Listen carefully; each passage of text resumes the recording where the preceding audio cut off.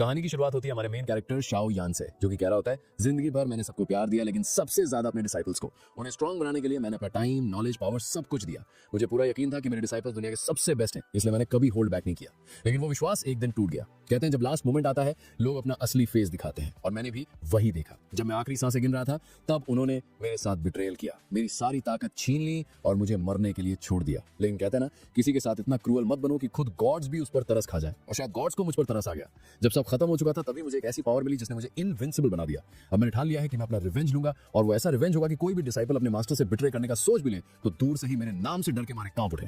अब मेरा एक ही गोल है, इस दुनिया की सबसे टॉप जगह पर पहुंचना जहां बिट्रेयल जैसी चीज एग्जिस्ट ही ना करती हो और कोई मेरी आंखों में देखने की हिम्मत ना कर सके। हमारी कहानी एक टूटे फूटे घर से शुरू होती है, जहां एक बूढ़े मास्टर अपनी आखिरी सांसें ले रहे हैं। उनके डिसाइपल्स उन्हें आखिरी बार देखने आए हैं। मास्टर का नाम है एल्डर जियो। उनका 5वां डिसाइपल लाइसन घबरा कर पूछता है, अब हमें क्या करना चाहिए? मास्टर, हमारी आंखों के सामने मर रहे हैं। एक दूसरा डिसाइपल कू हुआ फ्रस्ट्रेशन में जवाब देता है, हम कुछ नहीं कर सकते। हमें जाकर दूसरे एल्डर से बात करनी चाहिए और उन्हें हमें एक्सेप्ट करने के लिए कहना चाहिए। यहाँ रुकने से किसी का भला नहीं होगा। वहीं दूसरा डिसाइपल लिन हान सोच में डूबा हुआ है, अगर मैंने मास्टर की मार्शल आर्ट्स टेक्निक सबके सामने एक्सपोज न की होती तो वो आज इस तरह नहीं मर रहे होते। तीसरा डिसाइपल वोइंग बड़बड़ाता है, ये सब टाइम वेस्ट है। ये बूढ़ा आखिर मरेगा कब? इसके जाने के बाद मुझे बहुत काम करने हैं। तभी चौथा डिसाइपल वोंग जेन खड़ा होता है और कहता है, इसमें बहुत टाइम लग रहा है, मैं सेकंड एल्डर के पास जा रहा हूँ। अगर उन्होंने मुझे डिसाइपल के तौर पर एक्सेप्ट कर लिया तो मेरी लाइफ सेट है। तुम्हें पता है उनके पास बहुत सारी फीमेल डिसाइपल्स हैं, मैं वहाँ सच में बहुत एंजॉय कर सकता हूँ। उसी पल पास खड़ी एक लड़की उन पर चिल्लाती है, तुम सब डिस्गस्टिंग हो। अगर एल्डर जियो ने तुम पांचों को अपना डिसाइपल न बनाया होता तो तुम में से कोई भी यहाँ तक नहीं पहुंच पाता, और अब तुम वो सब भूल गए जो उन्होंने तुम्हारे लिए किया। मैंने अपनी जिंदगी में तुमसे घटिया कचरा नहीं देखा। तो उसकी बातों से गुस्सा होकर वोंग आगे बढ़ता है और उसे थप्पड़ मार देता है। जुबान संभाल कर बात कर, तू सिर्फ एक गुलाम है। एक शब्द और कहा तो तुझे जान से मार दूंगा। क्वीन हुआ बीच में आता है, छोड़ो इसे, यहाँ अपना टाइम वेस्ट करने का कोई मतलब नहीं है। अगर इसे यहीं रुकना है तो रुकने दो, हम पहले ही यहाँ से सारी कीमती चीजें ले चुके हैं, अब हमारे लिए यहाँ कुछ नहीं बचा है। डिसाइपल्स अपने मरते हुए मास्टर का सामान लूटकर चले जाते हैं। जाते जाते उनमें से एक मजाक उड़ाता है, एक बेकार मास्टर और एक बेकार स्लेव, क्या परफेक्ट जोड़ी है। अंदर वो लड़की मैरी गुस्से में अपनी मुठियां भींच लेती है, उन्होंने हमारे मास्टर को धोखा दिया, उन्हीं की वजह से मास्टर की ये हालत हुई है। तभी एल्डर जियो धीरे से उसका नाम पुकारते हैं। मैरी वो भागकर उनके पास जाती है, मास्टर आप ठीक है, आप उनकी चिंता मत कीजिए। वो सब एहसान फरामोश कायर थे, वो सब भूल गए जो आपने उनके लिए किया, लेकिन मैं नहीं भूलूंगी। मैं आपको कभी छोड़कर नहीं जाऊंगी, चाहे कुछ भी हो जाए, मैं आपका ख्याल रखूंगी। एल्डर जियो दुखी होकर उसकी तरफ देखते हैं, मैं तुम्हें माउंट आई पर तो ले आया, लेकिन मैंने तुम्हें कभी ऑफिशियली अपना डिसाइपल नहीं बनाया और नहीं तुम्हें कभी ट्रेन करने की इजाजत दी। क्या तुम इस बात के लिए मुझसे नाराज हो? मैरी अपना सिर हिलाती है, मैं जानती हूँ कि कल्टीवेशन में मेरा फाउंडेशन स्ट्रांग नहीं है, मैं वैसे भी ठीक से प्रैक्टिस नहीं कर सकती थी। अगर आप न होते तो मैं आज भी कहीं गुलाम होती। आपने मेरी जान बचाई है, मैं आपसे कभी नाराज नहीं हो सकती। मुझे तो इस बात का दुख है कि ऊपर वाला इतने अच्छे लोगों को इतनी दर्दनाक मौत क्यों देता है। एल्डर जियो अपना सिर झुका लेते हैं, मुझे बहुत बुरा लग रहा है, मुझे तुम्हें अपना डिसाइपल बना लेना चाहिए था। ये सब मेरी गलती है, लेकिन अब बहुत देर हो चुकी है, मैं मरने वाला हूँ। मैरी की आंखों से आंसू बहने लगते हैं और वो उनके सामने झुक जाती है। प्लीज मास्टर, मुझे अपनी डिसाइपल बना लीजिए। मैं प्रॉमिस करती हूँ कि मैं किसी से भी ज्यादा मेहनत से ट्रेन करूंगी। मैं उन सभी धोखेबाजों को मार डालूंगी। अगर आप मुझे एक्सेप्ट नहीं करेंगे तो मैं यहीं आपके साथ मर जाऊंगी। एल्डर जियो हल्की सी हंसी के साथ कहते हैं, मैं मर जरूर रहा हूँ, लेकिन मैंने अपना दिमाग नहीं खोया है। अगर मैंने तुम्हें अभी ऑफिशियली एक्सेप्ट कर लिया तो तुम सिर्फ अपने लिए खतरा बढ़ा लोगी। मैरी गिड़गिड़ाती है, प्लीज मास्टर, हिलिए मत, आपको और ज्यादा चोट लगेगी। एल्डर जियो को खून की खांसी आती है और उनकी आस्तीन से एक छोटी शीशी गिर जाती है। ये मेरे पास एलिक्सिर की आखिरी बोतल है। वो लोग बाकी सब कुछ ले गए, लेकिन शायद ये तुम्हारी मदद कर सके। मेरे पास तुम्हें देने के लिए और कुछ नहीं है। मैरी जल्दी से जवाब देती है, प्लीज मास्टर, आप मेरी चिंता मत कीजिए, बस आराम कीजिए, मुझे आपकी डिसाइपल बनने की कोई जल्दी नहीं है, आपकी हेल्थ सबसे ज्यादा जरूरी है। अचानक एल्डर जियो जोर जोर से खांसने लगते हैं और एलिक्सिर की बोतल उनके हाथ से फिसल जाती है। मैरी चिल्लाती है, एल्डर जियो आपको क्या हो रहा है? वो मन में सोचते हैं, मेरी नजर धुंधला रही है। मैरी चिल्लाना बंद करो, तुम्हारी आवाज अब बहुत तेज लग रही है। शायद यही खामोशी, यही शांति मौत जैसी महसूस होती है। अपनी आखिरी सांस लेते हुए वो मुस्कुराते हैं, मेरा एकमात्र अफसोस ये है कि मैंने तुम्हें कभी अपना डिसाइपल नहीं बनाया। और इसी के साथ एल्डर जियो मुस्कुराते हुए मर जाते हैं। ठीक उसी पल एक सिस्टम नोटिफिकेशन आता है, मास्टर और डिसाइपल के बीच एक सच्चा बॉन्ड बन चुका है। अप्रेंटिस सिस्टम होस्ट के साथ सक्सेसफुली बाइंड हो गया है। एल्डर जियो अचानक जिंदा उठते हैं। ये सिस्टम क्या है? उनके सामने एक चमकती हुई पिल आ जाती है। यह है इन्फिनिट गोल्ड पिल। ये 10,000 एसेंस पिल्स के बराबर है, एक्सट्रीमली पावरफुल। ये न सिर्फ तुम्हें ब्रेक थ्रू करने में हेल्प करती है, बल्कि तुम्हारी सारी अंदरूनी चोटें भी ठीक कर सकती है। एल्डर जियो आसमान की तरफ देखते हैं, मैं इस दुनिया में 20 सालों से हूँ, फाइनली मैंने एक सिस्टम अवेकन कर लिया है। वो याद करने लगते हैं, 20 साल पहले मैं अर्थ पर रहता था, एक कार एक्सीडेंट मुझे इस दुनिया में ले आया। मुझे लगा था कि मैं मेन कैरेक्टर हूँ, मेरा बैकग्राउंड शानदार था, मेरा टैलेंट एक्सेप्शनल था। मैं 10 साल की उम्र से पहले ही फाउंडेशन बिल्डिंग तक पहुंच गया था। मैंने होंग मैनसेक ज्वाइन किया, लेकिन अगले 15 सालों तक मेरी कल्टीवेशन रुक गई। मैं सबके लिए मजाक का पात्र बन गया, लेकिन अब गॉड्स ने मुझे एक दूसरा मौका दिया है और इस बार मैं इसे वेस्ट नहीं करूंगा। एल्डर जियो ने पूछा, तो ये है अप्रेंटिस सिस्टम। लेकिन इसका डिसाइपल से क्या लेना देना है? सिस्टम ने एक्सप्लेन किया, अगर आप अपने डिसाइपल को कुछ भी देते हैं, स्किल्स, नॉलेज, कल्टीवेशन, तो सिस्टम आपकी मेहनत को मल्टीप्लाई करेगा और आपको उसी हिसाब से रिवॉर्ड देगा। आपका डिसाइपल आपकी गाइडेंस में जितना स्ट्रांग बनेगा, आपके रिवॉर्ड्स उतनी ही ज्यादा होंगे। एल्डर जियो ने पूछा, तो अगर मैं अपने डिसाइपल को स्किल सिखाता हूं और अपना नॉलेज शेयर करता हूं, तो क्या वो भी गिना जाएगा? सिस्टम ने जवाब दिया, हाँ, अगर आपका डिसाइपल आपकी गाइडेंस की वजह से स्ट्रॉन्गर बनता है, तो आपको कम से कम डबल रिवॉर्ड मिलेगा। फॉर एग्जांपल, अगर आप अपने डिसाइपल को 200 दिन की कल्टीवेशन ट्रांसफर करते हैं, तो बदले में आपको 400 दिन मिलेंगे। अगर आप उन्हें कोई टेक्निक सिखाते हैं और वो फर्स्ट लेवल तक पहुंच जाते हैं, तो आप इंस्टेंटली उसी टेक्निक के पीक पर पहुंच जाएंगे। एल्डर जियो ने एक पल के लिए सोचा, तो अगर मैं अपने डिसाइपल को इन्फिनिट गोल्ड पिल दे दूं, तो क्या मुझे डबल रिवॉर्ड मिलेगा? सिस्टम ने जवाब दिया, नहीं, आप सिस्टम से मिले रिवॉर्ड्स दूसरों को ट्रांसफर नहीं कर सकते। अगर आप ऐसा करते हैं, तो आपको बदले में कुछ नहीं मिलेगा। एल्डर जी मुस्कुराए, तो ये इतना सिंपल नहीं है। आखिर मैं इजी बेनिफिट्स के लिए ऐसे ही रिवॉर्ड्स नहीं बांट सकता। ठीक है, तो फिर मैं ये पिल खुद खाकर लेवल अप करूंगा। जैसे ही एल्डर जी ने इन्फिनिट गोल्ड पिल निकली, उन्होंने गोल्डन कोर रेल्म में ब्रेक थ्रू कर लिया। बाहर मैरी अब भी बैठी रो रही थी। मास्टर प्लीज उठ जाइए, मुझे डिसाइपल बनने या बदला लेने की कोई परवाह नहीं है, मैं बस चाहती हूँ कि आप अपनी आंखें खोलें। अचानक एल्डर जियो ने धीरे से अपना हाथ उसके सिर पर रखा।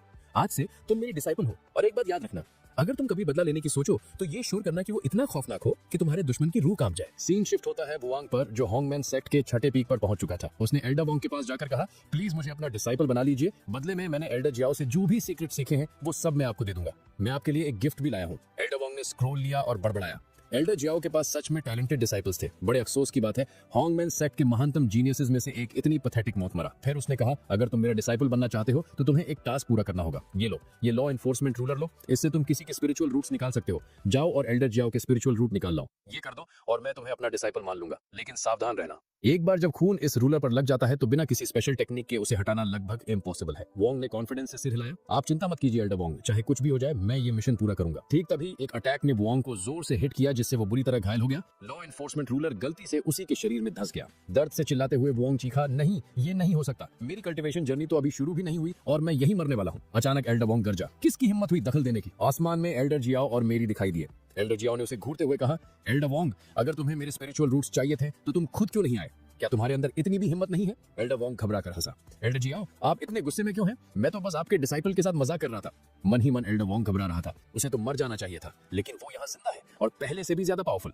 इसका ऑरा, इसने जरूर गोल्डन कोर रेल में ब्रेक थ्रू कर लिया है। एल्डर जियाओ की आंखें सिकुड़ गईं। तुम्हें लगता है ये मजाक है? मैं गेम्स के मूड में नहीं हूँ। उसने अपनी 1000 स्वॉर्ड टेक्निक एक्टिवेट की और हमलों की बौछार कर दी। एल्डर वोंग का एक्सप्रेशन बदल गया। वो टेक्निक? अब मुझे याद आया, हमने एक साथ होंगमैन सेक्ट ज्वाइन किया था और जियाओ ने तब ये टेक्निक बनाई थी। इसकी वजह से उसे बहुत रिस्पेक्ट और अनगिनत कल्टीवेशन रिसोर्सेज मिले थे, लेकिन मैं तेजी से आगे बढ़ गया और उसे पीछे छोड़ दिया।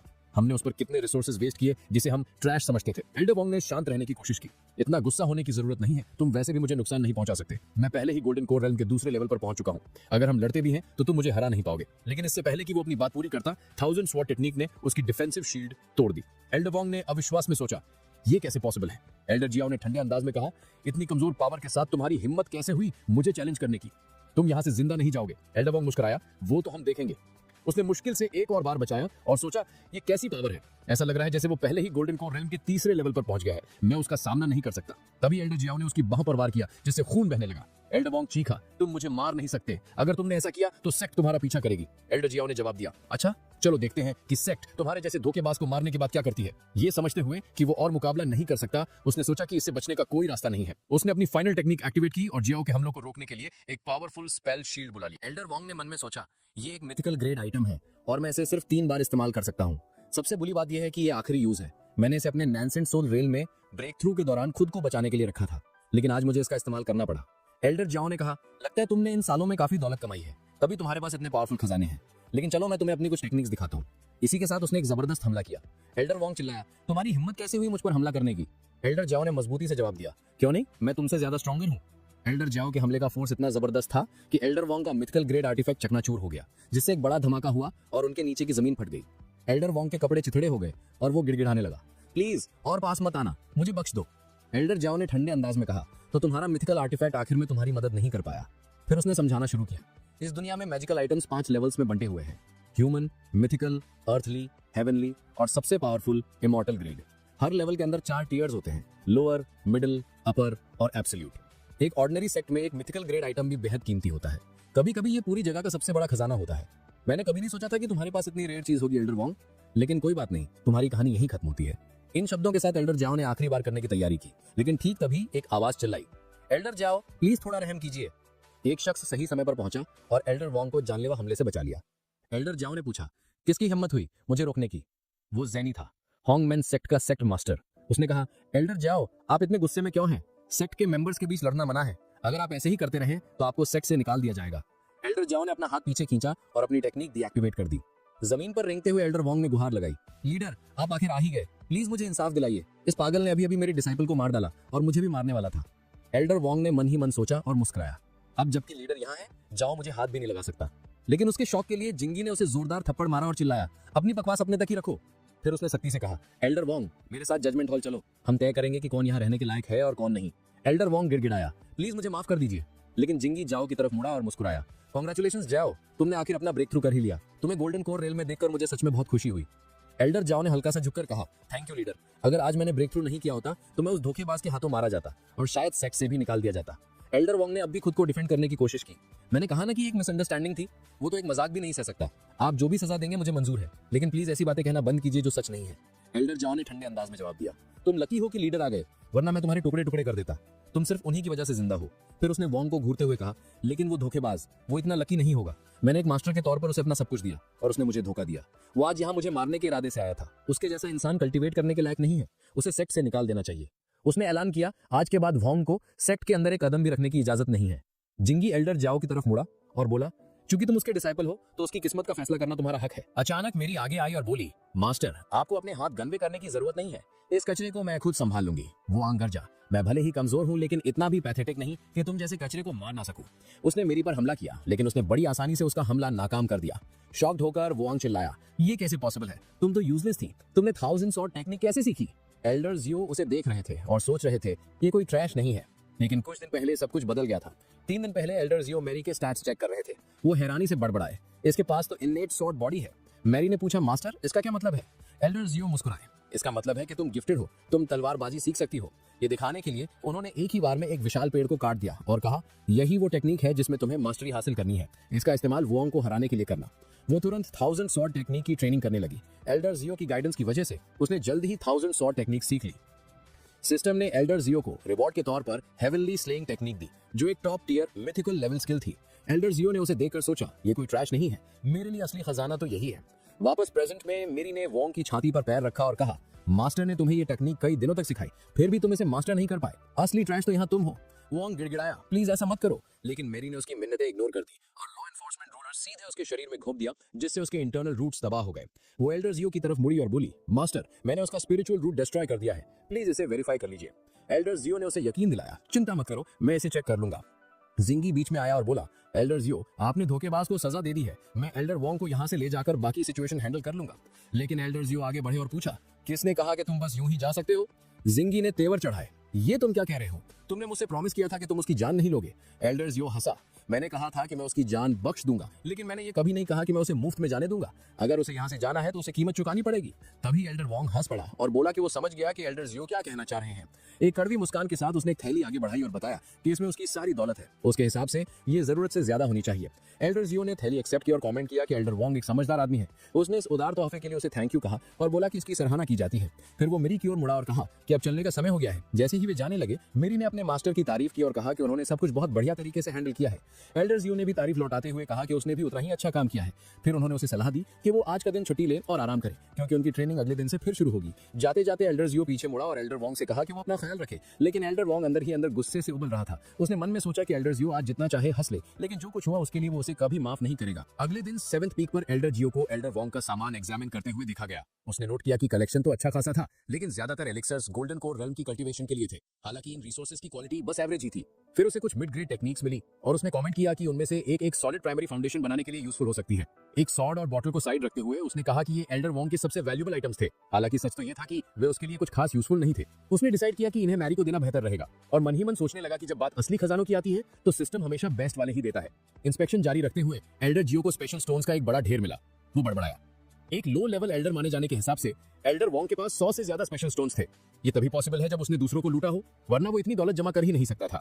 एल्डर जियो मुस्कुराया और सोचा, लगता है मैं अब अमीर हो गया हूँ। शायद अब वक्त आ गया है कि मैं इस टूटी फूटी झोपड़ी में रहना बंद करूं और अपने लिए एक ठीक ठाक घर बनाऊं। तभी मैरी वहां आ गई और उसे याद दिलाया कि उसने अपनी ट्रेनिंग शुरू करने का प्रॉमिस किया था और अब वो 2 घंटे बाद वापस आई है। उसने पूछा कि क्या वो अब अंदर आ सकती है।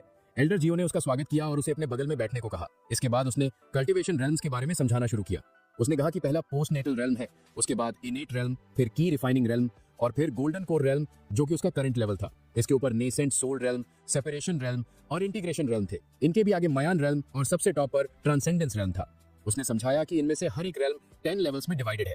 पोस्ट नेटल रेल्म में कोई अपनी एनर्जी का इस्तेमाल अपने ब्लड वेसल्स और मसल्स को हील करने के लिए करता है ताकि उसका शरीर कल्टीवेशन के लिए सूटेबल बन सके। इनेट और की रिफाइनिंग रेल्म्स फिजिकल डिफेंस को काफी बढ़ा देते हैं। ट्रांसेंडेंस रेल्म तक पहुंचने के बाद कोई इमॉर्टैलिटी भी हासिल कर सकता है, हालांकि आज तक कोई भी इसे अचीव नहीं कर पाया है। लोग इमॉर्टल्स की बातें सिर्फ कहानियों में ही करते थे। फिर एल्डर जियो ने मैरी को बताया कि वो उसे प्राइमोर्डियल टेक्निक सिखाएगा और उसे अपना मन फोकस करने को कहा। उसने उसे इन्फॉर्म किया कि वो अपनी कुछ की उसे ट्रांसफर करेगा ताकि उसकी कल्टीवेशन में मदद हो सके। उसी पल सिस्टम ने एल्डर जियो को नोटिफाई किया कि मैरी अब ऑफिशियली उसकी ट्रू डिसाइपल रजिस्टर हो चुकी है और उसने उसे 15 एनर्जी पॉइंट्स ग्रांट किए हैं। हैरान होकर एल्डर जियो सोचने लगा कि सिस्टम बदले में उसे क्या देगा। सिस्टम ने जवाब दिया कि उसे बदले में लगभग 50 से 60 एनर्जी पॉइंट्स मिलेंगे। उसने मन ही मन सोचा कि मैरी टेक्निक सीखने में एक्सेप्शनली टैलेंटेड है और अब तक जो चीज उसे रोक रही थी वो थी कल्टीवेशन पावर की कमी। लेकिन अब जब वो उसे अपनी की सप्लाई कर सकती है तो वो आसानी से अपने बोन मैरो को रिफाइन कर पाएगी। इसी के साथ एल्डर जियो ने मैरी को बड़ी मात्रा में एनर्जी ट्रांसफर की और उसे उसकी कल्टीवेशन जर्नी के अगले फेज के लिए तैयार किया। जब मैरी ने अपनी आंखें खोली तो वो पहले ही पोस्ट नेटल रेल्म के 10th लेवल तक एडवांस कर चुकी थी। शॉक होकर वो एल्डर जियो की तरफ मुड़ी और पूछा कि उसने अपनी की सीधे उसे ट्रांसफर क्यों की। उसने बताया कि किसी को अपनी की देने से खुद की कल्टीवेशन बहुत कमजोर हो सकती है और रेल्म भी नीचे गिर सकता है। मास्टर प्लीज दोबारा ऐसा मत करना, अगर आपकी रेल्म को कुछ हो गया तो आप पहले से कहीं ज्यादा कमजोर हो जाएंगे। लेकिन एल्डर जियो शांति से मुस्कुराया और उसे तसल्ली दी, चिंता मत करो, तुम्हारे मास्टर को कुछ नहीं होगा। उसी समय सिस्टम ने एल्डर जियो को नोटिफाई किया, तुमने अपने डिसाइपल को 100 दिन की कल्टीवेशन ट्रांसफर की है। रिवॉर्ड के तौर पर तुम्हें 5 गुना रिटर्न मिलेगा, 500 दिन की कल्टीवेशन। एल्डर जियो मुस्कुराए बिना नहीं रह सका। अब हुई ना बात। फिर उसने मैरी को एल्डर वोंग का बैग दिया और प्यार से कहा, ये मेरे लिए ज्यादा मायने नहीं रखता, लेकिन ये आइटम्स तुम्हारी बहुत मदद करेंगे। इसे मेरी तरफ से मेरे ट्रू डिसाइपल बनने का गिफ्ट समझो। मैरी बहुत ज्यादा खुश हो गई। उसने उसकी तरफ देखा और कहा, मास्टर क्या ये सब सच में मेरे लिए है? सिस्टम ने रिपोर्ट किया, तुमने अपने डिसाइपल को एक 3rd ग्रेड युआन पिल और 10 2nd ग्रेड पिल्स गिफ्ट की हैं। बदले में तुम्हें रिवॉर्ड के तौर पर एक 4th ग्रेड युआन पिल मिलेगी। मैरी बहुत इमोशनल हो गई। थैंक यू मास्टर, आपने मेरी जान बचाई। अगर फ्यूचर में आप कभी भी मुझसे कुछ करवाना चाहे तो बस कह दीजिएगा, मैं प्रॉमिस करती हूँ कि ये डिसाइपल आपको कभी डिसअपॉइंट नहीं करेगी। सिस्टम ने फिर ऐड किया, तुमने अपने डिसाइपल को 17 मार्शल टेक्निक्स दी हैं, बदले में तुम्हें 20 गुना रिवॉर्ड मिलेगा। तुम्हारा रिवॉर्ड है 1000 माइल स्वॉर्ड आर्ट, एक heavenly great supreme rank technique. Elder जियो ने कहा, इतना इमोशनल होने की जरूरत नहीं है, जो मेरा है वो तुम्हारा है। अब जाओ और उन टेक्निक्स की प्रैक्टिस शुरू करो। जब तुम उन्हें सीखना शुरू कर दो तो मेरे पास वापस आना और मैं तुम्हें थोड़ी और ची दूंगा। मैरी हैरान रह गई, मास्टर आप मुझे और ची देंगे? फिर सिस्टम ने रिपोर्ट किया, तुमने अपने डिसाइपल को 5 एलिमेंटल सील, एक earth grade intermediate rank weapon grant किया है। बदले में तुम्हें वॉन्डरिंग जेंटल स्वॉर्ड, एक earth grade supreme rank weapon मिलेगा। अब भी चिंता में मैरी ने कहा, मास्टर आप मुझे इतना कुछ दे रहे हैं, इसका असर जरूर आपके शरीर पर पड़ेगा, ये आपके लिए सेफ नहीं हो सकता। एल्डर जियो बस मुस्कुराया, मैंने तुमसे कहा ना मैं ठीक हूँ। अगर तुम्हें अब भी यकीन नहीं है तो देखो, मैं यही बैठूंगा और 3 दिन तक लगातार कल्टीवेट करूंगा। उसके बाद मुझे यकीन है कि मैं ब्रेक थ्रू करके गोल्डन कोर रेम के 5th फेज तक पहुंच जाऊंगा। मैरी ने मजबूती से जवाब दिया, तो फिर मैं यही रुकूंगी और जब आप कल्टीवेट करेंगे तब मैं आपको प्रोटेक्ट करूंगी, मैं किसी को भी आपको डिस्टर्ब नहीं करने दूंगी। एल्डर जियो ने धीरे से हाथ हिलाकर उसे मना किया, इतनी चिंता करने की जरूरत नहीं है, जाओ अब और अपनी प्रैक्टिस पर फोकस करो। मैरी ने सिर हिलाया, ठीक है मास्टर, मैं आपको फिर डिस्टर्ब नहीं करूंगी। इतना कहकर वो कमरे से चली गई। उसके जाने के बाद एल्डर जियो वापस बैठे और बोले, चलो अब देखते हैं कि मुझे क्या क्या रिवॉर्ड्स मिले हैं। उन्होंने अपने स्टोरेज में हाथ डाला और एक 4th ग्रेड युआन पिल बाहर निकाली। उसे हैरानी से देखते हुए वो बोले, मैंने इस पिल के बारे में बहुत सुना है, लेकिन ये पहली बार है जब मैं इसे सामने से देख रहा हूँ। इस जैसी चीज को रिफाइन करने के लिए कम से कम नैनसेंस सोल रेम का कोई बंदा चाहिए। उस रेम से नीचे का कोई भी इसे बिल्कुल रिफाइन नहीं कर पाएगा और इसके लिए जो मटेरियल्स लगते हैं वो एक्सट्रीमली रेयर हैं। मैं गारंटी दे सकता हूँ कि पूरे होंगमेन सेक्ट में किसी और के पास ऐसी चीज नहीं है। अगर हम पूरा सेक्ट बेच भी दें तो भी शायद हम ऐसी 5 पिल्स ही अफोर्ड कर पाएंगे। लेकिन जो चीज उन्हें सबसे ज्यादा एक्साइट कर रही थी वो पिल नहीं थी। मेरे पास जो सबसे बेस्ट चीज है वो है heavenly great sword control technique 10,000 miles. ये दुनिया की टॉप टियर स्वॉर्ड टेक्निक्स में से एक है। बहुत कम टेक्निक्स ही इसका मुकाबला कर सकती हैं। उन्होंने अपनी स्वॉर्ड निकाली और उसे ट्राई किया। एक ही मोशन में उनकी स्वॉर्ड आगे गई और उसने एक बड़े से पत्थर को शैटर कर दिया। एल्डर जियो ने ग्रीन किया, नॉट बैड, इस टेक्निक से मेरी आर्ट ऑफ स्वॉर्ड कंट्रोल बहुत ज्यादा पावरफुल हो जाएगी। अगर मुझे और भी स्ट्रॉन्गर स्वॉर्ड्स मिल गई तो मुझे रेम्स की बिल्कुल भी फिक्र नहीं करनी पड़ेगी। मैं सिर्फ अपने वेपन्स का यूज करके किसी को भी काट सकूंगा। ठीक है, अब सिस्टम की कल्टीवेशन रिवॉर्ड को यूज करने का टाइम आ गया है। सिर्फ इसी से मैं ब्रेक थ्रू कर पाऊंगा। मुझे कॉन्फिडेंस है कि मैं गोल्डन कोर रेल्म के 5th लेवल तक पहुंच जाऊंगा। सीन शिफ्ट हुआ होंगमैन सेट के ट्रेड मार्केट में। वांग जिन कुछ लड़कियों के साथ घूम रहा था। तभी थोड़ी दूर पर कुछ और लड़कियां गॉसिप कर रही थीं। क्या तुमने 7th पीक वाले एल्डर जियो के बारे में सुना? सुना है उन्होंने अभी अभी ब्रेक थ्रू किया है और गोल्डन कोर रेल्म में प्रवेश कर लिया है। दूसरी लड़की बोली, हाँ, और मैंने ये भी सुना कि उन्होंने 6th पीक वाले एल्डर वॉन्ग को भी हराया और बुरी तरह क्रश कर दिया। एल्डर जियो अब बहुत ही पावरफुल हो गए हैं। पहली लड़की शर्माते हुए बोली, और वो हैंडसम भी हैं, और सुना है कि उनकी एक फीमेल डिसाइपल है जिसकी वो बहुत केयर करते हैं, यहाँ तक कि उन्होंने उसे अपनी पर्सनल की तक दे दी। दूसरी लड़की प्यार भरी आ भरकर बोली, काश वो मेरे मास्टर होते, कौन नहीं चाहेगा ऐसा पावरफुल और गुड लुकिंग इंसान। वहीं पास में खड़ा लीशान जो उनकी बातें सुन रहा था, भौं चढ़ाकर मन ही मन सोचने लगा, ये तो मैरी के बारे में बात कर रही है, लेकिन वो जो कभी स्लेव थी डिसाइपल कैसी बन गई। तभी वोंगजिन के साथ चल रही लड़कियों में से एक ने पूछा, ब्रदर वोंग, ब्रदर ली, क्या तुम दोनों 7th पीक से ही नहीं थे, फिर वहां से निकले क्यों? वोंगजिन हंसते हुए बोला कि इस तरह के रूमर्स पर ध्यान न दो, वो एल्डर जिसके बारे में तुम सुन रही हो असल में कोई नहीं है, उसकी कोई वैल्यू नहीं है, यहाँ तक कि कोई आवारा कुत्ता भी उसे नहीं पूछेगा। ऐसे इंसान का तो नाम लेना भी बैड लक है। लीशान ने भी सहमति में सिर हिलाया और बोला, हाँ ब्रदर वोंग जो कह रहे हैं वो सच है। उसी समय थोड़ी दूरी से लिन हान उनकी बातें सुन रहा था और उसके मन में सवाल उठा, तो वो बुजुर्ग जिसे ये लोग गालियां दे रहे हैं सच में ब्रेक थ्रू कर चुका है, यहाँ तक कि एल्डर वोंग भी उसे हरा नहीं पाया। अभी तो वो मौत के कगार पर था और अचानक इतना शक्तिशाली कैसे हो गया, मुझे जरूर पता करना होगा। सीन 7 पीक में शिफ्ट हुआ जहां एल्डर जियो के पास लीडर हैंग का पर्सनल डिसाइपल मिलने आया और उसने सम्मान पूर्वक कहा, मास्टर मैं लीडर हैंग की ओर से संदेश लाया हूँ। 100 दिनों में ग्रैंड मार्शल प्रतियोगिता होने वाली है जिसमें सारे सेक्ट के एल्डर्स और डिसाइपल्स हिस्सा लेंगे। लीडर चाहते हैं कि आप उसकी तैयारी करें। फिर उसने हिचकते हुए कहा, एल्डर जियो बुरा मत मानना, लेकिन आपने जो डिसाइपल चुनी है वो बिल्कुल भी योग्य नहीं है, उसकी एबिलिटीज कमजोर है और मुझे नहीं लगता कि वो हमारे सेक्ट को रिप्रेजेंट करने लायक है। प्रतियोगिता में वो बुरी तरह पिटेगी। मैरी जो पास खड़ी थी गुस्से में अपनी मुट्ठियां भींच ली, लेकिन एल्डर जियो शांत स्वर में बोले, शायद तुम्हारी आंखों में ही दिक्कत है, अगर तुम मेरी डिसाइपल को अंडर एस्टिमेट कर रहे हो तो। विजिटर चौंक कर बोला, तो आप कहना क्या चाहते हैं एल्डर? एल्डर जियो ने कामली जवाब दिया, 3 दिन पहले मैरी सिर्फ एक नॉर्मल लड़की थी बिना कल्टीवेशन के, लेकिन 3 दिनों में वो 10 गुना ताकतवर हो गई है। अगर वो ऐसे ही आगे बढ़ती रही तो भविष्य में तुम भी उसका सामना नहीं कर पाओगे। विजिटर हक्का बक्का रह गया, आप कह रहे हैं कि सिर्फ 3 दिन में उसने पोस्ट नेटल रैम का पीक हासिल कर लिया? एल्डर जियो ने सिर हिलाया और मैरी को अपनी शक्ति दिखाने को कहा। मैरी ने एनर्जी रिलीज की और विजिटर स्टन रह गया, उसे मानना पड़ा। एल्डर आप सही कह रहे हैं, उसने सच में सिर्फ 3 दिन में पोस्ट नेटल रैम का पीक पा लिया है, लेकिन ये कैसे हो सकता है? झाड़ियों से छुपकर देख रहा लिन हान भी शॉक में था। एल्डर जियो हल्की मुस्कान के साथ बोले, ये दुनिया अनगिनत पॉसिबिलिटीज से भरी है, यहाँ कुछ भी हो सकता है। मैरी ने शरारती अंदाज में विजिटर को चिढ़ाया और लिन हान मन ही मन बोला, ये तो कभी बेकार थी, इतनी जल्दी पीक तक कैसे पहुंच गई? उसकी क्वालिफिकेशंस भी बहुत खराब थी, यह असंभव है जब तक कि एल्डर जियो के पास कोई पावरफुल ट्रेजर ना हो। अगर उनके पास ऐसा कुछ है तो वो मुझे हासिल करना ही होगा। उसने मनी मन ठान लिया, लगता है मुझे अपने मास्टर से बात करनी पड़ेगी। सीन 3rd पीक में शिफ्ट हुआ जहां लिन हान ने एल्डर मनु को सब कुछ बताया। मास्टर, एल्डर जियो ने एल्डर वोंग को हराकर उसकी सारी संपत्ति छीन ली और अपनी डिसाइपल को एक सुप्रीम लेवल की टेक्निक भी दे दी। मास्टर, आप ताकतवर और बुद्धिमान हैं, मैंने हमेशा माना कि आप इससे ज्यादा रिसोर्सेज डिजर्व करते हैं, लेकिन एल्डर जियो बार बार रिवॉर्ड्स खुद ले लेते हैं जबकि उन्होंने कोई खास काम भी नहीं किया। एल्डर मनु की आंखें सिकुड़ गई। उसने कहा, अगर ऐसा है तो अपनी योजना पर आगे बढ़ो, अगर तुम सफल रहे तो मैं तुम्हें अपना पर्सनल डिसाइपल बना लूंगा। लिन हान ने झुककर प्रणाम किया, धन्यवाद मास्टर, मैं आपको निराश नहीं करूंगा। सीन वापस 7th पीक पर आया जहां एल्डर जियो ने मैरी से पूछा, क्या तुम तैयार हो? आज तुम इनेट रेल में ब्रेक थ्रू करने वाली हो। अगर सब कुछ प्लान के मुताबिक हुआ तो तुम्हारा कल्टीवेशन जबरदस्त रूप से सुधरेगा और जल्दी ही तुम बहुत पावरफुल हो जाओगी। मैरी को लीडर की उस विजिटर डिसाइपल की अपमानजनक बातें याद आ गईं। उसकी आंखों में दृढ़ संकल्प चमक उठा। हाँ मास्टर, मैं तैयार हूँ। उसने मन ही मन सोचा, उस एल्डर डिसाइपल किचन ने मुझे सच में बहुत अंडर एस्टिमेट किया। बस रुको, एक बार जब मैं स्ट्रॉन्गर हो जाऊंगी तो मैं उसकी धज्जियां उड़ा दूंगी।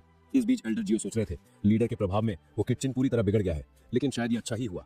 उसके इंसल्ट्स की वजह से मैरी तेजी से प्रोग्रेस कर रही है। ईमानदारी से कहूं तो ये हमारे लिए कोई बुरा नतीजा नहीं है। अगर सब कुछ ऐसे ही चलता रहा तो वो इससे भी ऊंचे रेल में ब्रेक थ्रू कर सकती है। ठीक है, चलो प्रोसेस शुरू करते हैं। उन्होंने एनर्जी ट्रांसफर शुरू किया। मेरी ने दांत भींच लिए और सोचा, दर्द बहुत ज्यादा है, ये उतना आसान नहीं है जितना मैंने सोचा था, लेकिन जैसे जैसे मैं इसे सह रही हूँ मेरा शरीर हल्का महसूस हो रहा है, जैसे मेरे अंदर कुछ क्लेंस हो रहा है। अचानक जाओ के दिमाग में सिस्टम की आवाज गूंजी, आपने डिसाइपल को 2 दिन का कल्टीवेशन ट्रांसफर किया है, उसका एप्टीट्यूड 70 पॉइंट्स बढ़ गया है। फीडबैक रिवॉर्ड के तौर पर आपका कल्टीवेशन 2 गुना हो जाएगा। आपको 400 पॉइंट्स की कल्टीवेशन एनर्जी मिलेगी और अर्थ ग्रेड की लो rank technique water sword technique unlock होगी। एल्डर जाओ ने संतुष्टि से देखा, हो गया। पानी की तरह बहने वाली ये जेंटल एनर्जी बहुत इनक्रेडिबल महसूस हो रही है। एल्डर जाओ ने चेक किया और कहा, मैं गोल्डन कोर रेलिंग के 6ठे लेवल पर पहुंच गया हूँ। मेरी ने अपनी आंखें खोली और कहा, मुझे अमेजिंग महसूस हो रहा है, मुझे लगता है कि मैंने फाउंडेशन रेल में कदम रख दिया है। क्या मैं अब किचन से लड़ने के लिए काफी स्ट्रांग हूँ? एल्डर जाओ ने सिर हिलाया, मुझे विश्वास है कि तुम उसे हरा सकती हो और एक बार जब तुम ऐसा कर लोगी तो मैं तुम्हें दूसरे जीनियसेस से मिलवाऊंगा, उनसे लड़ने से तुम्हें और भी स्ट्रांग बनने में मदद मिलेगी। मेरी की आंखें चमक उठी, सीरियसली मास्टर, मैं सच में ये सब कर सकती हूँ?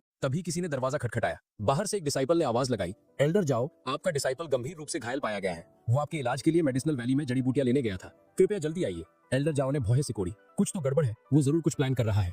मेरी को भी शक हुआ, मास्टर का भी सिर्फ एक ही डिसाइपल है और वो मैं हूँ, तो वो किसके बारे में बात कर रहा है? एल्डर जाओ ने दरवाजा खोला और वहाँ लिन हान खड़ा था। एल्डर जाओ ने चिंता दिखाते हुए कहा, हान तुम्हें क्या हुआ? लिन हान, जिसके साथ एल्डर मैनू और एक और डिसाइपल थे, आगे बढ़ा और बोला, मास्टर, मैं आपके इलाज के लिए लाइफ सेविंग ड्रैगन ग्रास लेने मेडिसिनल वैली गया था, प्लीज इसे ले लीजिए, मैं ये आपके लिए लाया हूँ। मेरी चिल्लाई, तुम गद्दार, तुमने 3rd पीक के साथ हाथ मिला लिया और अब यहाँ वापस आने की हिम्मत कर रहे हो? मासूम बनने का नाटक करते हुए लिन हान ने जवाब दिया, तुमने मुझे गलत समझा, मैंने 3rd पीक सिर्फ इसलिए ज्वाइन किया ताकि मास्टर को ठीक करने के लिए लाइफ सेविंग ग्रास खोजने में मदद मिल सके, और देखो मैं सफल हुआ। उसके साथ है डिसाइपल्स ने उसका बचाव किया। आप लोग अनफेयर हो रहे हैं। ब्रदर हान ने उस ग्रास को इकट्ठा करने में अपनी जान लगभग गंवा दी और अब आप उस पर आरोप लगाए हैं। एल्डर मानू भी आगे बढ़े और बोले, हाँ एल्डर जाओ, लिन हान जो कह रहा है वो सच है। वो 3 दिन तक मेरे सामने झुका रहा, मदद की भीख मांगता रहा। उसकी सिंसियरिटी देखकर मैं भी पिघल गया। मेरी अभी भी गुस्से में थी और चिल्लाई, बस करो ये बकवास, इस कम बैग ने हमें धोखा दिया। मैं कभी विश्वास नहीं करूंगी कि वो एक अच्छा इंसान है। वो बस फिर से सबको मैनिपुलेट करने की कोशिश कर रहा है। एल्डर ने बीच में हस्तक्षेप किया, मेरी बस बहुत हुआ, तुम्हें और कुछ कहने की जरूरत नहीं है, मैं इसे हैंडल कर लूंगा। फिर एल्डर जाओ लिनहान की ओर मुड़े और पूछा, तुम पहले ही 3rd पीक ज्वाइन कर चुके हो तो वापस क्यों आए? क्या तुम 7th पीक पर लौटने की उम्मीद कर रहे हो? लिनहान घुटनों के बल बैठ गया और बोला, मास्टर मैंने बहुत गलतियां की हैं। सबसे बड़ी गलती आपका सेक्ट छोड़ना थी। मुझे पता है कि अब मुझे आपको मास्टर कहने का कोई अधिकार नहीं है। मैं बस इतना चाहता हूं कि आप ये ड्रैगन ग्रास स्वीकार कर लें, मुझे और कुछ नहीं चाहिए। दूसरे डिसाइपल्स आपस में फुसफुसाए, एल्डर जाओ तो बिल्कुल हेल्दी लग रहे हैं, ऐसा नहीं लगता कि उन्हें ग्रास की बिल्कुल भी जरूरत है। उनमें से एक ने कहा, ये बहुत शर्म की बात है। ब्रदर लिन ने एक ऐसे मास्टर के लिए इतनी मेहनत की जो उसे स्वीकार करने से इनकार कर रहा है और उसका कल्टीवेशन भी बिगड़ गया है। उसे ठीक होने के लिए कम से कम एक 4th ग्रेड युआन पिल की जरूरत होगी। एक और डिसाइपल एल्डर जाओ की ओर मुड़ा और बोला, हमने सुना है कि आपके पास एक 4th ग्रेड युआन पिल है। अगर लिनहान आपकी वजह से घायल हुआ है तो क्या आपको ये उसे नहीं दे देनी चाहिए? दूसरे ने सहमति दी, हाँ ये तो फेयर है। लेकिन लिनहान ने तुरंत मना कर दिया, नहीं मुझे इसकी जरूरत नहीं है। तभी एल्डर जाओ के दिमाग में एक आइडिया आया। वो थोड़ा लड़खड़ाए और बोले, तुमसे किसने कहा कि मैं ठीक हो गया हूँ? मेरा शरीर अभी भी कमजोर है। मुझे अपनी ताकत वापस पाने के लिए ड्रैगन ग्रास की जरूरत है ना मेरी? मेरी ने नाटक समझ लिया और जवाब दिया, हाँ मास्टर की हालत गंभीर है। वो तो बस आप सबके सामने अपनी इज्जत बचाने के लिए ठीक होने का नाटक कर रहे थे। बाकी सबने एक दूसरे को अजीब तरह से देखा। एक ने बड़बड़ाया, वो बहुत ही खराब एक्टिंग थी। इस पूरे सीन ने मूड ही खराब कर दिया। यहाँ तक कि लिन हान भी दंग रह गया। ये पहले ऐसा नहीं था, ये तो बिल्कुल बेशर्म हो गया है। फिर भी उसने खुद को समझाया, वैसे भी ड्रैगन ग्रास की ज्यादा वैल्यू नहीं है। अगर बदले में मुझे एक 4th ग्रेड युआन पिल मिल जाती है तो ये एक अच्छी डील है। उसने जोर से कहा, मास्टर अगर आपकी हालत सच में इतनी खराब है तो प्लीज ड्रैगन ग्रास स्वीकार करें। मैं इसे आपके लिए लाया हूँ। इसे अपने पास रखना बेकार होगा। एल्डर जाओ ने उत्सुकता से ग्रास ले ली और एक संतुष्टि की मुस्कान के साथ धन्यवाद दिया। Thank you लिनहान। एल्डर जाओ मेरी की ओर मुड़े और कहा, चूंकि हमें ड्रैगन ग्रास मिल गई है तो चलो दावत के साथ सेलिब्रेट करते हैं। उसी समय सिस्टम ने अनाउंस किया, आपने अपने डिसाइपल को ड्रैगन ग्रास दी है, नतीजतन आपको 5 गुना रिवॉर्ड मिलेगा। आपके रिवॉर्ड में एक 2nd ग्रेड अर्ब ड्रैगन ब्लड अर्ब शामिल है। उत्साहित होने का नाटक करते हुए हान चिल्लाया, ये तो अमेजिंग है। मुझे खुशी है कि मैं आखिरकार मास्टर की मदद कर सका। दोनों दर्शक डिसाइपल्स ने कमेंट किया, ब्रदर तुम सच में कुछ हो। तुमने अपने मास्टर को बचाने के लिए अपनी सारी जमा पूंजी खर्च कर दी और उन्होंने तुम्हें कैसे चुकाया? उन्होंने तुम्हें मरने के लिए छोड़ दिया। एल्डर मनु ने आगे कहा, अभी किसी की जान बचाना सबसे ज्यादा मायने रखता है। ये डिसाइपल मर रहा है और इस सेक्ट के एल्डर्स होने के नाते हम ऐसा नहीं होने दे सकते। अगर तुम्हारे इस व्यवहार की खबर बाहर गई तो कोई भी 7th पीक का डिसाइपल नहीं बनना चाहेगा। तुम अकेले रह जाओगे। एल्डर जाओ ने शांति से जवाब दिया, तुम सब इतनी जल्दी नतीजों पर क्यों पहुंच रहे हो? हान और मैं कभी मास्टर और डिसाइपल थे। मैं उसे मरते हुए कैसे देख सकता हूँ? और वैसे भी तुम लोग सिर्फ एक 4th ग्रेड पिल की बात कर रहे हो। वैसे तो मैं खुद रिफाइन कर सकता हूँ, लेकिन मेरे पास जो पिल है वो बहुत हायर लेवल की है। तुम उसे खुद से कल्टीवेट नहीं कर पाओगे। बेहतर होगा कि मैं इसे तुम्हारे लिए रिफाइन करने में मदद करूँ। इस तरह तुम इसे आसानी से अब्सॉर्ब कर लोगे और तुम्हारा शरीर तनाव से सफर भी नहीं करेगा। एल्डर मनु ने कहा, एल्डर जाओ आप सच में बहुत दयालु इंसान है। इस बीच हान सोच रहा था, एल्डर जाओ के पास पहले कई रेयर टेक्निक्स थी। अगर वो अपने डिसाइपल्स के साथ शेयर कर रहे हैं तो ये मेरे लिए एक ग्रेट अपॉर्चुनिटी हो सकती है। मुझे ध्यान से ऑब्जर्व करना होगा और इसका पूरा फायदा उठाना होगा। एल्डर जाओ फिर हान की ओर मुड़े, तुम मेरे लिए अपनी जान देने को तैयार थे, उसके मुकाबले ये पिल तो कुछ भी नहीं है। इतना कहकर एल्डर जाओ ने एक साइलेंट टेक्निक एक्टिवेट की जिससे हान बोल नहीं पा रहा था। फिर वो हान के मेरिडियंस को डिस्ट्रॉय करने लगे। हान को बहुत ज्यादा दर्द हो रहा था लेकिन वो चिल्ला भी नहीं पा रहा था। दोनों दर्शक डिसाइपल्स चिंतित हो गए। एल्डर मनु, ये क्या हो रहा है? आपने कहा था कि कल्टीवेशन होगा लेकिन ब्रदर हान तो गंभीर मुसीबत में लग रहे हैं। एल्डर मनु ने उन्हें शांत कराया, मेरे प्यारे डिसाइपल्स पैनिक मत करो। एल्डर जाओ ने हमें पहले ही चेतावनी दी थी कि कुछ मुश्किलें आ सकती हैं। ये बस उन्हीं में से एक है। हान ने बेताबी से सोचा, कोई मुझे स्किल्स नहीं दे रहा और ना ही मेरे कल्टीवेशन में मदद कर रहा है, बल्कि वो मेरे मेरिडियंस को डिस्ट्रॉय कर रहे हैं और मेरी पावर छीन रहे हैं। सबसे बुरी बात यह है कि मैं बोल भी नहीं सकता। एल्डर मनु वहीं खड़े हैं लेकिन मैं मदद के लिए भी नहीं कह सकता। एल्डर मनु ने हान को थम्स अप दिया और फुसफुसाया, तुमने अच्छा किया। कुछ ही पलों बाद हान गिर गया और उसकी हालत साफ तौर पर बिगड़ रही थी। एल्डर जाओ ने समझाया, मैंने हान को पूरी तरह से हील करने के लिए एक एक्सट्रीमली पावरफुल टेक्निक का इस्तेमाल किया। शायद उसका कल्टीवेशन इस प्रोसेस को सहने के लिए बहुत कमजोर था। तुम उसे आराम करने के लिए ले जा सकते हो, वो थोड़ी देर में ठीक हो जाएगा। मैं भी पूरी तरह से थक गया हूँ। हान को हील करने में मेरी बहुत एनर्जी लग गई। मैं शायद कुछ दिनों तक बिस्तर से नहीं उठ पाऊंगा। मैं अब आराम करने जा रहा हूँ। एल्डर मनु ने हंसा, ऑफ कोर्स आप आराम कीजिए। लेकिन जैसे ही उसने एल्डर जियाओ को जाते हुए देखा, उसने सोचा, मैं टेक्निक तो नहीं देख पाया लेकिन इसमें कोई शक नहीं है कि उसकी पावर बहुत कम हो गई है। वो अब बहुत ज्यादा कमजोर हो गया होगा। इतना सोचकर एल्डर मनु ने एल्डर जियाओ पर एक सरप्राइज अटैक कर दिया, लेकिन जियाओ ने आसानी से उस वार को रोक दिया। एल्डर मनु, तुम ऐसा कैसे कर सकते हो? मैंने अभी तुम्हारे एक डिसाइपल को बचाया और तुम जानते हो कि मैं अभी भी रिकवर कर रहा हूँ, फिर भी तुमने मुझ पर हमला किया। एल्डर मनु ने सोचा कि सब कुछ प्लान के मुताबिक चल रहा था, तो फिर ये बास्टर्ड अभी भी इतना पावरफुल कैसे है? इसकी स्ट्रेंथ तो बढ़ती ही जा रही है। एल्डर जियाओ ने जवाबी हमला किया जिससे मनु हवा में उड़ गया। मनु के डिसाइपल्स अपने मास्टर को बचाने के लिए दौड़े। एल्डर जियाओ ने कहा, चलो कुछ चिकन खाते हैं, मैं थक गया हूँ। उन्हें देखकर लिन हान चिल्लाया, तुम बेवकूफ क्या कर रहे हो? एल्डर जियाओ पर हमला करो। एक डिसाइपल ने एक छिपी हुई नीडल निकाली। ये एल्डर मनु का सीक्रेट वेपन है। उन्होंने मुझे ये पूरे विश्वास के साथ दिया था कि मैं ये काम पूरा करूंगा। कोई स्मेल नहीं, कोई निशान नहीं। अगर मैं इसे फेंकता हूं तो एल्डर जियाओ आज किसी भी हालत में नहीं बच पाएंगे। लेकिन जैसे ही उसने वो नीडल फेंकी, एल्डर जियाओ तेजी से उसे डॉज कर गए। उस नीडल में कुछ तो गड़बड़ है। अच्छा हुआ मैंने पहले गोल्डन पिल ले ली थी। मेरे सेंसेस पहले से ज्यादा शार्प हैं। अगर मैंने ऐसा नहीं किया होता तो मैं अभी तक मर चुका होता। लेकिन अब तुम में से कोई नहीं बचेगा। दोनों डिसाइपल्स चौंक गए। उसने डॉज कर लिया, कोई बात नहीं, वो बार बार डॉज नहीं कर पाएगा। हम अगली बार उसे मार देंगे। एल्डर जाओ मैरी की ओर मुड़े। मैंने तुम्हें कॉनलैन स्वॉर्ड टेक्निक सिखाई है, अब उसे इस्तेमाल करने का समय आ गया। मैरी ने तुरंत अपनी तलवार निकाली और आगे बढ़कर हवा में ही हर नीडल को डिस्ट्रॉय कर दिया। सिस्टम ने अनाउंस किया, आपके डिसाइपल ने कॉनलैन स्वॉर्ड टेक्निक का पहला फॉर्म सफलतापूर्वक सीख लिया है। रिवॉर्ड के तौर पर आपको स्पिरिट ड्रैगन आर्मर मिला है, जो एक fourth grade mid rank weapon है। एल्डर जाओ बहुत इंप्रेस्ड हुए। इस लड़की के पास सच में इनने स्वॉर्ड बॉडी है। मैंने उसे कुछ ही दिन पहले ही बेसिक सिखाए थे और उसने इसे पहले ही मास्टर कर लिया है। दोनों हमलावर दंग रह गए। ये कैसे पॉसिबल है? वो अभी भी इननेट रिल्म में है, फिर भी उसने उन नीडल्स को डिस्ट्रॉय कर दिया जिन्हें एक गोल्डन फूल रेल्म का कल्टीवेटर भी डिटेक्ट नहीं कर सकता। जैसे ही लिनहान भागा, वो चिल्लाया, ये लोग बहुत ज्यादा पावरफुल हो गए हैं, हमें यहाँ से अभी निकलना होगा। मैरी गुस्से में उसके पीछे चिल्लाई, लिनहान तुमने हमें धोखा दिया और अब तुम हमें मारने के लिए वापस आए। इस बार तुम बचकर नहीं जाओगे। मैंने तुम्हें पहली बार माफ कर दिया होता, लेकिन दूसरी बार की गद्दारी के लिए कोई माफी नहीं है। इतना कहकर उसने लिनहान पर एक जानलेवा हमला कर दिया। उस वार ने उसके कल्टीवेशन को पूरी तरह डिस्ट्रॉय कर दिया। इस बीच एल्डर मेनू और बचे हुए डिसाइपल्स ने उसे चेतावनी दी, हमसे दूर रहो। एल्डर मेनू ने कहा, अगर तुम मेरे पास दोबारा आए तो सेक्ट मास्टर खुद तुम्हें नहीं छोड़ेंगे। डिसाइपल्स ने बहस की, लेकिन हम फाउंडेशन रेल्म में हैं और मास्टर आप गोल्डन कोर रेल्म में हैं। हम इस लड़की से क्यों डरें? एल्डर मेनू ने पलट कर जवाब दिया, क्या तुम्हारी आंखें खराब हैं? हम इस लड़की से नहीं डर रहे हैं, हम इसके पीछे खड़े मॉन्स्टर से डर रहे हैं। वो हम सबको एक पल में खत्म कर सकता है। मैरी एल्डर जाओ की ओर मुड़ी, मास्टर आपको अपने हाथ गंदे करने की जरूरत नहीं है, मैं इस कचरे को खुद हैंडल कर लूंगी। एल्डर जाओ ने गंभीरता से जवाब दिया, मैरी हमेशा याद रखना, मौत जिंदगी से कहीं ज्यादा आसान होती है और अपने दुश्मनों पर दया दिखाने से बेहतर है उन्हें खत्म कर देना। दोनों डिसाइपल्स घबराकर पीछे हटने लगे, हमारे पास मत आना। लेकिन एल्डर जाओ शांति से उनकी ओर बढ़े, क्या हुआ, अब डर लग रहा है? सीन फर्स्ट पीक पर शिफ्ट हुआ। एल्डर मेनू और एल्डर जाओ पहुंचे। दोनों गंभीर दिख रहे थे। एल्डर जाओ ने समूह को संबोधित किया, आज बहुत कुछ गलत हुआ। एल्डर मेनू अपने साथ कई लोगों को लेकर आए, जिसमें मेरा फॉर्मर डिसाइपल लिनहान भी शामिल था। उस गद्दार ने बिना किसी असली वजह से हमें प्रोवोक किया और एक लड़ाई शुरू हो गई। मैंने कुछ भी गलत नहीं किया, मैंने सिर्फ अपनी डिसाइपल को बचाने की कोशिश की। इस प्रोसेस में लिनहान मारा गया और दूसरे दो डिसाइपल्स क्रिपल हो गए।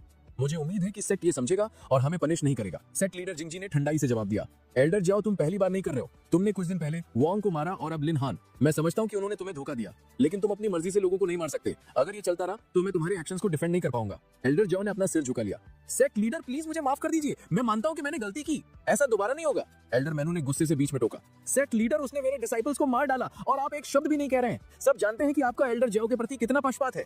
वो बिना किसी कारण के लोगों को मारता हुआ घूमता है और आप उसे बस जाने देते हैं। मैं शांति से उसके पास गया और उसने क्या किया, उसने मेरे डिसाइपल्स को मार डाला और सेक्ट को धोखा दिया। उसने बार बार रूल्स तोड़े, उसे सेक्ट से निकाल देना चाहिए। एल्डर जाओ ने उपहास किया, बकवास मत करो, लिनहान मेरा डिसाइपल नहीं था, वो तुम्हारा था। उसकी जिंदगी या मौत से मुझे कोई फर्क नहीं पड़ता और तुम उसे 7th पीक पर लाए ही क्यों थे? अगर तुम ऐसा नहीं करते तो ये सब कुछ नहीं होता। और हाँ, तुम अपने साथ इतने सारे आदमी क्यों लाए थे? क्या तुम्हें लगा कि तुम हमारे लीडर को बेवकूफ बना सकते हो? एल्डर मेनू हकलाए, मेरा ये मतलब नहीं था, मैंने कभी नहीं कहा कि लीडर बेवकूफ है। तभी सेक्ट लीडर चिल्लाए, बस करो तुम दोनों, चुप हो जाओ। वो एल्डर मेनू की ओर मुड़े, तुमने एक गंभीर गलती की है। तुमने जानबूझकर एल्डर जाओ को प्रोवोक किया, इस उम्मीद में कि वो सेक्ट के रूल्स के तहत जवाबी कार्रवाई करेगा। तुम्हें सजा मिलनी चाहिए। एल्डर मेनू चिल्लाया, तो उसे भी सजा दो, उसे आजाद मत जाने दो। सेक्ट लीडर ने घोषणा की, ये मामला यही खत्म होता है। एल्डर मेनू को 3 महीने तक स्टोन गेजिंग की सजा दी जाती है। उसे एक बार भी अपना सिर घुमाने की इजाजत नहीं होगी, यही तुम्हारी सजा है। एल्डर्स ने धन्यवाद में सिर झुकाया। कुछ ही पलों बाद गार्ड्स एल्डर मेनू को ले जाने के लिए आ गए। जैसे ही उसे ले जाया जा रहा था, एल्डर मेनू ने धीरे से कहा, जियो युआन, तुमने आज बहुत बड़ी गलती की है, मैं इसे जाने नहीं दूंगा। सीन 7th पीक के ट्रेनिंग रूम में शिफ्ट हुआ। मैरी चुपचाप प्रैक्टिस कर रही थी जब एल्डर जाओ अंदर आए। उन्होंने धीरे से पूछा, मैरी तुम्हारी ट्रेनिंग कैसी चल रही है? उसने ऊपर देखा, उनकी हालत जांचते हुए, मास्टर क्या सेक्ट लीडर ने आपको डांटा? मुझे बहुत अफसोस है, ये सब मेरी गलती थी। मैं ही थी जो लिनहान पर हमला करने के लिए आगे बढ़ी थी। अगर किसी को सजा मिलनी चाहिए तो वो मैं हूँ, कृपया मेरे एक्शंस का कोई ब्लेम ना ले। एल्डर जाओ मुस्कुराए, तुम बिना वजह चिंता कर रही हो, जब तक मैं तुम्हारा मास्टर हूँ कोई तुम पर उंगली भी नहीं उठा सकता। ये मेरा इटर्नल प्रॉमिस है और ये याद रखना, अगर कोई भी तुम्हें ऑफेंड करता है, चाहे वो कोई देवता हो या सम्राट, तुम्हारा मास्टर उन्हें कभी नहीं छोड़ेगा, भले ही मुझे अपनी जान क्यों ना देनी पड़े। मैं तुम्हारी रक्षा करूंगा। आंसुओं से भीगकर मैरी घुटनों के बल बैठ गई और फुसफुसाई, थैंक यू मास्टर। एल्डर जाओ मुस्कुराए और कहा, तुम्हें ऐसा करने की जरूरत नहीं है मैरी, तुम मुझे हमेशा कुछ भी बता सकती हो। वो झिझकी, फिर बोली, मास्टर मैंने आपसे एक बहुत बड़ा सीक्रेट छिपाया है। मेरा असली नाम मैरी नहीं लिनजी है। मैं साउथ वेस्ट रीजन के शासकों लिन फैमिली की बेटी हूँ। एल्डर जाओ चौंक गए, तुम साउथ वेस्ट की लिन फैमिली से हो? वो तो सबसे पावरफुल क्लास में से एक है। उनके दिमाग में 10 साल पहले की वो त्रासदी याद आ गई जब पूरी लिन फैमिली को रातों रात मार दिया गया था। मैरी ने फिर अपना अतीत बताना शुरू किया। उसने कहा कि 10 साल पहले उसके परिवार को रेयर पावरफुल स्टोन से भरी एक माइन मिली थी। ये स्टोन्स कल्टीवेशन को काफी बढ़ा सकते थे और इनके साथ उनका परिवार होंगमैन सेक्ट को भी टक्कर दे सकता था। उसके पिता जो उस समय फैमिली हेड थे, उन्होंने सबको इसे सीक्रेट रखने का आदेश दिया था। अगर खबर बाहर निकलती तो दूसरे सेक्ट्स उस माइन के लिए उन पर हमला कर देते। मेरे परिवार में सब लॉयल थे सिवाय एक आदमी के, मेरे अंकल। लालच और जलन में उन्होंने लो यून सेक्ट को माइन के बारे में जानकारी बेच दी, ये मानते हुए कि उनका परिवार उन्हें उनका हक नहीं दे रहा था। उस धोखे के कारण लो यून सेक्ट ने एक रात सरप्राइज अटैक किया और पूरी लिन फैमिली का सफाया कर दिया। मैंने अपने सामने सबको मरते देखा। लगभग 100 लाशें, सबके मेरे अपने थे। मेरे पिता मुझे बचाते हुए मारे गए और उनकी वजह से मैं भाग सकी। लेकिन मेरा भागना मेरे दुखों का अंत नहीं था। मैं डाकुओं के एक समूह से टकराई जिन्होंने मुझसे सब कुछ लूट लिया और मुझे गुलामी में बेच दिया। और तभी आप आए मास्टर, आपने मुझे बचाया। अगर आप ना होते तो मैं आज भी कहीं स्लेव होती। ये सुनकर एल्डर जाओ अपने आंसू नहीं रोक पाए। उन्होंने कहा कि उन्हें पता नहीं था कि उसने इतना कुछ सहा है और पूछा कि उसने ये सब कभी उनके साथ शेयर क्यों नहीं किया। अब मैं ट्रेटर्स के प्रति तुम्हारी नफरत को समझता हूँ, क्योंकि एक ही ट्रेटर ने सब कुछ तबाह कर दिया। उन्होंने उसे अब और चिंता नहीं करने के लिए कहा और उसे कहीं पहाड़ के बेस पर ले जाने का वादा किया। मैरी कंफ्यूज थी। पहाड़ के बेस पर क्यों? एल्डर जाओ मुस्कुराए और बोले कि जब उसने उनसे मास्टर बनने की भीख मांगी थी तो अब उनकी जिम्मेदारी है कि वो दया का बदला चुकाए और उसके साथ गलत करने वालों से बदला ले। उन्होंने खुलासा किया कि उसके परिवार की मौत के लिए जिम्मेदार कोई और नहीं बल्कि लो यून सेक्ट के सदस्य थे। अब उन्हें कीमत चुकाने का समय आ गया है। मैं पर्सनली उन्हें डिस्ट्रॉय करूंगा। सीन शिफ्ट हुआ। लो यून सिटी के जंगल के बाहरी इलाके में लाशों के ढेर के बीच 2 बच्चे बड़ी मुश्किल से जिंदा थे। उनमें से एक लड़का जिसका नाम बायलॉ था दांत पीसते हुए बोला, मुझे नहीं पता था कि ये तुम हो। तुमने पैसों के लिए अपने लोगों की बलि दे दी। तुमने उन्हें मरने दिया ताकि हमारी एनर्जी खत्म हो जाए। तुम जैसा कमीना ही इतना घिनौना काम कर सकता है। उनके सामने खड़ा आदमी सन एंड मून घोष सकता था और उसका नाम ज़ांगी था। वो हंसा और बोला, तो तुम एल्डर जो के डिसाइपल्स हो। इंप्रेसिव। तुमने मेरे सारे आदमियों को बड़ी आसानी से खत्म कर दिया। तुम्हारी डुअल स्वॉर्ड टेक्निक्स असाधारण है, लेकिन तुम चाहे कुछ भी कर लो, मुझे नहीं हरा सकते। इतना कहकर ज़ांगी ने उन्हें खत्म करने के लिए आगे बढ़ा। बायलॉ और उसके साथी किंग्समैन अटैक के लिए तैयार हो गए, लेकिन अचानक पीछे से एक हमला ज़ांगी को लगा। ज़ांगी दहाड़ा। किसकी हिम्मत हुई मुझ पर पीछे से हमला करने की? तभी मैरी आगे आई और बोली, मास्टर मुझसे गड़बड़ हो गई। एल्डर स्क्वाड ने उसे डांटा, मैंने तुमसे फोकस करने को कहा था, लेकिन तुम्हारा कंसंट्रेशन बहुत खराब है। तुम्हारी वजह से हमारा दुश्मन लगभग भाग ही गया था। ज़ांगी ने उसे घूर कर देखा। छोटी बच्ची, मुझे परेशान करने की इसकी कीमत तू कैसे चुकाएगी? लेकिन मैरी डरी नहीं। उसने गुस्से में आगे बढ़कर चेतावनी दी, बूढ़े आदमी जबान संभाल के बात कर। मैं इतनी छोटी हूँ कि तेरी बेटी की उम्र की हूँ। इससे पहले कि वो अपनी बात पूरी करती, ज़ैंग ई ने उस पर हमला कर दिया। उसने इतनी जोर से मारा कि वो पीछे की ओर जा गिरी। तुम मुझसे लड़ने के लिए बहुत कमजोर हो। अपने मास्टर के पास वापस भाग जाओ, वही तुम्हारी सही जगह है। यहाँ तक कि बाई लो और किंग श्वान भी चिल्लाए, सावधान रहो। लेकिन मैरी अपनी जगह पर खड़ी रही। तुम एक कचरा हो और मेरे मास्टर को तुम पर अपनी एनर्जी बर्बाद करने की जरूरत नहीं है। मैं इसे खुद हैंडल कर लूंगी। उसने अपनी 1000 स्वॉर्ड टेक्निक का इस्तेमाल किया, जिसका सीधा वार ज़ैंग ई को लगा। कुछ ही पलों में वो हार कर जमीन पर पड़ा था। मैरी बोली, मास्टर मैं एक स्टोरेज बैग लाई हूँ। अंदर कुछ कीमती नहीं है, बस कुछ स्पेशल स्टोन्स हैं। एल्डर जॉ ने जवाब दिया, जो भी है उसे रख लो। इसमें से कुछ भी मेरे काम का नहीं है। बाई लो और किंग श्वान आगे बढ़े और झुके। हमें बचाने के लिए आपका बहुत बहुत धन्यवाद। हम होंगमैन सेक्ट के पीक से एल्डर जू के डिसाइपल्स हैं। क्या हम आपका नाम जान सकते हैं? जाओ मुस्कुराए, तो तुम एल्डर जू के डिसाइपल्स हो? मैं 7th पीक का जाओ युवान हूँ और यह है मेरी डिसाइपल मैरी। वो दोनों हैरान रह गए। आप एल्डर जाओ हैं? आपसे मिलना सच में एक सम्मान की बात है। एल्डर जाओ ने उन्हें इतना फॉर्मल ना होने को कहा। वो पहले से ही जानते थे कि वो वहाँ क्या कर रहे हैं और उन्होंने याद दिलाया कि ये जगह बच्चों के लिए नहीं है। फिर उन्होंने पूछा कि सन एंड मून सेक्ट उनके पीछे क्यों पड़ा था। क्या उन्होंने उन्हें किसी तरह से नाराज किया था? बाई लो ने समझाया कि सन एंड मून सेक्ट हमेशा से उनके होंगमैन सेक्ट के प्रति शत्रुतापूर्ण रहा है। उस सेक्ट के एल्डर्स को उन्हें तंग करने में मजा आता था। उसने बताया कि उन पर एक दुर्लभ पौधे, एक old low grade 1000 year heartless grass की वजह से हमला हुआ था। ये एक कीमती मटेरियल था और इसी वजह से वे उनके पीछे पड़े थे। मेरे मास्टर ने हमेशा सिखाया है कि हमें दया का बदला चुकाना चाहिए और अपने दुश्मनों से बदला लेना कभी नहीं भूलना चाहिए। एल्डर जॉ, आपने हमारी जान बचाई है, प्लीज ये ग्रास स्वीकार करें। एल्डर जॉ ने जवाब दिया कि वो वाकई एल्डर जू के योग्य डिसाइपल हैं। तुम बिल्कुल उसकी तरह हो। उन्होंने पौधा स्वीकार किया और वादा किया कि वो इसका इस्तेमाल कुछ फाउंडेशन बिल्डिंग पिल्स बनाने के लिए करेंगे, जिसे वो उनके साथ भी शेयर करेंगे। दोनों डिसाइपल्स ने आभार में सिर झुकाया, लेकिन एल्डर जॉ ने उन्हें धन्यवाद देने से मना कर दिया क्योंकि उनका काम अभी खत्म नहीं हुआ था। तभी वो अचानक सीरियस हो गए और बोले, कोई अभी भी हमें देख रहा है और जो कोई भी हम पर जासूसी कर रहा है उसे मरना होगा। इतना कहकर उन्होंने अपने पीछे एक पेड़ को काट दिया, जिसके पीछे से 2 छिपे हुए लोग सामने आए। बाई लो और किंग श्वान चौंक गए। उन्होंने तो उन दोनों को महसूस तक नहीं किया था। छिपे हुए लोग आगे बढ़े। उनमें एक गोल्डन कोर रियम के 4थे लेवल का एक बंदा था जिसका नाम किंग यानजी था। दूसरी एक विमेन थी जिसका नाम बाई यानजी था, जो 3रे लेवल पर थी। किंग यानजी ने मजाक उड़ाया, तुमने मेरे डिसाइपल्स को मारने की हिम्मत की? किस्मत से हम पास में ही थे, वरना तुम बचकर निकल जाते। एल्डर जाओ ने उन्हें पहचान लिया, तो तुम दोनों सन एंड मून सेक्ट के बदनाम ड्यूअल एल्डर्स हो। मैंने तुम्हारी सोल टेक्निक्स के बारे में सुना है, काफी मशहूर है। लोग तुम्हें यिन यांग एल्डर्स कहते हैं। उन्होंने अपनी आंखें सिकोड़ी और घोषणा की, लेकिन तुम्हारी रेपुटेशन चाहे जो भी हो, कुछ ही सेकंड्स में तुम दोनों मेरे पैरों में घुटने टेक रहे होगे। उन्होंने मन ही मन सोचा कि ये दोनों उनसे कहीं ज्यादा कमजोर हैं। बाहर आने से पहले उन्होंने अपनी असली ऑरा छिपा ली थी ताकि वे लापरवाही से उन पर हमला करें। किंग एंजी ने एक मुस्कान के साथ जवाब दिया, तुम्हारे बारे में इतना कुछ जानते हो और फिर भी लड़ने की हिम्मत कर रहे हो। चलो देखते हैं कि तुम किस चीज के बने हो लड़के। इतना कहकर उसने अपना हमला शुरू कर दिया। एल्डर जाओ ने आसानी से उसे ब्लॉक कर दिया। किंग एंजी ने अपना चेन वेपन उठाया और घमंड से बोला, इस चेन ने हजारों लोगों का खून चखा है, यहाँ तक कि नैंसेंट सोल कल्टीवेटर्स भी राख हो जाते हैं अगर ये उन्हें छू जाए। तुम उसके मुकाबले कुछ भी नहीं हो। लेकिन एल्डर जाओ मन ही मन मुस्कुराए।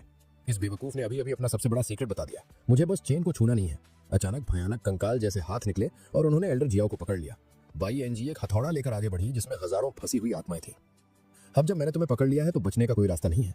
एल्डर जियाओ हंसे, तुम दोनों को अपने शिकार पर एक साथ हमला करना वाकई बहुत पसंद है। मैं मानता हूँ कि तुम्हारा कोऑर्डिनेशन इंप्रेसिव है। बाई एनजी ने गुस्से से कहा, जो कहना है कह लो, तुम जिंदा नहीं बचोगे। जैसे ही एल्डर जाओ संघर्ष कर रहे थे, देख रहे डिसाइपल्स घबराने लगे। मैरी चिल्लाई, मास्टर सावधान। अपनी शक्ति को बुलाते हुए एल्डर जाओ ने एक शक्तिशाली जवाबी हमला किया। बाई यानजी लड़खड़ाकर पीछे हट गई। वो सच में मेरी पकड़ से बच निकला। किंग यानजी ने गुस्से से कहा, इससे कोई फर्क नहीं पड़ता कि वो क्या तरकीबें इस्तेमाल करता है, वो आज हमसे बचकर नहीं जाएगा। एल्डर जाओ की तलवार अविश्वसनीय ताकत के साथ किंग यानजी की ओर बढ़ रही थी। किंग यानजी पूरी तरह से बच नहीं सका और उसे चोट लग गई। बाई यानजी हाफने लगी। ये तलवार इतनी पावरफुल कैसे है? ये तो सिर्फ एक स्पिरिट वेपन है। मैरी ने इशारा किया और चिल्लाई, मास्टर देखो, वो लड़की भाग रही है। बाई यानजी डर के मारे पीछे हट रही थी। उसके विचार दौड़ रहे थे। इस लड़के की टेक्निक्स नॉर्मल नहीं है। यहाँ तक कि टॉप लेवल एक्सपर्ट्स भी ऐसी पावर का इस्तेमाल नहीं कर सकते। एक नैनसेंट सोल कल्टीवेटर भी उसे नुकसान नहीं पहुंचा पाएगा। वो भयानक है। लेकिन एल्डर जाओ उसे भागने नहीं देने वाले थे। वो चिल्लाए, भागने की कोशिश कर रही हो, तुम नहीं बचोगी। उन्होंने एक और हमला किया, लेकिन बाई यानजे ने खुद को बचाने के लिए अपना फॉर्मेशन बैरियर एक्टिवेट कर लिया। वो अपनी आत्माओं की ओर चिल्लाई, मेरी रक्षा करो। इस बीच एल्डर जियो स्थिति का विश्लेषण कर रहे थे। उसके फॉर्मेशन में सभी स्केलेटन्स को आत्माओं का उपयोग करके बांधा गया था। अगर वो उस फॉर्मेशन को तोड़ पाते तो आत्माएं आजाद हो जाती और उसी के खिलाफ हो जाती। उन्होंने ठीक वैसा ही किया। जैसे ही फॉर्मेशन टूटा, सारे स्केलेटन्स आजाद हो गए। वो गुस्से में बाई यानजी की ओर मुड़ गए। वो घबरा गई। तुम सब क्या कर रहे हो? मैं तुम्हारी दुश्मन नहीं हूं, तुम्हारा दुश्मन वो है। लेकिन मरे हुए लोगों ने उसकी एक न सुनी। उन्होंने उस पर हमला कर दिया, काटते और फाड़ते। कुछ ही पलों में सभी स्केलेटन्स ने बाई यानजी को चीर कर रख दिया। एल्डर जियाओ ने कहा कि यहाँ फंसी आत्माएं 1000 साल से बंधी हुई थीं और अब वो आखिरकार आजाद हो गई। किंग शुआन और बाई लो निशब्द रह गए। वो विश्वास नहीं कर पा रहे थे कि उन्होंने अभी क्या देखा है। एल्डर जियाओ अविश्वसनीय रूप से शक्तिशाली हैं। उन्होंने सन एंड मून सेक्ट के 2 हाई लेवल एल्डर्स को सिर्फ 2 चालों में हरा दिया। वो सोचने लगे, क्या एल्डर जियाओ पहले से ही नैनसेंट सोल रेल में है? हमारे मास्टर के पास भी इस तरह की ताकत नहीं है। मैरी दौड़ कर आई और रिपोर्ट किया, मास्टर जैसा कि आपने कहा, मैंने दोनों को लूट लिया। मैंने उनके पास जो कुछ भी था सब ले लिया है। एल्डर जियाओ ने उसकी प्रशंसा की। बहुत बढ़िया, तुम एक सच्ची डिसाइपल बन रही हो, पहले से ज्यादा कॉन्फिडेंट और केपेबल। तुम पहले बहुत पैनिक करती थी। तुम ज़ैंग यी का स्टोरेज बैग रख सकती हो, लेकिन बाकी अभी के लिए मुझे दे दो। इसमें से ज्यादातर चीजें अभी तुम्हारे काम नहीं आएंगी। बाई और किंग दंग रह गए। एल्डर जाओ कितने दयालु इंसान है। उन्होंने अपने लिए एक भी चीज रखे बिना सब कुछ अपनी डिसाइपल को दे दिया। मैरी ने एक अंगूठी की जांच की और कहा, मास्टर इसके अंदर 1000 स्पेशल स्टोन्स हैं और बहुत सारे एलेक्सर्स भी। क्या मैं इन्हें अपने लिए इस्तेमाल कर सकती हूँ? एल्डर जाओ ने सिर हिलाया। मैंने तुम्हें दिए हैं, इन्हें समझदारी से इस्तेमाल करना। फिर एल्डर जाओ ने अपने रिवॉर्ड्स चेक किए। सिस्टम ने उन्हें सूचित किया, आपने मैरी को 6872 स्पिरिट स्टोन्स दिए हैं, जिनमें से 4600 मीडियम ग्रेड और 36 टॉप ग्रेड हैं। आपको रिवॉर्ड्स के तौर पर कई रेयर पिल्स भी मिली हैं। एक 4th लेवल इमोर्टल नरिशिंग पिल, एक 15000 क्यूबिक मीटर का स्पेशल स्टोरेज रिंग, एक 5000 साल पुरानी हार्टलेस ग्रास और 2000 top grade special stones. Elder जाओ ने समझाया, स्टोन्स की 4 ग्रेड होते हैं, लो, अपर, मिडिल और एब्सोल्यूट। मुझे अभी अभी 2 एब्सोल्यूट ग्रेड स्टोन्स मिले हैं। ये 2 बिलियन लो ग्रेड स्टोन्स के बराबर है। इनक्रेडिबल, एक ही बार में अमीर बनना बहुत अमेजिंग लगता है। इस बीच मैरी अपने नए स्टोरेज बैग्स दिखाते हुए बोली, मेरे पास अब कुछ बहुत अच्छी क्वालिटी के बैग्स हैं और कुछ एक्स्ट्रा भी। क्या मैं इन्हें बाई और क्विंग शुआन को दे सकती हूँ? शायद ये उनके काम आ जाए। दोनों डिसाइपल्स हैरान रह गए। ये तो बहुत महंगे हैं, हम इन्हें स्वीकार नहीं कर सकते। उन्हें पता था कि स्टोरेज बैग्स की कीमत बहुत ज्यादा होती है। नॉर्मल कल्टीवेटर्स तो एक भी अफोर्ड नहीं कर सकते। एल्डर जाओ ने दृढ़ता से कहा, मैंने ये तुम्हें पहले ही दे दी है, अब तुम इनका जो चाहे करो, मैं तुम्हें नहीं रोकूंगा। एक मुस्कान के साथ मैरी ने स्टोरेज बैग्स उन दोनों को दे दिए, जो इतने भावुक हो गए कि रोने लगे। आपका बहुत बहुत धन्यवाद, उन्होंने आभार व्यक्त करते हुए कहा। दोनों मन ही मन सोचने लगे, एल्डर जाओ और सीनियर सिस्टर मैरी अमेजिंग है। काश हमारे भी उनके जैसे मास्टर होते, इतने पावरफुल, इतने जनरस और इतनी ब्यूटीफुल। उन्हें सेकंड पीक में शामिल होने का पछतावा होने लगा। काश हमने भी 7th पीक ज्वाइन किया होता। बाद में एल्डर जाओ और मैरी लुओ यून सिटी के एल्केमी रूम में पहुंचे। मैरी ने पूछा, मास्टर हम यहाँ क्या कर रहे हैं? एल्डर जाओ ने जवाब दिया, हमें वो 1000 ईयर हार्टलेस ग्रास मिली है। मैं उसे फाउंडेशन बिल्डिंग पिल्स में रिफाइन करने का प्लान कर रहा हूँ, लेकिन अच्छी मेडिसिन बनाने से पहले उसे ठीक से रिफाइन करना होगा। एक बार ये हो जाए तो हम लुओ यून सेक्ट की ओर जाएंगे, लेकिन पहले हम यहाँ काम करेंगे। जैसे ही उन्होंने काम शुरू किया, पास में खड़ी एक लड़की जिसका नाम सुमू हान था, उसने उनकी बातें सुन ली। वो मन ही मन सोचने लगी, ये आदमी फाउंडेशन बिल्डिंग पिल्स को रिफाइन करने की बात कर रहा है। ऐसा करने के लिए कम से कम गोल्डन कोर रेल में होना जरूरी है, लेकिन ये तो बहुत यंग दिखता है। क्या ये सच में एक गोल्डन कोर कल्टीवेटर है? अगर हाँ तो ये इंप्रेसिव है। एल्डर जाओ ने रिफाइनिंग शुरू की, लेकिन कुछ ही पलों बाद एक छोटा सा एक्सप्लोजन हुआ। मैरी ने घबरा कर पूछा, मास्टर क्या आपको सच में पिल्स रिफाइन करना आता है? एल्डर जाओ ने स्वीकार किया, मैंने कभी फाउंडेशन बिल्डिंग पिल्स को रिफाइन करना नहीं सीखा। तभी सुमू हान हंसते हुए उनके पास आई। यंग मास्टर, मैं आपकी मदद करती हूँ। इस पिल को रिफाइन करने के लिए बहुत प्रिसाइज एनर्जी कंट्रोल की जरूरत होती है और अब पहले ही स्टेज में फेल हो गए। आसपास खड़े लोग फुसफुसाए, मिस सू उन्हें फ्री में सिखा रही हैं, वो कितना लकी है। एल्डर जाओ ने उसे ध्यान से देखा।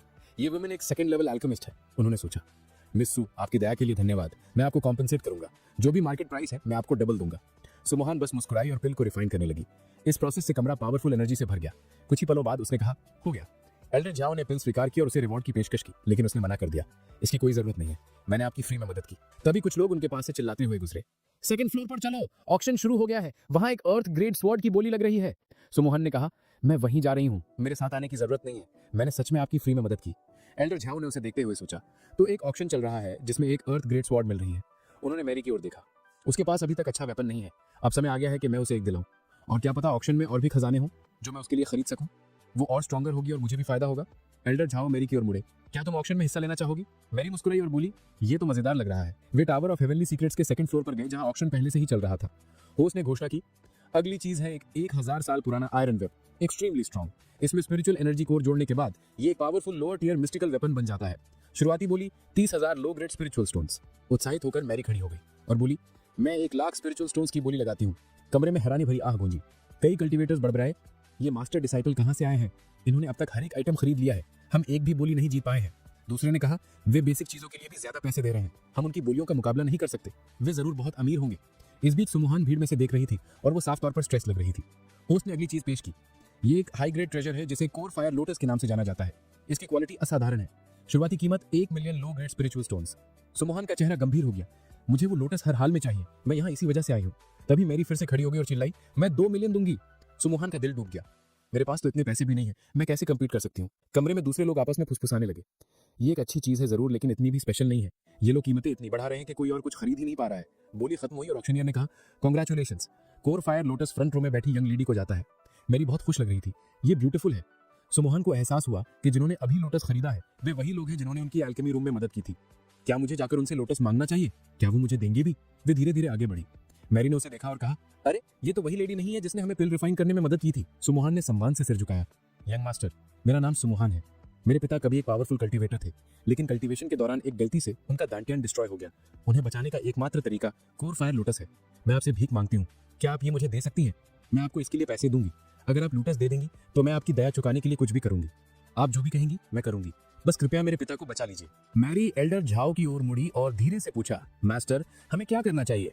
अचानक सिस्टम ने संकेत दिया, होस्ट ने कोर फायर लोटस अपने डिसाइपल को दिया है। परिणाम स्वरूप होस्ट को 5 गुना रिवॉर्ड मिलता है। होस्ट को एक 5th grade core fire lotus प्राप्त हुआ है। एल्डर झाओ मुस्कुराए और बोले, मेरी प्यारी डिसाइपल, मैंने तुम्हें वो लोटस एक गिफ्ट के रूप में दिया था, अब वो तुम्हारा है। तुम उसके साथ क्या करना चाहती हो ये तुम पर निर्भर करता है। अगर तुम चाहो तो तुम उसे गिफ्ट कर सकती हो।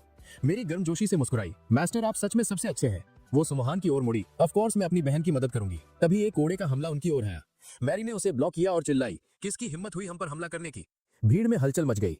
क्या लड़ाई होने वाली है? ऊपर के प्लेटफॉर्म पर खड़े एक आदमी ने कहा, मेरे यंग मास्टर को वो कोर फायर लोटस चाहिए। वो इसके लिए 3 मिलियन देने को तैयार है। इसे अभी हमें दे दो। भीड़ में फुसफुसाहटें शुरू हो गई। 3 मिलियन? ये तो पागलपन है। जिस आदमी ने ऑफर दिया था वो कोई और नहीं बल्कि वोंग रोंग था, लुआन सिटी के सिटी लॉर्ड का बेटा।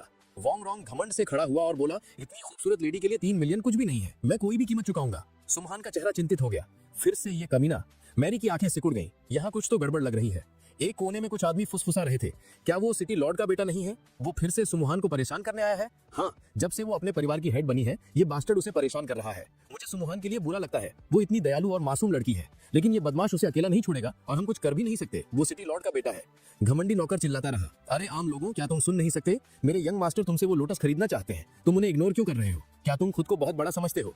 मैरी आगे बढ़ी और सख्ती से कहा, तो तुम इसे खरीदना चाहते हो? वेल, हम बेचना नहीं चाहते। मुझे परवाह नहीं है कि तुम कितना ऑफर कर रहे हो। अपना बदसूरत चेहरा लेकर यहाँ से निकल जाओ। सुमोहान ने जल्दी से बीच में आकर आग्रह किया, मिस कृपया इतनी जल्दबाजी मत कीजिए। आपको इस आदमी को ऑफेंड नहीं करना चाहिए। ये एक्सट्रीमली पावरफुल है। मैंने एक बार यही गलती की थी। एल्डर झाओ ने सुमोहान को देखा और पूछा, मिस सुमोहान, ऐसा लगता है कि आप इस आदमी को काफी अच्छे से जानती है।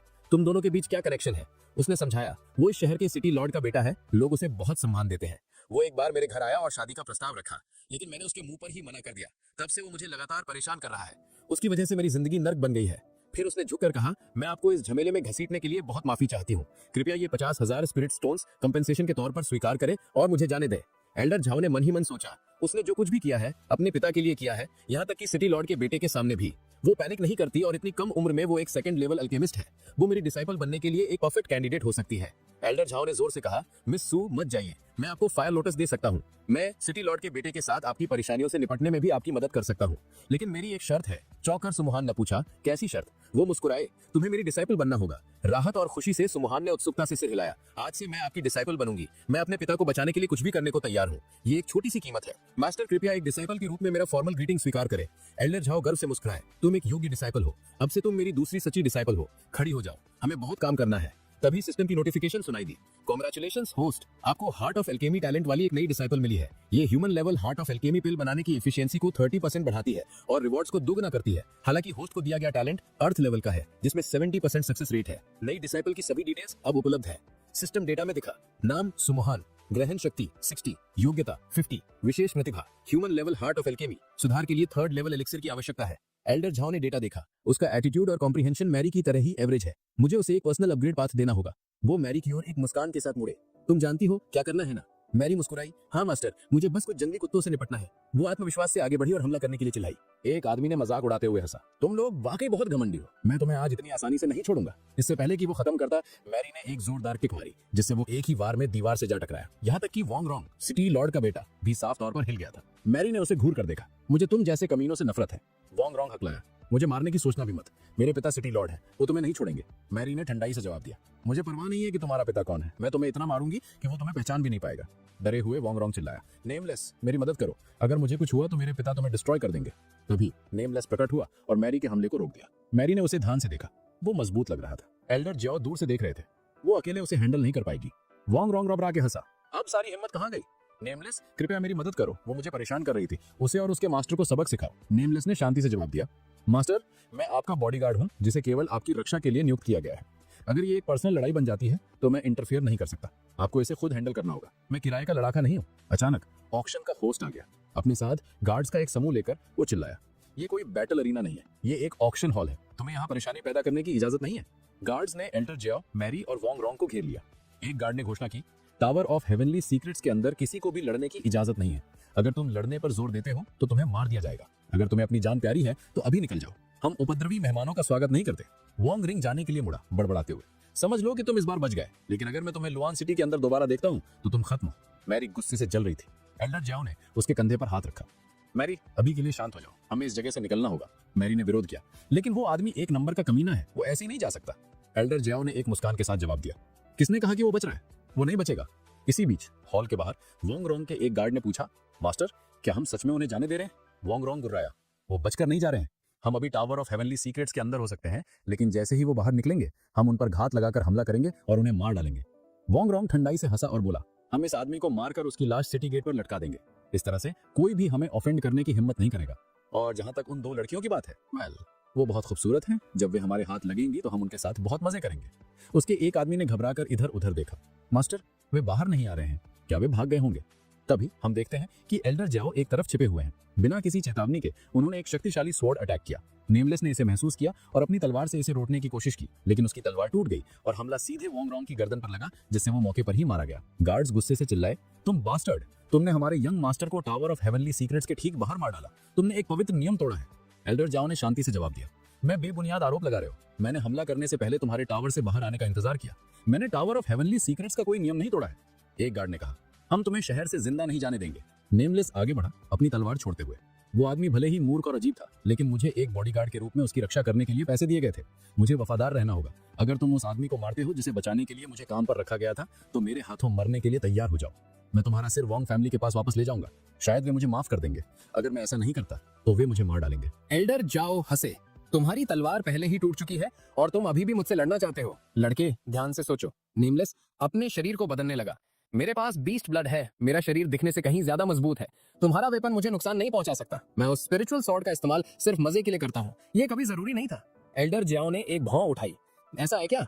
तो मुझे टेस्ट करने दो कि तुम्हारा शरीर कितना स्ट्रांग है। उन्होंने अपनी तलवार से एक बार फिर वार किया। नेमलेस ने उसे हवा में ही पकड़ लिया और अपने नंगे हाथ से तोड़ दिया। तुम्हारा वेपन मेरे शरीर के खिलाफ बेकार है। एल्डर ज्यो की आंखें सिकुड़ गई।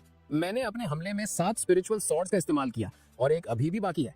अचानक उसकी मुख्य तलवार ने पीछे से हमला किया। नेमलेस बड़ी मुश्किल से उसे रोक पाया। उसे दोनों हाथों से कसकर पकड़ लिया। इसे रोकना बहुत मुश्किल था और वो संघर्ष कर रहा था, लेकिन आखिरकार उसने इसे भी रोक दिया। एल्डर ज्यो ने अपनी तलवार वापस बुलाई और कहा, तुमने उन सबको रोक दिया। लड़के, तुम स्ट्रांग हो, मैं ये मानता हूँ, लेकिन तुम्हारा हाथ बुरी तरह घायल है। अब तुम मुझसे कैसे लड़ोगे? कोई बात नहीं, मैं फिर से उसी मूव से हमला करूंगा। देखते तुम कब तक टिकते हो। नेमलेस ने बीस्ट एनर्जी का एक विस्फोट किया। तुम्हारी टेक्निक इंप्रेसिव है, लेकिन मेरा बीस्ट ब्लड लाइन बेहतर है। मैं इसका इस्तेमाल खुद को हील करने के लिए कर सकता हूँ। एल्डर ज्यो ने मन ही मन सोचा, इस लड़के के पास कई तरह की टेक्निक्स है, मुझे सावधान रहना होगा। नेमलेस ने एक और आने वाली तलवार को रोका। अगर तुम्हारी मुख्य शक्ति तलवार में है तो तुम मुझे कभी नहीं मार पाओगे। फिर भी वो थक रहा था। इस आदमी की 100 टेक्निक्स अविश्वसनीय रूप से स्ट्रांग है। मैं केवल उसके वेपन्स को ब्लॉक कर रहा हूँ और मैं पहले ही थक चुका हूँ। अगर वो एक और बड़ा हमला करता है तो मुझे नहीं पता कि मैं उसे हैंडल कर पाऊंगा या नहीं। नेमलेस ने दांत पीसे। मेरे पास ज्यादा तरकीबें नहीं बची हैं। लगता है तुम्हारी टेक्निक्स भी खत्म हो रही हैं। ये लड़ाई जल्द ही खत्म हो जाएगी। एल्डर ज्यो ने चुपचाप सिर हिलाया। वो सही कह रहा है। अगर मैं सिर्फ फिंगर टेक्निक्स पर निर्भर रहता हूँ तो मैं ज्यादा कुछ नहीं कर सकता। मैं बस हमला करता रहूंगा और वो ब्लॉक करता रहेगा। हम में से कोई भी इस तरह नहीं जीतेगा। ऑर्डिनरी सॉर्ड्स कमजोर है, लेकिन अगर मैं इसे कोर फायर लोटस की शक्ति को एब्जॉर्ब करने दूं तो ये कुछ और भी पावरफुल चीज में इवॉल्व हो सकती है। इतना कहकर उन्होंने फायर लोटस को एक्टिवेट किया और उसे अपनी तलवार में डाल दिया। तुरंत वेपन जबरदस्त शक्ति से चमकने लगा। एल्डर जाओ ने आत्मविश्वास से कहा, ये कोई ऑर्डिनरी सॉर्ड नहीं है, ये एक एक्स्ट्रा ऑर्डिनरी ब्लेड है। इस वेपन से मैं किसी को भी मार सकता हूँ और कोई मुझे रोक नहीं सकता। मुझे सच में ये सॉर्ड पसंद है। इस पल से मैं इसे जॉय ऑफ फायर कहूंगा। इतना कहकर उन्होंने तलवार नेमलेस की ओर फेंकी। उसे रोक न पाने के कारण नेमलेस के हाथ पर एक गहरा घाव हो गया। नेमलेस ने दांत पीसे, ये तलवार प्योर फायर एनर्जी से भरी हुई है, मैं इसका सामना नहीं कर सकता, ये मुझे गंभीर रूप से घायल कर सकती है। उसने जल्दी से अपनी एनर्जी बुलाई और अपने चारों ओर एक बैरियर बनाया, लेकिन ये शील्ड बहुत स्ट्रांग नहीं है, ये इसे ज्यादा देर तक नहीं रोक पाएगी। मुझे भागने का कोई तरीका खोजना होगा। ये आदमी तो अजय है। एल्डर जाओ ने मजाक उठाया, ये अभी खत्म नहीं हुआ है। उन्होंने अपने स्पिरिचुअल वेपन को वापस बुलाया और बल के झटके से नेमलेस का बैरियर टूट गया। तुम यहाँ से जिंदा नहीं बच सकते, जाओ ने घोषणा की और स्पिरिचुअल सॉर्ड्स के हमलों की बौछार कर दी। नेमलेस ने बचाव के लिए संघर्ष किया। मैं इस आदमी को नहीं हरा सकता, मेरे पास हार मानने के अलावा कोई चारा नहीं है। उसने अपना सिर झुकाया और धीरे से कहा, मैं हार मानता हूँ। अगर तुम मुझे मारना चाहते हो तो आगे बढ़ो, मैं तुम्हें अब और नहीं रोक सकता। एल्डर जाओ हंसे और अचानक अपनी सारी तलवारें वापस बुला ली।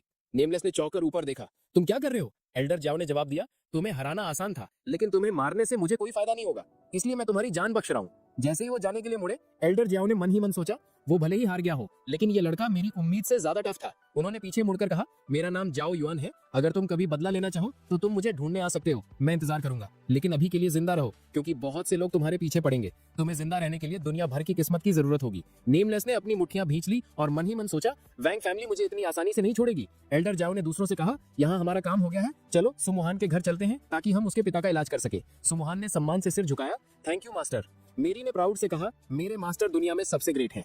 नेमलेस मन ही मन सोचने लगा, ये लड़का भले ही यंग है, लेकिन इसके अकम्प्लिशमेंट्स एक्स्ट्रा ऑर्डिनरी है। वो यकीनन एक रेयर टैलेंट है। अभी के लिए मुझे यहाँ से निकलना होगा, लेकिन अगर मैं जिंदा बचा जाओ तो मैं वादा करता हूँ कि मैं तुमसे मिलने जरूर लौटूंगा, एक दुश्मन की तरह नहीं, बल्कि एक प्रॉपर फ्रेंडली डुअल के लिए। उसी दौरान एल्डर जाओ सू मैंशन पहुंचे। मैरी ने चारों ओर देखा और कमेंट किया, लगता है जूनियर सिस्टर काफी वेल्दी फैमिली से है, ये घर अमेजिंग है। सुमुहान ने समझाया, ये मैंशन मेरे पिता ने तब बनवाया था जब वो फैमिली के हेड थे। उस समय हमारा क्लैन बहुत स्ट्रॉन्ग और वेल्दी हो गया था, लेकिन जब से मैंने फैमिली हेड का पद संभाला है, चीजें सिर्फ डाउनहिल गई हैं। हम अपनी ज्यादातर वेल्थ खो चुके हैं और अब हमारी सिचुएशन बेहद गंभीर है। सच कहूं तो आपको वांग रोंग को नहीं मारना चाहिए था। उसके पिता वांग वैंचिंग है जो सिटी लॉर्ड है, लेकिन असली समस्या सिर्फ ये नहीं है कि वो सिटी लॉर्ड है, वो लुओ युन सेक्ट का एक एल्डर भी है, और कुछ लोग कहते हैं कि वो सेक्ट लीडर का राइट हैंड मैन है। वो उस तरह का इंसान है जो बदला लेने के लिए किसी भी हद तक जा सकता है। आपने उसके बेटे को मारकर उसे प्रोवोक किया है, जब तक वो हम सबको डिस्ट्रॉय नहीं कर देता वो चैन से नहीं बैठेगा। मैरी ने अपनी मुट्ठियां भींच ली और गुस्से से बोली, अगर वे हमारे पीछे आने की हिम्मत करते हैं तो जिंदा नहीं बचेंगे। हम यहाँ बेकार में नहीं आए हैं, हमारा असली गोल लुओ युन सेक्ट है और हम उनमें से एक को भी सांस लेते हुए नहीं छोड़ेंगे। सुमुहान ने सिर हिलाया, तो फिर हम एक ही साइड पर हैं, हमारा दुश्मन एक ही है। जैसे ही उसने दरवाजा खोला, उसके दूसरे चाचा सू होंग उसके सामने आ गए। तुम परिवार के लिए एक डिस्ग्रेस बन गई हो सुमुहान, तुम हमारे खून के लायक नहीं हो। इस घर में वापस आने की तुम्हारी हिम्मत कैसे हुई? सुमुहान ने आगे बढ़कर पूछा, सेकंड अंकल आप यहाँ क्यों हैं और क्लैन के सभी एल्डर्स यहाँ क्यों इकट्ठा हैं? आप सब यहाँ क्या कर रहे हैं? एल्डर जाओ ने सब पर एक नजर डाली और मन ही मन सोचा, इन लोगों में से कोई भी भरोसेमंद नहीं लग रहा। ये जरूर सुमुहान के पास जो कुछ भी बचा है उसे छीनने आए हैं। तभी सुमुहान की तीसरी चाची सूरन आगे बढ़ी, तुम हमसे ये पूछने की हिम्मत कैसे कर रही हो कि हम यहाँ क्यों हैं? अगर हम नहीं आते तो हमें पता ही नहीं चलता कि तुम हमारी पीठ पीछे सू फैमिली की प्रॉपर्टी बेच रही हो। तुम एक डिस्ग्रेस हो। तुमने अपने पिता की चोट का बहाना बनाकर हमारे एसेट्स को लिक्विडेट कर दिया। ये बहुत घिनौना है। हमने ये भी सुना है कि तुम टावर ऑफ हेवनली सीक्रेट्स गई थी, वहाँ आज एक ऑक्शन हो रहा है, तुम शायद वहाँ मजा करने गई थी, है ना? और यहाँ तुम्हारा पिता बिस्तर पर पड़ा है और तुम बाहर एंजॉय कर रही हो। सुमुहान ने अपना बचाव करते हुए कहा, मैंने मजा करने के लिए कुछ नहीं किया, मैंने वो प्रॉपर्टी अपने पिता की जान बचाने के लिए कोर फायर लोटस खरीदने के लिए बेची थी। मैंने हर फैसला उनकी भलाई के लिए किया था। सूरन चिल्लाई, तो कहाँ है वो फायर लोटस? तभी सुमुहान ने फायर लोटस निकाला और उसे ऊपर उठाया। मैं इसे बहुत सावधानी से वापस लाई हूँ, ये मुझे बहुत महंगा पड़ा है। सेकंड अंकल आगे बढ़े और बोले, इधर दो। जैसे ही उन्होंने हाथ बढ़ाया, उनकी ऑरा भड़क उठी। वो गोल्डन कोर रेल्म के छठे लेवल पर थे। सुमुहान तनाव में आ गई। सेकंड अंकल आप क्या कर रहे हैं? तभी एल्डर जाओ उसे बचाने के लिए आगे बढ़े। जब तक मैं यहाँ खड़ा हूँ कोई उस पर उंगली भी नहीं उठाएगा, जो भी कोशिश करेगा वो मरेगा। सेकंड अंकल हिचक गए। इस आदमी की पावर, मैं इसका सामना नहीं कर सकता। वो भागने के लिए मुड़े, लेकिन एल्डर जाओ के स्वर्ड्स पहले से ही उनका पीछा कर रहे थे। एक ने सेकंड अंकल के कपड़ों को भेद कर उन्हें दीवार से चिपका दिया। सेकंड अंकल बड़बड़ाए, मैं फंस गया। सूरन घबरा कर उनकी ओर दौड़ी। तुम्हें क्या हुआ? वो चिल्लाए, पास मत आना, ये स्वर्ड्स खतरनाक है। सूरन अब गुस्से में सुमुहान की ओर मुड़ी, तुम ये क्या कर रही हो? ये तुम्हारे अपने अंकल हैं और तुम बाहर वालों को लाकर उन पर हमला करवा रही हो। तुम्हें ये करते हुए शर्म नहीं आई? सुमोहन घबराकर समझाने की कोशिश करने लगी। ऐसा नहीं है, मैरी ने ठंडे स्वर में बीच में टोका। इन जैसे कचरे पर अपनी सांस बर्बाद मत करो। सूरन अब मैरी को घूरने लगी। तुम हो कौन? ये एक फैमिली मैटर है, यहाँ से निकल जाओ। अगर तुम्हें लड़ना ही है तो मुझसे लड़ो, मैं तुम्हें खुद मारूंगी। लेकिन एल्डर जाओ ने शांति से एक स्वॉर्ड सूरन की ओर भेजी, जिससे वो जमीन पर गिर गई। अगर किसी और ने एक कदम भी आगे बढ़ाया तो मेरे स्वॉर्ड्स उन्हें खत्म कर देंगे। मेरे पास आंखें हैं लेकिन मेरी तलवार के पास नहीं। कमरे में सन्नाटा छा गया। आखिरकार एक एल्डर आगे बढ़े। सुहोंग, सूरन, हम आपस में क्यों लड़ रहे हैं? चाहे कुछ भी हो, हम अभी भी फैमिली है। दूसरे ने भी सहमति दी। हमें इस तरह एक दूसरे के खिलाफ नहीं होना चाहिए, सूरन ने कड़वाहट से हंसते हुए कहा। फैमिली? वो फिर से आगे बढ़ी, इस बार और भी ज्यादा भावुक होकर। हमने तुम्हें 20 साल तक पाला सुमोहन, और तुम हमें इस तरह चुका रही हो। तुम सच में एक डिस्ग्रेस निकली। सुमोहन की आंखों में आंसू भर आए। तुम सब घिनौने हो। तुम्हें क्या लगता है मैं तुम्हें समझ नहीं पाती? तुमने हमारे परिवार को अंदर से डिस्ट्रॉय कर दिया है। मेरे डैड ने अपना कल्टीवेशन बढ़ाने की कोशिश में अपना दिमाग खो दिया, और अब जब वो लाचार है तो तुम सब यहाँ जो कुछ बचा है उसे लूटने आए हो। वो गुस्से में आगे बढ़ी। इस कमरे में हर एक इंसान मेरे डैड की वजह से जिंदा है, और अब तुम यहाँ परवाह करने का नाटक करते हुए आए हो, जबकि तुम हमारी हर चीज चुराने की साजिश रच रहे हो। मैरी भी गुस्से में शामिल हो गई। ये बस सो कॉल्ड रिश्तेदार पैरासाइट्स के अलावा कुछ नहीं है। ये तभी आते हैं जब कुछ लेने को होता है। तुम लोग इंसान भी नहीं हो, तुम जानवर हो। एल्डर जियाओ ने सुमोहन के कंधे पर हाथ रखा। अब तुम मेरी डिसाइपल हो, मुझे तुम्हें तुम्हारा पहला लेसन सिखाने दो। एक ऐसा लेसन जिसे तुम्हें कभी नहीं भूलना चाहिए। जब तुम ऐसे लीचों से निपट रही हो जो तुम पर पत्थर फेंकते हैं और तुम्हारी दौलत चुराते हैं, तो तुम्हें आवाज उठाना सीखना होगा। अगर तुम ऐसा नहीं करती तो तुम सब कुछ खो दोगी। उन्होंने उसकी आंखों में देखा। बस एक शब्द कहो, अगर तुम चाहती हो कि वे मर जाएं, मैं उन्हें यही खत्म कर दूं ना। मैं पूरे सू क्लान का सफाया कर सकता हूं और उनमें से कोई मुझे रोक नहीं सकता। कमरे में मौजूद हर कोई डर से जम गया। प्लीज हमें मत मारो, हम गलत थे। सुमोहन ने अपना सिर हिलाया। प्लीज मास्टर, उन्हें मत मारिए, इससे सू फैमिली पूरी तरह डिस्ट्रॉय हो जाएगी। बस उनका कल्टीवेशन खत्म कर दीजिए, उन्हें जीने दीजिए, लेकिन वर्थलेस ट्रैश की तरह। इस तरह मैं आखिरकार शांति से जी सकूंगी। एल्डर जाओ ने सिर हिलाया। जाओ और अपने पिता को बचाओ, मैं इस मामले को हैंडल कर लूंगा। सुमोहन रो पड़ी। Thank you master. मैरी ने उसे उठने में मदद की। चलो मास्टर, बाकी सब संभाल लेंगे। जैसे ही सुमोहन जा रही थी, उसने एल्डर जाओ की ओर एक हल्की सी शर्म के साथ देखा। एल्डर जाओ दूसरों की ओर मुड़े। अब चलो शुरू करते हैं। असली पनिशमेंट यहाँ से शुरू होती है। सबसे पहले सुहोंग। उन्होंने अपना हाथ उठाया और सेकंड अंकल की ओर एक स्वॉर्ड भेजी। सुहोंग चिल्लाया, नहीं प्लीज मुझे बख्श दो। लेकिन एल्डर जा ने बिना किसी झिझक के वार किया। सुहोंग का कल्टीवेशन पूरी तरह से डिस्ट्रॉय हो गया। कमरे में हैरानी भरी आहें गूंज उठी। लगता है सुहोंग का काम तमाम हो गया और शायद अब हमारी बारी है। सुहोंग दर्द से अपना पेट पकड़कर गिर गया। एल्डर जाओ ने दृढ़ता से कहा, मेरे पास बर्बाद करने के लिए समय नहीं है। अगला कौन है? कमरे में भगदड़ मच गई। लोग बाहर निकलने के लिए भागने लगे। एल्डर जाओ ने ठंडाई से कहा, अगर तुम्हें लगता है कि तुम भाग सकते हो तो फिर से सोचो। उनके स्वॉर्ड्स फिर से उड़ने लगे। अब वो करने का समय आ गया है जो जरूरी है। उनके स्वॉर्ड्स एक के बाद एक वार करते गए और वहां मौजूद हर किसी के कल्टीवेशन को मिटा दिया। दर्द भरी चीखें हवा में गूंज उठी। इस कियोस्क को देखते हुए सुमोहन ने अपनी मुट्ठियां भींच ली और मन ही मन सोचा, इनमें से किसी ने भी मेरी मदद नहीं की। उन्हें सिर्फ मेरे डैड की प्रॉपर्टी की परवाह थी। वो मेरी फैमिली नहीं है। चाहे कुछ भी हो जाए, मैं अपने डैड को बचाऊंगी। सुमोहन चुपचाप अपने डैड सूजी के कमरे में दाखिल हुई। वो उनके पास बैठ गई और वो साफ तौर पर चिंतित दिख रही थी। कुछ ही पलों बाद मैरी और एल्डर जाओ अंदर आए। मैरी ने खुशी से कहा, मास्टर ने उन सबका कल्टीवेशन ट्रिपल कर दिया। उन्हें तड़पते हुए देखना बहुत सेटिस्फाइंग था। सुमोहन ने थोड़ा झुककर कहा, मास्टर आपका बहुत बहुत धन्यवाद। मैरी आगे बढ़ी, तुम्हारे पिता कैसे हैं? सुमोहन ने चिंतित होकर जवाब दिया, मैंने उन्हें फायर लोटस दे दिया है, लेकिन उन्होंने अभी तक अपनी आंखें नहीं खोली हैं। वो बस वहां मोशनलेस लेटे हुए हैं। मुझे डर है कि वो शायद कभी नहीं उठेंगे। एल्डर जाओ करीब आए, मुझे देखने दो, शायद मैं मदद कर सकूं। उन्होंने सूजी की हालत को ध्यान से जांचा। डिमोनिक पोजीशन का कोई निशान नहीं है, लेकिन उनके मेरिडियंस काफी कमजोर हो गए हैं। इस तरह का डैमेज अपने आप नहीं होता, ये किसी बाहरी फोर्स की वजह से हुआ है। किसी ने उन पर एक खतरनाक हमला किया है। अगर तुम्हारे पिता मेडिसिन में इतने स्किल्ड नहीं होते तो वो अब तक मर चुके होते। उनकी हालत बेहद क्रिटिकल है। मुझे यकीन नहीं है कि हम उन्हें पूरी तरह से रिस्टोर कर सकते हैं। सुमोहन ने अपने डैड का हाथ पकड़ लिया। मास्टर, उन्हें आखिर हुआ क्या है? एल्डर जाओ ने जवाब दिया, चिंता मत करो, अभी के लिए उनकी हालत स्टेबल है, लेकिन हमें उनके मेरिडियंस को पूरी तरह से रिपेयर करना होगा। अगर हम उन्हें उनकी ओरिजिनल स्टेट में रिस्टोर नहीं कर सके तो उन्हें बचाना लगभग इम्पॉसिबल होगा। किस्मत से मैंने हाल ही में एक नई टेक्निक डेवलप की है जिससे मैं 1000 सोर्स को कंट्रोल कर सकता हूँ। सही एनर्जी के साथ मैं इंटरनल सिस्टम्स को मैनिपुलेट कर सकता हूँ और यहाँ तक कि मेरिडियंस भी रिपेयर कर सकता हूँ। ये अब सेकंड नेचर बन गया है। आत्मविश्वास के साथ एल्डर जाओ ने अपने हाथ सूजी पर रखे और हीलिंग प्रोसेस शुरू किया। कुछ ही पलों में सूजी ने हरकत की। सुमोहन चिल्लाई, वो रिएक्ट कर रहे हैं, वो बच सकते हैं। सूजी ने अपनी आंखें खोली और फुसफुसाए, मेरी प्यारी बेटी। सुमोहन ने आंसू भरी आंखों से कहा, डैड आप उठ गए, आप कैसा महसूस कर रहे हैं? सूजी ने धीरे से कहा, मैं ज्यादा कुछ महसूस नहीं कर सकता, बस एक भयानक सिर दर्द है। फिर उनका चेहरा गंभीर हो गया। सुमोहन, तुम्हारी सेकंड अंकल कहाँ है? क्या उन्होंने तुम्हें कुछ किया? उसने भौहें से कोड़ी। मैं ठीक हूँ डैड, लेकिन आप उनका जिक्र क्यों कर रहे हैं? क्या उन्होंने आप पर हमला किया था? सूजी ने धीरे धीरे सिर हिलाया। सालों से मैं रिजरेक्शन पिल नाम की एक पिल डेवलप कर रहा था। कुछ ही दिन पहले मुझे आखिरकार एक ब्रेक थ्रू मिला और मैंने इसकी रेसिपी को परफेक्ट कर लिया। ये पावरफुल पिल है जिसे रेयर मटेरियल्स की जरूरत नहीं होती, लेकिन फिर भी हाई क्वालिटी इफेक्ट्स देती है। लेकिन इसे रिफाइन करने के लिए मुझे मदद की जरूरत थी, किसी केपेबल की। मैंने सुहोंग से मेरी मदद करने के लिए कहा, ये सोचकर कि मेरा कल्टीवेशन लेवल शायद काफी नहीं है। मुझे कोई अंदाजा नहीं था कि वो मुझे धोखा देगा। उसने मुझे पीछे से मारा और जहर दे दिया। मैं बड़ी मुश्किल से बचा। हमारे बीच कभी कोई विवाद नहीं था, कोई दुश्मनी नहीं। हमारा परिवार शांति से रहता था। लेकिन मैंने कभी नहीं सोचा था कि वो मुझसे इतनी नफरत करेगा कि मुझे मारने की कोशिश करेगा। ये सब इसलिए हुआ क्योंकि डैड ने मुझे परिवार का नेतृत्व करने के लिए चुना। उन्हें विश्वास था कि मैं अपने बड़े भाई से ज्यादा कैपेबल हूँ। इसी वजह से ये सब हुआ। सुमोहन ने मुझसे में अपनी मुठ्ठियां भींच ली। तो ये सेकंड अंकल था। मैं उस धोखेबाज को नहीं छोड़ूंगी। एल्डर जाओ ने मन ही मन सोचा। सुमोहन का गुस्सा तेजी से बढ़ रहा है। उसे अपने कल्टीवेशन को ठीक से बढ़ाने के लिए एक थर्ड लेवल पिल की जरूरत है। क्यों ना हम उसकी मदद के लिए एक थर्ड लेवल पिल बनाएं। फिर उन्होंने सूजी से पूछा, क्या आपने रेजरेक्शन पिल की रेसिपी लिखी है? क्या मैं एक नजर डाल सकता हूँ? सूजी ने आंखें झपकाई। तुम कौन हो? सुमोहन ने बीच में कहा, ये होंगमन सेक से एल्डर जाओ है और ये मेरे नए मास्टर भी हैं। उन्होंने मुझे अपने डिसाइपल के रूप में स्वीकार किया और उन्हीं की वजह से मैं आपको बचा सकी। अगर वो ना होते तो बाकी के परिवार ने मुझे पूरी तरह से छोड़ दिया होता। सूजी ने एल्डर जाओ को गहरी थैंकफुलनेस से देखा।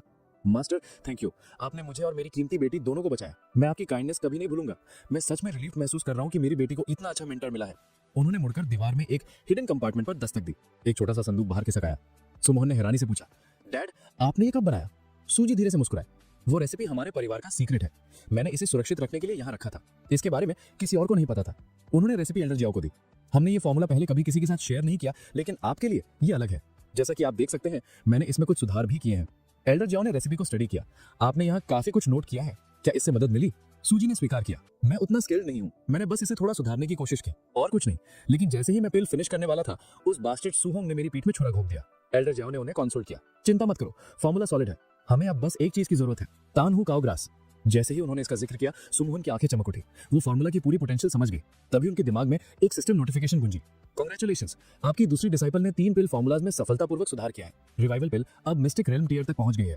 रिवॉर्ड के तौर पर होस्ट का heart of alchemy heavenly tier तक पहुंच गया है, जिसमें 99% सक्सेस रेट है। पिल कॉम्प्रिहेंशन 30% बढ़ गई है। एल्डर जो चुपचाप सोच रहे थे, मेरा कॉम्प्रिहेंशन इतना बढ़ गया है, मुझे सच में अमेजिंग फील हो रहा है। ऐसा लग रहा है जैसे मेरा पूरा दिमाग फैल गया है और अब क्लियर पावरफुल थॉट से भर गया है। मैं अब खुद को और भी एडवांस्ड पिल्स बनाते हुए देख सकता हूँ। सूजी अपनी बेटी की ओर एक गर्म जोशी भरी नजर से मुड़े। सुमोहन, तुमने अकेले टूटे हुए परिवार को संभालने के लिए बहुत मेहनत की है। ये बहुत मुश्किल रहा होगा। मैं केवल कल्पना कर सकता हूँ कि तुम किस दौर से गुजरी हो। सुमोहन ने ईमानदारी से जवाब दिया, डैड, ये मेरी जिम्मेदारी थी। मुझे ये करना ही था। लेकिन मैंने एक बहुत बड़ी गलती की। मैंने आपके इलाज के लिए सू फैमिली की फार्मेसी से लोन लिया और अब हम बर्बादी के कगार पर हैं। हमने सब कुछ खो दिया है।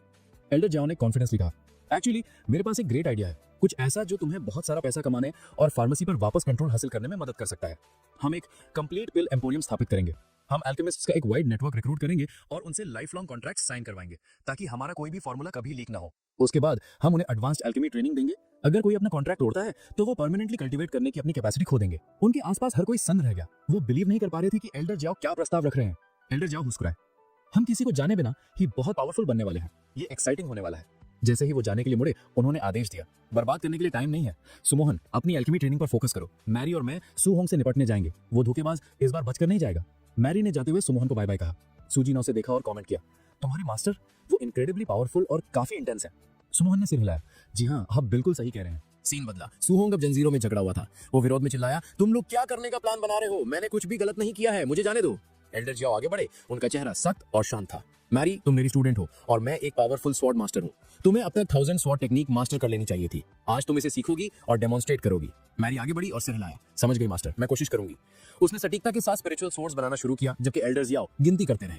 थोड़ी देर बाद उन्होंने सहमति में सिर हिलाया। गुड, पूरे 1000 कंप्लीट हो गए। तुमने बहुत अच्छा काम किया है मैरी। अगर तुम इसी तरह प्रोग्रेस करती रही तो मुझे यकीन है कि तुम एक दिन एक पावरफुल स्वॉर्ड मास्टर बनोगी। मुझे तुम पर विश्वास है। मैरी मुस्कुराई। अगर आपको मुझ पर विश्वास है तो मैं भी खुद पर विश्वास करूंगी। इतना कहकर उसने अपनी सभी स्पिरिचुअल स्वॉर्ड्स को इकट्ठा किया और उनकी शक्ति को एक विशाल स्वॉर्ड में मिला दिया। मैंने कर दिखाया मास्टर। मैंने आखिरकार वो सुप्रीम टेक्निक मास्टर कर ली जो आपने मुझे सिखाई थी। एल्डर जाओ का चेहरा खिल उठा। सचमुच ये एक अविश्वसनीय रूप से पावरफुल टेक्निक है। इसके साथ हम लुओ यून सेट को आसानी से हैंडल कर पाएंगे। सुहोंग साइड से चिल्लाया, तुम सब ये क्या कर रहे हो? अगर तुम्हें सिर्फ ट्रेन करना था तो तुम कहीं और भी कर सकते थे। मुझे यहाँ पकड़ कर रखा है। तुम लोग मुझे मारने का प्लान तो नहीं बना रहे हो ना? उसी पल मैरी ने अपनी तलवार उसके सिर पर रख दी। सुहोंग घबराकर रोने लगा। नहीं, प्लीज मुझे मत मारो। एल्डर जाओ ने ठंडे स्वर में कहा, तुम्हारा फ्यूचर उसी पल तय हो गया था जब तुमने सुमोहन को मारने की कोशिश की थी। तुमने सोचा था कि तुम फैमिली हेड बन जाओगे और सब कुछ अपने लिए हासिल कर लोगे। शर्त लगा लो, तुमने कभी नहीं सोचा होगा कि तुम्हारा अंत मेरे हाथों होगा। वो मैरी की ओर मुड़े। उस पर हमला करो और इस दयनीय जिंदगी को खत्म करो। उसने शांति से कहा, यस मास्टर। फिर वार किया, लेकिन सुहोंग बाल बाल बच गया। ये लोग मुझे मारने की कोशिश कर रहे हैं, कोई मुझे बचाओ। मैरी निराश होकर बोली, मेरा निशाना चूक गया। एल्डर जाओ ने शांति से सलाह दी, जल्दबाजी मत करो। हमला करने से पहले ध्यान से निशाना लगाओ। मैरी ने सिर हिलाया और फिर से वार किया, लेकिन सुहोंग एक बार फिर बचने में कामयाब रहा। एल्डर जाओ ने उसे सुधारा, तुम इसे सही तरीके से नहीं कर रही हो, फिर से कोशिश करो। कोशिश करती रहो। बार बार हमलों के साथ ट्रेनिंग जारी रही। फिर आधे घंटे के बाद सिस्टम की आवाज गूंजी। कांग्रेचुलेशंस, आपके डिसाइपल ने एक नई टेक्निक अनलॉक की है। होस्ट की गाइडेंस की बदौलत उसने 1000 स्वॉट टेक्निक को सफलतापूर्वक मास्टर कर लिया है। इसके परिणाम स्वरूप होस्ट को बाउंडलेस स्वॉट टेक्निक की बढ़ी हुई कॉम्प्रिहेंशन, स्पिरिचुअल इंटेंट की गहरी समझ और rare artifact soft sword finger से रिवॉर्ड किया जा रहा है। एल्डर जियाओ खुशी से ओवरवेल्म्ड हो गए और मन ही मन सोचा, मुझे नई पावर्स मिली हैं। अब मैं सचमुच स्पिरिचुअल थ्रेट्स को आसानी से कंट्रोल कर सकता हूँ। इनक्रेडिबल, मैं पहले से कहीं ज्यादा स्ट्रॉन्गर हो गया हूँ। इस लेवल की कॉम्प्रिहेंशन के साथ मैं की को और भी स्पष्ट रूप से समझ पाऊंगा। कल्टीवेशन अब बहुत आसान हो जाएगा। एल्डर जियाओ ने दृढ़ता से कहा, अब जब हमने सुहोंग का काम तमाम कर दिया है तो यहाँ हमारा काम पूरा हो गया है। हमें सुमुहान के पास चलना चाहिए, उसे हमारी मदद की जरूरत पड़ सकती है। मैरी ने सिर हिलाया, यस मास्टर, आप ठीक कह रहे हैं।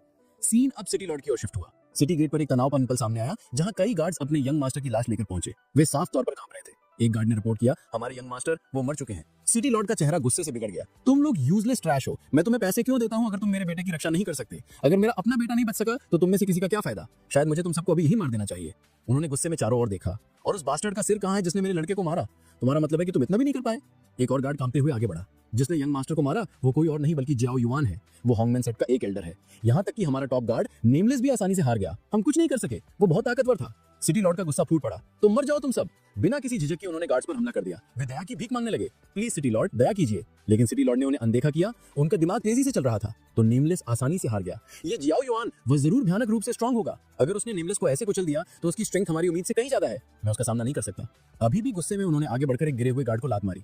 मेरी नजरों से दूर हो जाओ। फिर वो खुद से बड़बड़ाए, अगर मुझे बदला लेना है तो मुझे लुओ यून सेक्ट की मदद लेनी होगी। वो अपने सेवकों की ओर मुड़े और चिल्लाए, मैं लुओ यून सेक्ट जा रहा हूँ। शहर के सभी प्रमुख परिवारों को दावत का इन्विटेशन भेजो और सू फैमिली को मत भूलना। उनकी आवाज एक ठंडी गुर्राहट में बदल गई। मैं गुस्से में हूँ, जाओ युआन, तुम बचोगे नहीं। मैं तुम्हें अपने हाथों से चीर दूंगा। सीन फिर सू फैमिली की ओर बदला। सिटी लॉर्ड का एक फॉर्मल इन्विटेशन अभी पहुंचा था। सू मुहान ने उसे देखा और कहा, उन्होंने हमें एक दावत में इनवाइट किया है। मैरी ने भाव में सिकोड़ी, वे हमें अच्छे इरादों से बिल्कुल नहीं बुला रहे हैं। मैं ये महसूस कर सकती हूँ। ये एक ट्रैप है मास्टर। हमें ये शहर पूरी तरह से छोड़ देना चाहिए। अगर हम शहर की सीमाओं से बाहर चले गए तो वांग वैनचंग हमें छू भी नहीं पाएंगे। वो लुओ यून सिटी का सिटी लॉर्ड है, हमारा नहीं। उसका वहाँ कोई अधिकार नहीं है। एल्डर जियाओ ने अपना सिर हिलाया। उन्होंने बड़ी सिंसियरिटी के साथ इन्विटेशन भेजा है, हम कैसे मना कर सकते हैं? तुम जो चाहो कहो, मैं तो जा रहा हूँ। मैरी ने विरोध किया, मास्टर आप क्या प्लान कर रहे हैं? एल्डर जियाओ मुस्कुराए, बस बात करेंगे और कुछ नहीं। लेकिन खबर है कि लिन यूनचंग भी पार्टी में शामिल होगा। उन्होंने मैरी को एक गहरी नजर से देखा, और तुम जानती हो कि वो कौन है? तुम लिन फैमिली से अपने कनेक्शन को जानते हो। माय डियर डिसाइपल, क्या तुम भी बदला नहीं लेना चाहती? मैरी का चेहरा गुस्से से बिगड़ गया। वो बास्टर्ड लिन यूनचंग, वो भी वहां होगा। उसकी ऑरा गुस्से से भड़क उठी। सू मुहान ने ये देखकर पूछा, क्या हुआ सीनियर सिस्टर? एल्डर जियाओ ने जवाब दिया, ये एक रेयर अपॉर्चुनिटी है। हमारे सभी दुश्मन एक ही जगह इकट्ठा हो रहे हैं। उन्हें एक एक करके ढूंढने से ज्यादा आसान होगा कि उन्हें एक ही बार में खत्म कर दिया जाए। वैसे भी उन्हें पूरे कॉन्टिनेंट में ढूंढना बोरिंग होगा। वो अपने डिसाइपल्स की ओर मुड़े, तो क्या कहती हो? क्या हमें इस छोटी सी दावत को कुछ अनफॉरगेटेबल नहीं बना देना चाहिए, जैसे एक लेजेंडरी होंगमैन स्टाइल पार्टी? मेरी ने एक गहरी मुस्कान के साथ कहा, मास्टर आपका वचन ही अंतिम है। हम वैसा ही करेंगे जैसा आप कहेंगे। लेकिन सुमोहन बेचैन दिख रही थी। मुझे नहीं पता क्यों, लेकिन मुझे इस बारे में एक बैड फीलिंग आ रही है। कुछ खतरनाक होने वाला है और इसे हैंडल करना बहुत मुश्किल होगा। एल्डर जियाओ ने विषय बदला, वैसे वो फार्मेसी कैसी चल रही है जिसे खोलने में मैंने तुम्हारी मदद की थी? सुमोहन का चेहरा थोड़ा खिल उठा। वो बहुत अच्छा कर रही है मास्टर। सू फैमिली के 17 मेडिकल स्टोर्स थे और हमने उन सभी को वापस पा लिया है। मैंने आपकी सलाह मानी और आपके सुझाए गए प्रमोशन की पेशकश की। उसके बाद कस्टमर्स की बाढ़ आ गई। हमने एक ही दिन में 50 बॉटल्स बेची और 5000 लो ग्रेड स्पिरिट स्टोन्स का प्रॉफिट कमाया। एल्डर जियाओ ने थोड़ा फ्राउन किया, सिर्फ 50 बॉटल्स? ये बहुत कम है। क्या तुम जानती हो कि सेल्स अभी भी इतनी लिमिटेड क्यों है? सुमहान ने कहा कि उसे पिल में कुछ भी गलत नहीं लगा। उसके अनुसार उनकी रिवाइटलाइजिंग पिल ठीक ठाक बिक रही थी। ये किसी के फोकस को काफी हद तक सुधारती थी और इंटरनल एनर्जी के फ्लो को बढ़ाती थी। उसने जोर देकर कहा कि अगर वे इसे नहीं बेचेंगे तो वे प्रॉफिट कैसे कमाएंगे? तभी एल्डर जियाओ ने अपने कपड़ों से कुछ स्क्रोल्स निकाले। उन्होंने कहा, मैंने 3 नई पिल रेसिपीज सोची हैं। मैं चाहता हूं कि तुम इन्हें बनाओ और मार्केट में ट्राई करो। मुझे कस्टमर फीडबैक ला कर दो, देखते हैं कि ये पिल्स कैसा परफॉर्म करती हैं। उत्साहित होकर सुमोहन ने थैंकफुलनेस के साथ जवाब दिया, मास्टर आप मुझे नई रेसिपीज दे रहे हैं। आप सच में एक जनरस इंसान हैं। उसने स्क्रोल्स की जांच की और महसूस किया कि उनमें से एक पिल गोल्डन पिल का एक इंप्रूव्ड वर्जन थी। कहा जाता था कि इसका हीलिंग इफेक्ट 10 गुना ज्यादा पोटेंट था, इतना स्ट्रॉन्ग कि ये एक मरते हुए कल्टीवेटर को भी बचा सकता था। उसने टिप्पणी की कि ये पिल अविश्वसनीय रूप से इफेक्टिव थी। इस बीच एल्डर जियाओ सोच रहे थे कि वे कैसे एक फॉर्च्यून बना रहे हैं और उन्हें मुश्किल से उंगली भी नहीं उठानी पड़ रही थी। उन्होंने खुद से स्वीकार किया कि वे काफी सेटिस्फाइड महसूस कर रहे थे। उस रात बाद में सीन सिटी लॉर्ड के मैंशन में शिफ्ट हुआ। मेहमान आ रहे थे और सिटी लॉर्ड ने व्यक्तिगत रूप से सूजी का अभिवादन किया। सिटी लॉर्ड ने गर्मजोशी से कहा, मास्टर सूजी आ गए हैं और साथ में कुछ बहुत इंपॉर्टेंट गेस्ट्स भी हैं। आप सभी का यहाँ होना एक खुशी की बात है। मैंने सुना था कि आप बीमार थे मिस्टर सूजी। मैं सच में चिंतित था, लेकिन आपको फिर से हेल्दी देखकर और ये जानकर कि आपके परिवार की फार्मेसी रिकवर हो गई है, मुझे कहना होगा किस्मत फिर से आपके साइड पर है। सूजी ने विनम्रता से उनकी चिंता के लिए धन्यवाद दिया। उसी समय एल्डर जियाओ ने मन ही मन सोचा, ये लोग कितने घिनौने हैं। वे मुस्कुरा रहे हैं जबकि वे हमें एक ट्रैप में फंसा रहे हैं। सिटी लॉर्ड ने फिर एल्डर जियाओ का औपचारिक रूप से अभिवादन किया। तो आप ही हैं जिन्होंने सूजी को हील किया और सुमुहान को उसके ब्रेक थ्रू में मदद की। आप सच में एक एक्स्ट्रा ऑर्डिनरी मास्टर हैं। एल्डर जियाओ ने विनम्रता से जवाब दिया, आप मुझे बहुत ज्यादा क्रेडिट दे रहे हैं। मैं इस तरह की प्रेज के लायक नहीं हूँ। मेहमानों में एक लिन फैमिली का सदस्य भी था जो ध्यान से देख रहा था। उसने सोचा, तो ये एल्डर जियाओ है जिसकी वजह से लॉर्ड वोंग ने ये सब अरेंज किया है। वो जानता था कि लॉर्ड वॉन्ग ने लॉयन सेक्स से 30 से ज्यादा गोल्डन कोर रेल्म एक्सपर्ट्स को सिर्फ एल्डर जियाओ और दूसरों को खत्म करने के लिए बुलाया था। वो मुस्कुराया, ये सोचकर कि ये दावत मनोरंजक होने वाली है। जैसे ही उसकी नजर घूमी, उसने देखा कि मेरी भी वहां थी और वो चौंक गया। ये तो बिल्कुल यंग मिस जैसी दिखती है। वो बचपन में ऐसी ही दिखती थी, लेकिन ये इम्पॉसिबल है। मैंने अपनी आंखों से पिता और बेटी दोनों को उस चट्टान से गिरते देखा था। उस ऊंचाई से गिरने के बाद कोई नहीं बच सकता। सिटी लॉर्ड ने फिर घोषणा की, हमने काफी देर बात कर ली, चलो अंदर चलते हैं। सूजी ने सहमति में सिर हिलाया। सीन दावत हॉल में बदला। सब खा पी रहे थे। सिटी लॉर्ड ने फिर से कहा, एल्डर जियाओ, मैंने सुना है कि आप पहले से ही गोल्डन कोर रेल्म के 5वें लेवल पर हैं। ये आपकी उम्र में अविश्वसनीय रूप से इंप्रेसिव है। आपकी उम्र के ज्यादातर लोग अभी भी फाउंडेशन रेल्म में हैं और अब आपके पास रिमार्केबल टैलेंट वाले 2 डिसाइपल्स हैं। मुझे यकीन है कि आप सभी का भविष्य उज्जवल है। दूसरे मेहमान भी एल्डर जियाओ की प्रशंसा करने लगे, खासकर ये देखकर कि उनके डिसाइपल्स कितने टैलेंटेड और प्रॉमिसिंग थे। एल्डर जियाओ तारीफों से खुश होकर मुस्कुराए और बोले, चलो ज्यादा नहीं करते। इस खुशी के मोमेंट में उन्होंने काफी पीना शुरू कर दिया। आखिरकार एल्डर जियाओ हंसे और एक्सेप्ट किया, एक्चुअली मैं 5वें स्टेज पर नहीं हूँ, मैं गोल्डन कोर रेल्म के सिर्फ 3रे स्टेज पर हूँ। आप जानते हो कि मैं इतना पावरफुल क्यों लगता हूँ? ये सब मेरी इनक्रेडिबल स्वॉर्ड की वजह से है। ये एक प्राइसलेस ट्रेजर है जो मुझे प्योर लक से मिला। इसके बिना मैं माउंटेन से बाहर निकलने की हिम्मत नहीं करता। मेरी ने उनके कान में फुसफुसा कर कहा, मास्टर, आपको अपने सीक्रेट्स इस तरह रिवील नहीं करने चाहिए। आप इतना पी क्यों रहे हैं? अचानक सिटी लॉर्ड ने कहा, लगता है आप जाने की योजना कर रहे हैं, मुझे किसी को बुलाने दीजिए। सिटी लॉर्ड एल्डर जियाओ को ध्यान से देख रहा था और सोच रहा था, ये आदमी भागने की कोशिश कर रहा है। अगर वो भाग गया तो मैं कुछ नहीं कर पाऊंगा। मुझे इसे अभी रोकना होगा। कुछ ही पलों बाद हॉल में एक बड़ा बॉक्स लाया गया। सिटी लॉर्ड ने उसे खोला और एक मुस्कान के साथ कहा, एल्डर जियाओ, मैं ये आपको ऑफर करता हूँ। एल्डर जियाओ की आंखें चौड़ी हो गई। स्पिरिट स्टोन्स और इतने सारे, ये एक इनक्रेडिबल गिफ्ट है। एल्डर जियाओ हंसे और बोले, मैं पहले कंगाल था। मैंने हंग बन सेक्ट में कुछ पैसे उधार लिए थे, सिर्फ ऑक्शन में शामिल होने के लिए। मैंने उनके दिए हर सिक्के का इस्तेमाल वहां सब कुछ खरीदने के लिए किया था, लेकिन उसमें से कुछ भी मेरा सच में नहीं था। अब मेरे पास असली दौलत है, आपकी वजह से। लॉर्ड वॉन्ग वेंचन, मेरी सारी मुश्किलें खत्म हो गई हैं। मैं आखिरकार लाइफ एंजॉय कर सकता हूँ। सिटी लॉर्ड ने झूठे उत्साह के साथ जवाब दिया, ये मेरी खुशी थी, लेकिन अंदर ही अंदर वे मजाक उड़ा रहा था। तुम जरूर एक पावरफुल क्लैन से हो जिसके पास गहरी जेबें हैं और एक इंप्रेसिव बैकग्राउंड है, या ऐसा मैंने सोचा था। पता चला कि तुम सिर्फ एक कीचड़ हो जो उस दौलत का मजा ले रहा है जो तुम्हारी है भी नहीं।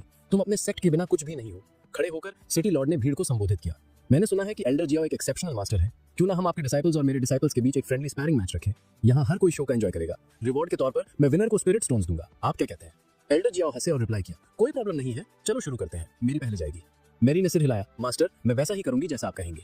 सिटी लॉर्ड ने भी बात आगे बढ़ाई, यंग मास्टर जियाओ, आप बहुत जेनरस हैं। क्योंकि आप इतना कुछ देने को तैयार हैं तो मुझे भी कुछ कंट्रीब्यूट करना चाहिए। अगर एल्डर जियाओ हिस्सा लेते हैं तो मैं बोनस के तौर पर 10 million special spirit stones offer करूंगा। एल्डर जियाओ मुस्कुराए, जब आपने इतना कुछ दांव पर लगाई दिया है तो मैं भी चुपचाप नहीं बैठ सकता। अगर ये एक बैट है तो मैं भी अपनी कोई चीज दांव पर लगाऊंगा। मेरी स्वॉर्ड, इसकी वैल्यू उन स्पिरिट स्टोन्स के बराबर है। सिटी लॉर्ड ने सिर हिलाया और कहा, हाँ, इस आइटम की वैल्यू वाकई बहुत ज्यादा है। मैं इसे एक वैलिड बैट के रूप में स्वीकार करता हूँ। फौरन ही सेवकों ने दांव पर लगी चीजों के चारों ओर एक प्रोटेक्टिव बैरियर लगा दिया। सिटी लॉर्ड ने फिर घोषणा की, ये अब एक ऑफिशियल बैट है। जब तक कंपटीशन का नतीजा तय नहीं हो जाता कोई भी इन चीजों को छूने की हिम्मत नहीं करेगा। एल्डर जियाओ ने सहमति जताई, ये बिल्कुल ठीक है। फिर वो मैरी की ओर मुड़े और बोले, प्लीज सबके सामने मुझे एम्बैरस मत करना, ठीक से लड़ना। मैरी ने मुस्कुराकर उन्हें विश्वास दिलाया, चिंता मत कीजिए मास्टर, मैं वादा करती हूँ कि मैं अपना बेस्ट दूंगी। सुमुहान ने भी कहा, सिस्टर अपना ध्यान रखना।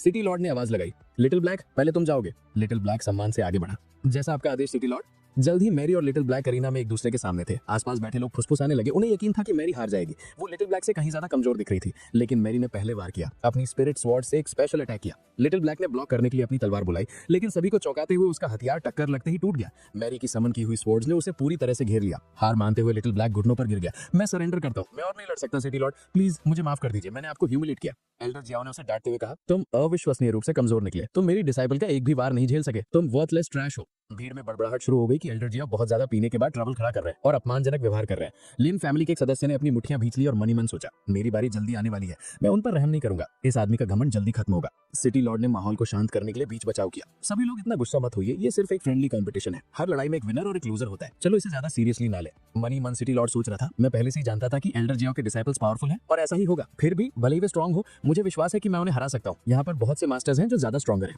एल्डर जियाओ ने कहा, सिटी लॉर्ड, जब हम पहले से ही बैटिंग कर रहे हैं तो चलो स्टेज बढ़ाते हैं। अब तक मैंने अपनी स्वॉर्ड दांव पर लगाई है, लेकिन अब मैं वो सब कुछ जोड़ दूंगा जो मेरे परिवार के पास है, हमारे सारे ट्रेजर्स। मैं कुछ भी पीछे नहीं रख रहा हूँ। सिटी लॉर्ड उसे मजे से देख रहा था और सोच रहा था, ये बेवकूफ ठीक वही कर रहा है जो मैं चाहता था। फिर उसने घोषणा की, अगला मैच मेलोडी का है। मेलोडी आत्मविश्वास से आगे बढ़ी। सिटी लॉर्ड उसे ध्यान से देख रहा था और सोच रहा था, मेलोडी एक्सट्रीमली पावरफुल है। मेरी भतीजी, मैं स्वॉर्डमैनशिप में उसके स्किल्स को अच्छी तरह से जानता हूँ, कोई भी उसे नहीं हरा सकता, चाहे वे कितने भी स्ट्रांग हो। लेकिन फिर कुछ अनएक्सपेक्टेड हुआ। मैरी ने अपनी स्पिरिट स्वॉर्ड समन की और उसकी ऑरा ने मेलोडी को पूरी तरह से दबा दिया। वो मैरी की ताकत से चौंकर लड़खड़ाते हुए पीछे हट गई। गई। मैरी ने उसे चेतावनी दी, तुम हारने वाली हो, और इतना कहकर उसने एक विनाशकारी वार किया। मेलोडी हाफने लगी, ये बहुत ज्यादा पावरफुल है, मैं इसे हैंडल नहीं कर सकती, मैं सरेंडर करती हूँ। वो घुटनों के बल गिर गई और हार मान ली। तुम इतनी यंग हो, फिर भी तुम्हारी स्वॉर्ड ट्रांसफॉर्मेशंस इतने हाई लेवल पर है। तुमसे हारने में मुझे कोई शर्म नहीं है, तुम एक ट्रूली जीनियस हो। मैरी ने झुककर कहा, तारीफ के लिए धन्यवाद। दर्शक उत्साह से भरे हुए थे। वो लड़की इनक्रेडिबल है, उसने पहले ही कई फाइटर्स को हरा दिया है। दूसरों ने कमेंट किया, उसका चेहरा देखो, वो पूरी तरह से थक चुकी है, अब वो और नहीं लड़ सकती। जैसे जैसे बैटिंग जारी रही, एल्डर जियाओ और उनके सहयोगी एक फॉर्च्यून कमा रहे थे। एल्डर जियाओ हंसे और घोषणा की, मुझे किसी और चीज की परवाह नहीं है, मुझे सिर्फ पैसा चाहिए, और अब मेरे पास बहुत है, मैं फिर कभी गरीब नहीं रहूंगा। लड़ाई जारी रहने दो, ये मजेदार होता जा रहा है। लिन फैमिली के एक सदस्य ने मजाक उड़ाते हुए सोचा, ये आदमी बेशर्म है। सिटी लॉर्ड ने सोचा, लेकिन वो सही है, मेरी यंग है और पहले से ही ट्रांसफॉर्मेशन रेल के पीक पर है। वो साफ तौर पर एक प्रोडिजी है, उसके जैसा कोई भी पाने के लिए लकी होगा। लेकिन फिर जैसे ही चीजें शांत होती दिख रही थी, परछाइयों में से एक अचानक हमला हुआ। भीड़ में से एक लड़की निकली और उसने अचानक मेरी पर एक स्नीक अटैक कर दिया। एल्डर जियाओ की आंखें सिकुड़ गईं। वो टेक्निक, ये तो लुओ युन सेट की है। वे आगे बढ़े और मेरी को गिरने से पहले पकड़ लिया। उसने कमजोरी से ऊपर देखा और फुसफुसाई, मास्टर आई एम सॉरी, मैं हार गई। एल्डर जियाओ ने उसे आश्वस्त किया, कोई बात नहीं, तुमने बहुत अच्छा किया। उन्हें शक होने लगा कि सिटी लॉर्ड ने इस हमलावर को अपने ट्रम्प कार्ड के रूप में बचाकर रखा था। मिस्टीरियस लड़की आगे बढ़ी और घोषणा की, तुम हार चुकी हो, मेरा नाम एल्डर ल्यू है और मैं इस शहर की एक एल्डर हूँ। जैसे ही दांव पर लगे आइटम्स के बक्से ले जाए जा रहे थे, एल्डर जियाओ चिल्लाए, वे मेरे हैं, उन्हें मत ले जाओ। अगर मैं सब कुछ हार गया तो मैं अपने सेक्स से क्या कहूंगा। वो सिटी लॉर्ड की ओर मुड़े, क्या मैं फिर से चैलेंज कर सकता हूँ? सिटी लॉर्ड ने जवाब दिया, मुझे इसमें कोई समस्या नहीं दिखती, तुम सब कुछ हार चुके हो और अब अपनी किस्मत फिर से बनाने की कोशिश कर रहे हो, ये फेयर है। एल्डर जियाओ ने आत्मविश्वास से कहा, मुझे अभी भी अपने लक पर भरोसा है, चलो बेट फिर से शुरू करते हैं।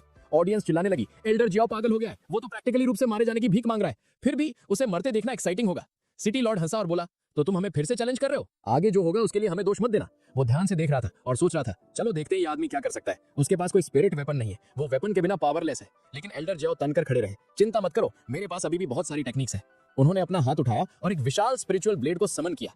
फिर वह सिटी लॉर्ड की ओर मुड़े, आप मुझसे जिम्मेदारी लेने के लिए कह रहे हैं, ठीक है, लेकिन क्या आप जिम्मेदारी ले सकते हैं, खासकर अगर मैं जीत गया? क्योंकि अगर मैं जीता तो तुम्हें अपनी पूरी दौलत सौंपनी होगी, सब कुछ मेरा होगा। यहाँ तक कि एल्डर ल्यू भी झोंक गई, ये आदमी ये पावरफुल है। एल्डर जियाओ ने सीधा हमला किया, तुमने मेरी डिसाइपल को नुकसान पहुंचाया, तुम यहाँ से जिंदा नहीं बचोगी। एल्डर ल्यू ने अपना हथियार खुद को बचाने के लिए उठाया, लेकिन एल्डर जियाओ के स्पिरिचुअल ब्लेड से वो तुरंत टूट गया। उसके शरीर पर एक गहरा खूनी घाव बन गया। वो गिर पड़ी। हाँफते हुए उसने कहा, वो इतना यंग है, वो इतना पावरफुल कैसे है? उसे हराना लगभग इम्पॉसिबल होगा। उसकी वो स्वॉर्ड, ये तो एक डिवाइन वेपन है। इसके साथ वो एक peak nascent soul realm cultivator को भी हरा सकता है। उसके मुकाबले में कुछ भी नहीं हो। अगर उसने फिर से वार किया तो मैं खत्म हो जाऊंगी। आखिर ये आदमी है क्या? तभी एल्डर जियाओ ने एल्डर ल्यू पर एक और हमला किया, सीधे उसे जान से मारने के इरादे से। सिटी लॉर्ड ने बेचैनी से आवाज लगाई, जूनियर सिस्टर, अपना ध्यान रखना। बिना किसी हिचकिचाहट के वो आगे बढ़ा और उसे अपनी बाहों में पकड़ लिया। तुम ठीक हो? उसने बार बार पूछा, साफ तौर पर हिला हुआ था और उसकी सुरक्षा के लिए चिंतित था। एल्डर जियाओ ने गुर्राते हुए कहा, मैं तुम्हें मार डालूंगा, सिर्फ वही मुझे सच्ची संतुष्टि देगा। सिटी लॉर्ड अपने सबॉर्डिनेट्स की ओर मुड़ा और चिल्लाया, तुम सब किसका इंतजार कर रहे हो? मेरी मदद करो अब। उसके आदेश पर कई शक्तिशाली मास्टर्स आगे बढ़े। उनमें से एक ने कहा, इस लड़ाई को देखना बोरिंग होने लगा था, आखिरकार हमारी बारी है। सू फैमिली आज नहीं बचेगी, चलो एल्डर जियाओ और सू फैमिली को हमेशा के लिए खत्म कर देते हैं। सूज ही डर से कांप रहे थे। इस बीच सुमुहन ने बेहोश मेरी को देखा और फुसफुसाई, अब हम क्या करें? सिस्टर मेरी भी बेहोश हो गई है। एल्डर जियाओ ने शांति से कमेंट किया, वे सब मुझसे लड़ने आ रहे हैं, लगता है सिटी लॉर्ड ने इसके लिए अच्छी तैयारी की थी। वो सिर्फ मेरे लिए गोल्डन कोर रेल्म मास्टर्स का एक पूरा ग्रुप लेके आया है। वो मन ही मन हंसा और बोला, मैं जरूर उसके लिए बहुत इंपॉर्टेंट हूँ। खैर ये ठीक है, आज मुझे 30 गोल्डन कोर कल्टीवेटर्स को पर्सनली हराने का एक रेयर मौका मिलेगा। इस तरह का मौका अक्सर नहीं मिलता, ये एक ब्लेसिंग है। इतना कहकर उन्होंने अपनी पूरी शक्ति को एक्टिवेट कर दिया। 29 मास्टर्स में से एक ने फ्राउन किया और बड़बड़ाया, वो खतरनाक है, वो मौत के मुंह में खड़ा है, फिर भी वो मुस्कुरा रहा है जैसे हम कुछ भी नहीं है। ये घमंड आता कहां से? सिटी लॉर्ड आगे बढ़ा और बोला, तुम्हारी टाइमिंग परफेक्ट है। मैं जानता था कि तुम पहाड़ से नीचे आओगे, इसलिए मैंने पहले ही ग्रैंड मास्टर से बात कर ली और इल्यूजनरी क्लाउड स्वॉर्ड उधार ले ली। ये एक पावरफुल डिवाइन वेपन है, मैं इसका इस्तेमाल तुम्हें खुद मारने के लिए करूंगा। भीड़ में हैरानी भरी आहें गूंज उठी, ये तो हेवन ग्रेड डिवाइन स्वॉर्ड है, हमारे सेक्ट मास्टर ने इसे पूरा करने में सालों लगा दिए। ये मिस्टिक आइवन से भी ज्यादा पावरफुल है। एक ने फुसफुसाया, मैंने सुना है कि ये कोलोसल स्वॉर्ड्स को टक्कर देती है। नहीं, ये एक कोलोसल स्वॉर्ड ही है, इसमें किसी भी चीज को कुचलने की शक्ति है। उसी समय मैरी, जो मुश्किल से होश में थी, ने तलवार को देखा और बड़बड़ाई, ये हमारी लिन फैमिली की स्वॉर्ड है, मुझे ये अच्छी तरह याद है। ल्यू सेक्ट ने इसे हमसे चुरा लिया था, ये हमारा एंसेस्ट्रल वेपन है, एम्ब्री स्वॉर्ड। लिन फैमिली ने पीढ़ियों तक इसकी रक्षा की थी। उसकी यादें उस दिन में वापस चली गईं जब लिन फैमिली का नरसंहार हुआ था। उसके परिवार के सदस्यों के खून का इस्तेमाल तलवार को रिफाइन करने के लिए किया गया था, जिससे वो बेहद शक्तिशाली हो गई थी। इसने अनगिनत लिन फैमिली के सोल्जर्स का एसेंस एब्जॉर्ब कर लिया था। वो उसके एनर्जी फ्लो को कभी नहीं भूली थी, तीव्र, परिचित, और अब ये उसे पुकार रही थी, उसके ब्लड लाइन के साथ रेजोनेट कर रही थी। उसने फुसफुसाया, इन्होंने हमारे परिवार की पवित्र तलवार का नाम बदलकर इल्यूजनरी क्लाउड स्वॉर्ड रख दिया। नहीं, ये हमारी एम्ब्री स्वॉर्ड है। ये लोग सच में बहुत घिनौने हैं। सुमुहान दौड़कर उसके पास आई और पूछा, सिस्टर क्या तुम ठीक हो? तुम ठीक नहीं लग रही हो। एल्डर जियाओ ये सब देखते हुए याद करने लगे कि उनके सिस्टम ने उन्हें एक बार बताया था कि मैरी के पास एक इनेट एम्ब्री स्वॉर्ड बॉडी है। तब वे इसका मतलब नहीं समझते थे, लेकिन अब सब कुछ समझ में आ रहा था। तो ये है असली एम्ब्री स्वॉर्ड। अचानक सिटी लॉर्ड ने एल्डर जियाओ पर हमला किया। तुम इससे नहीं बचोगे। तुम अविश्वसनीय रूप से घमंडी हो। पहले तुमने मेरे बेटे को मारा और उसके बाद भी तुम यहाँ आकर उच्च और शक्तिशाली बने हुए हो। ये तुम्हारी सजा है। जैसे ही एम्ब्री स्वॉर्ड हवा में चली, वो सीधे एल्डर जियाओ के स्पिरिचुअल वेपन की ओर बढ़ी। उन्होंने तेजी से जवाब दिया और अपनी खुद की ब्लेड निकाल ली। एल्डर जियाओ ने चिल्लाकर कहा, तुम्हारी वजह से एम्ब्री स्वॉर्ड अपने असली मालिक के पास वापस आएगी। ये पहले से हमारी थी। ये आखिरकार वहीं जाएगी जहां इसे होना चाहिए। उसी पल एल्डर जियाओ ने अपनी तलवार दिखाई और शांति से कहा, अगर बराबर शक्ति की दो तलवारें टकराएंगी तो ये एक खूबसूरत नजारा होगा। सिटी लॉर्ड अविश्वास में देख रहा था। ये कैसे मुमकिन है? एल्डर जियाओ के पास उसी लेवल की एक और स्वॉर्ड है या ये एक बनावटी वेपन है? एल्डर जियाओ ने मन ही मन सोचा, ये एम्ब्री स्वॉर्ड ये बहुत ज्यादा पावरफुल है। इसकी ऑरा अपने आसपास की हर चीज को दबा रही है। मैंने इस जैसा वेपन कभी नहीं देखा, लेकिन मेरे पास अपनी खुद की स्वॉर्ड है, एक रेयर और रिफाइंड ब्लेड जिसे स्वॉर्ड्स के एक मास्टर के साथ बनाया गया है। और मैं भी स्वॉर्ड्समैनशिप का मास्टर हूँ। अगर हमारी शक्तियां मिल जाती हैं तो यहाँ कोई भी हमें नहीं हरा सकता है। जैसे ही एल्डर जियाओ चिल्लाए, उन्होंने अपनी तलवार से वार किया। उनकी ब्लेड सीधे एम्ब्री स्वॉर्ड के हमले से टकराई, जिससे शक्ति का एक जोरदार विस्फोट हुआ। ऊर्जा हवा में फैल गई और परिणाम स्वरूप शॉक वेव्स ने मैंशन में शक्तिशाली झटके पैदा किए। जो तलवार पहले फेंकी गई थी वो अपनी जगह पर लौटने लगी, जबकि एल्डर जियाओ मुस्कुराए और घोषणा की, तुम सबका खेल खत्म हो गया है। मुझे तुम्हें यहाँ कुचलने में बहुत मजा आया। एक एक करके उनके सहयोगी गिर गए। उनकी तरफ का एक भी लड़ाका खत्म हो गया। सिटी लॉर्ड अविश्वास में देखते हुए सोचने लगा, ये कैसे संभव है? हमने सबको खो दिया। अब मुझे भागना होगा। जैसे ही वो भागने के लिए मुड़ा, एल्डर जियाओ ने अपनी तलवार निकाली और ताना मारा, भागने की कोशिश कर रहे हो? क्या तुम्हें सच में लगता है कि तुम यहाँ से जिंदा निकल पाओगे? इतना कहकर उन्होंने अपनी तलवार भागते हुए सिटी लॉर्ड की ओर फेंक दी। हमले को सीधे अपनी ओर आते देखकर सिटी लॉर्ड घबरा गया। प्लीज मेरी जान बख्श दो। उसकी चीख गूंजी और कुछ ही पलों बाद सिटी लॉर्ड मरकर गिर पड़ा। थोड़ी देर बाद मलबे के बीच से लिन फैमिली का एक सदस्य धीरे से खड़ा हुआ। उसने चारों ओर देखा और हैरानी से कहा, मास्टर वांग मर चुके हैं। ये कैसे हो सकता है? जैसे ही वो इस तबाही को समझने की कोशिश कर रहा था, मैरी और एल्डर जियाओ उसके पास पहुंचे। लिन यनख्वांग ने उन्हें देखा, कंफ्यूज्ड और डरा हुआ। तुम कौन हो? तुम मेरी तरफ क्यों आ रहे हो? प्लीज मुझे मत मारो। एल्डर जियाओ ने शांति से जवाब दिया, मैं वो नहीं हूं जो तुम्हें मारेगा, वो मारेगी। वो आदमी मैरी की तरफ मुड़ा, दर्द से कराहते हुए और अपना पैर पकड़ते हुए, प्लीज मेरा पैर बहुत दर्द कर रहा है, मुझे जाने दो। लेकिन मैरी ने अपनी आंखें सिकोड़ ली और ठंडे स्वर में कहा, अंकल क्या तुम्हें मैं याद नहीं हूँ? तुम उस लड़की को कैसे भूल सकते हो जिसे तुमने अपने हाथों से मारने की कोशिश की थी? वो एक कदम और करीब आई और बोली, अगर मेरे प्यारे पिता ने मुझे बचाने के लिए अपनी जान कुर्बान ना की होती तो मैं आज जिंदा नहीं होती। उस आदमी की आंखें चौड़ी हो गई। तुमने अभी मुझे अंकल कहा, इसका मतलब तुम लिन जी हो? नहीं, ये इम्पॉसिबल है। मैंने तुम्हें अपने हाथों से मारा था। तुम अभी भी जिंदा कैसे हो सकती हो? बिना एक और शब्द कहे मैरी ने उसे बीच से काट दिया। उसकी आवाज स्टील की तरह ठंडी थी। नर्क में शैतानों से पूछना कि मैं कैसे बची। एल्डर जियाओ ने सहमति में सिर हिलाया। तुमने अच्छा किया मैरी। अगर तुम कभी किसी दुश्मन को मारने जाओ तो झिझकना मत, कभी पीछे मत हटना, उन्हें पूरी तरह से खत्म कर देना। मैरी ने अपना सिर झुकाया। थैंक यू मास्टर, आपकी वजह से मैं आखिरकार उस ट्रेटर को मार सकी जिसने मेरे परिवार को डिस्ट्रॉय किया था। अगर मैंने आज उसे खत्म नहीं किया होता तो मैं खुद को कभी माफ नहीं कर पाती।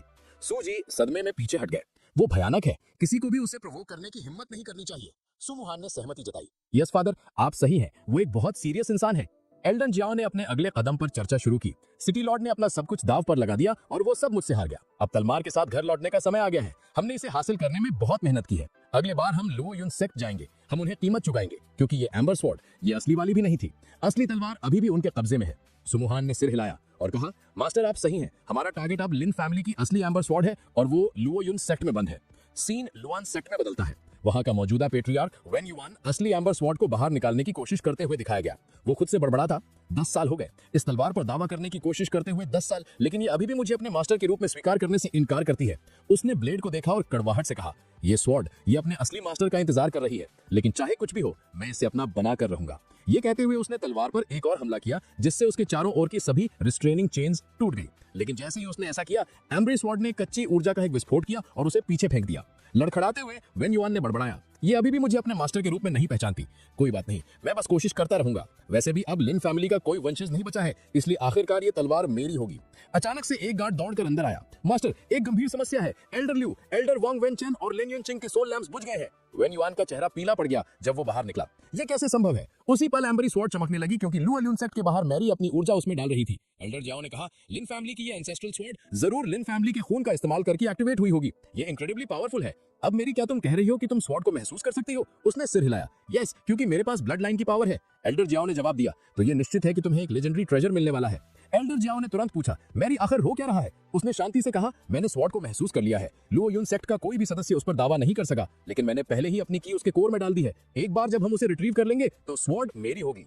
एल्डर जाओ मुस्कुराए। ये बहुत अच्छी खबर है। मुझे लगता है कि अब हमें लुओ यून सेक्ट में खुद प्रवेश करने का समय आ गया है। शायद हमें रास्ते में कुछ एडवेंचर भी मिल जाए। लुआन सेक्ट के अंदर वापस 3 सोल लैम्प्स बुझ गए थे। वो न्यूआन जो अब गस्सियों में था चिल्लाया, उस बास्टर्ड वोंग वेंचिंग ने मुझसे झूठ बोला। उसने मुझे बताया कि किसी रैंडम कल्टीवेटर ने उसके बेटे को मार दिया और मुझसे बदला लेने की भीख मांगी। इसीलिए मैंने उसे एम्ब्री स्वॉर्ड की एक कॉपी दी और उसके साथ अपने 30 आदमी भी भेजे, लेकिन अब वो सब मर चुके हैं। ये कैसे हो सकता है? उसने अपनी मुट्ठियां भींची और गुर्राया। मुझे पता लगाना होगा कि इसके पीछे कौन है, किसने हमारे आदमियों को मारने की हिम्मत की। एक गार्ड ने घबरा कर कहा, मास्टर हमारे पास अभी ज्यादा जानकारी नहीं है। हम बस इतना जानते हैं कि एल्डर वोंग ने गोल्डन केम रैम के 30 हाई रैंकिंग कल्टीवेटर्स को काम पर रखा था, लेकिन उनमें से हर एक का सफाया हो गया। वैन युआन का चेहरा अब गुस्से से लाल पड़ गया। कैसे? इतने सारे स्ट्रॉन्ग वॉरियर्स और एम्ब्री स्वॉर्ड की कॉपी के साथ भी वो कैसे हार सकते हैं? वो मुड़ा और आदेश दिया, तुरंत सेक्ट के डिफेंसेस बढ़ा दो। ये मिस्टीरियस दुश्मन जो भी है वो पावरफुल है। एक चांस है कि वो हमारे दरवाजे पर भी आ सकता है। गार्ड ने झुककर कहा, यस मास्टर, मैं इसे तुरंत हैंडल करूंगा। लुओ यून सेक्ट के गेट के बाहर एल्डर जाओ ने प्रोटेक्टिव फॉर्मेशन की जांच की और कहा कि ये एक एक्सट्रीमली हाई लेवल बैरियर है जिसे तोड़ना आसान नहीं होगा। मेरी ने पूछा कि अब हमें क्या करना चाहिए, क्या हमें जबरदस्ती घुसना चाहिए? एल्डर जाओ ने जवाब दिया कि हम कर सकते हैं, लेकिन अगर हम ऐसा करेंगे तो पूरे सेक्ट को पता चल जाएगा कि हम यहाँ हैं, और एंसेस्ट्रल स्वॉर्ड को रिट्रीव करने से पहले किसी को भी हमें खोजने नहीं देना चाहिए। किस्मत से मेरे पास एक प्लान है। इसके बाद एल्डर जाओ चिंता का नाटक करते हुए गेट के पास पहुंचे और बोले कि कुछ भयानक हुआ है। एल्डर वैंग और एल्डर लिन पर हमला हुआ है। जल्द ही वैन युआन अपने आदमियों के साथ प्रकट हुआ और उसने पूछा कि तुम यहाँ क्या कर रहे हो और क्यों आए हो?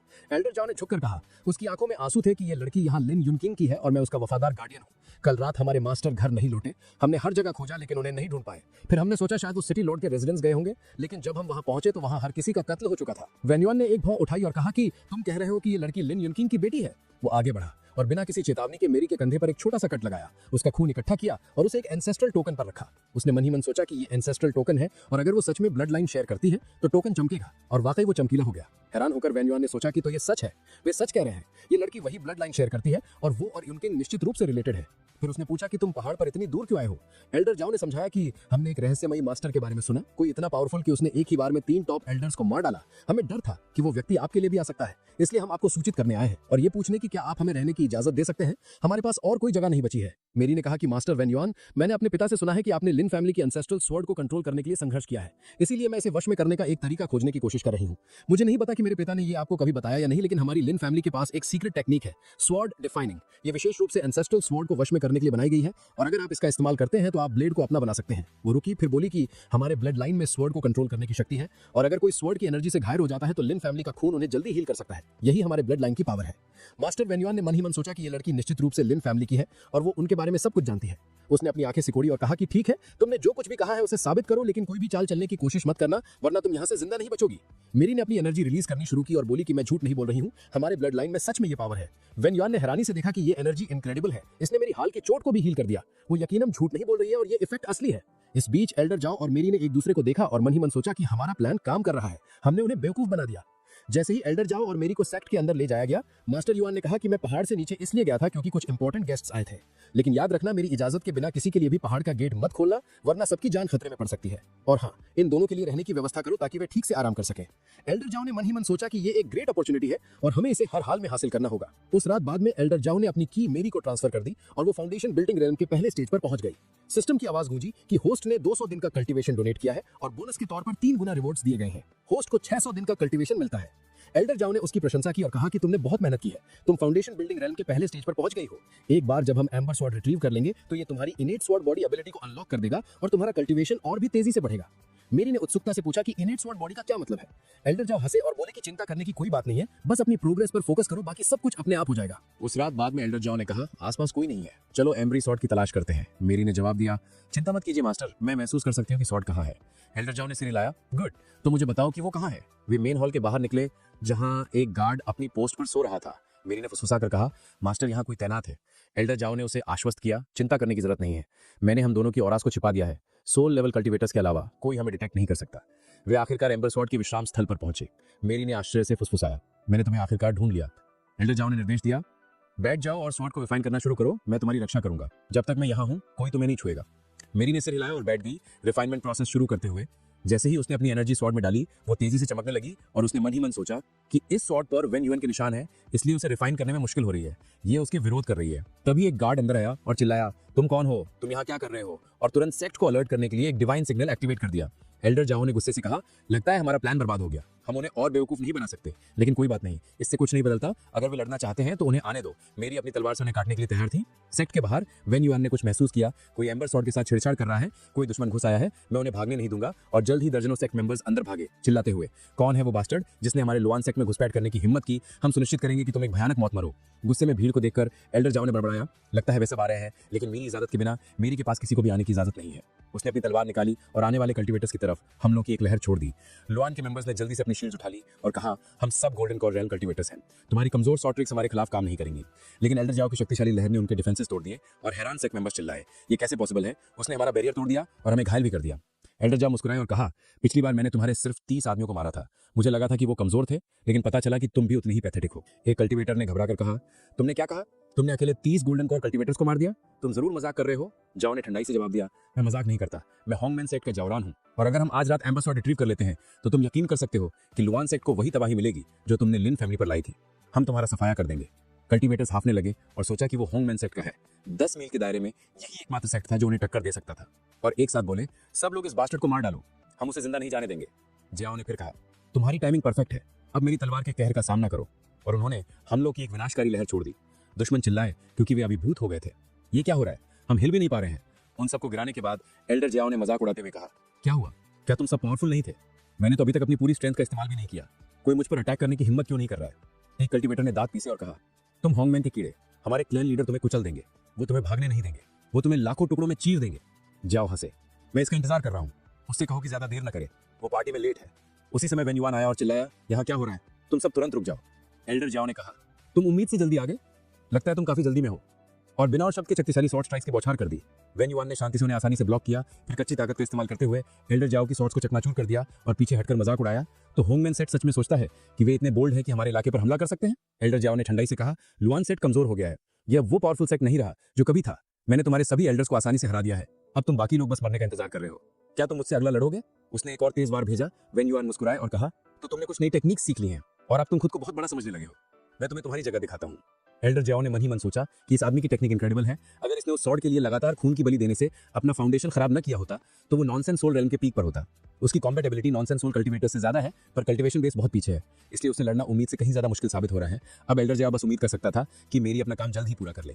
एल्डर जाओ ने स्वॉर्ड्स की एक और बौछार की, अनगिनत उड़ती हुई ब्लेड्स। वेन युआन की आंखें सिकुड़ गईं। ये आदमी ये नॉर्मल नहीं है, वो 10,000 से ज्यादा स्वॉर्ड्स को कंट्रोल कर रहा है और वे सभी हेवनली रेल्म की हैं। एक साथ इतनी पावर को कंट्रोल करना निश्चित रूप से ऐसा कुछ नहीं है जो एक ऑर्डिनरी कल्टीवेटर कर सकता है। ये टेक्निक जरूर कोई एंशिएंट या फॉरबिडन स्किल है। अगर चीजें ऐसे ही चलती रही तो मुझे शायद पीछे हटना पड़ेगा। अचानक एल्डर जाओ ने अपनी तलवार जमीन में गाड़ दी, जिससे ऊर्जा का एक विशाल विस्फोट हुआ। वेन युआन चिल्लाया, माउंटेन फॉर्मेशन एक्टिवेट करो। मैं लुओ युआन सेक्ट का लीडर हूँ, मैं होंगमैन के किसी से नहीं हारूंगा। फॉर्मेशन का इस्तेमाल करते हुए वेन युआन ने एल्डर जाओ पर सीधा हमला किया। एल्डर जाओ मुस्कुराए, तो अफवाहें सच थीं।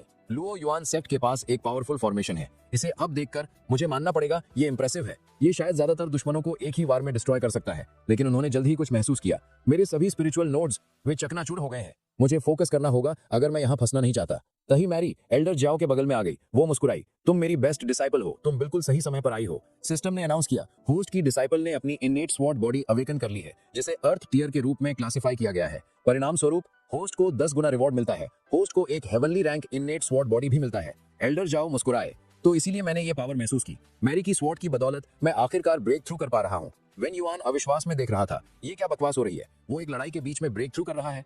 वेन युआन ने जल्दी से अपने चारों तरफ और फॉर्मेशंस एक्टिवेट किए और घोषणा की, मैंने इंतजार करना खत्म कर दिया है, मैं तुम्हें यहीं डिस्ट्रॉय करने जा रहा हूँ। लेकिन जैसे ही वो वार करने वाला था, पहाड़ के चारों ओर के एरो फॉर्मेशंस गायब होने लगे। वेन युआन हाफने लगा, ये क्या हो रहा है? पहाड़ के प्रोटेक्टिव एरो फॉर्मेशंस वे गायब हो रहे हैं और वे मेरे कमांड्स का जवाब नहीं दे रहे हैं। एल्डर जाओ ने उसका मजाक उड़ाया, कितना बेवकूफ है, तुम्हें सेक्ट लीडर किसने बनाया? जैसे ही ढहते हुए फॉर्मेशन के भीतर से शक्ति निकली, एल्डर जाओ ने खुलासा किया, तुम्हारे पास सबसे पावरफुल प्रोटेक्टिव फॉर्मेशंस में से एक था, लेकिन तुम्हें यह भी नहीं पता था कि इसे स्टेबलाइज करने के लिए एक लेजेंडरी आइटम की जरूरत थी। वो आइटम ये थी, लेजेंडरी क्लाउड स्वॉर्ड। ये 100 साल से यहाँ है और तुम बेवकूफों ने इसे कभी ढूंढा भी नहीं। जब तुम लिन फैमिली की एम्ब्रेस स्वॉर्ड को रिफाइन करने में अपना समय बर्बाद कर रहे थे, मैंने तुम्हारे सेक्ट का सबसे पावरफुल ट्रेजर हासिल कर लिया। तुमने इस स्वॉर्ड के लिए बार बार खून की बलि दी और अंत में मैंने रिवॉर्ड्स का मजा लिया और मेरी डिसाइपल ने भी।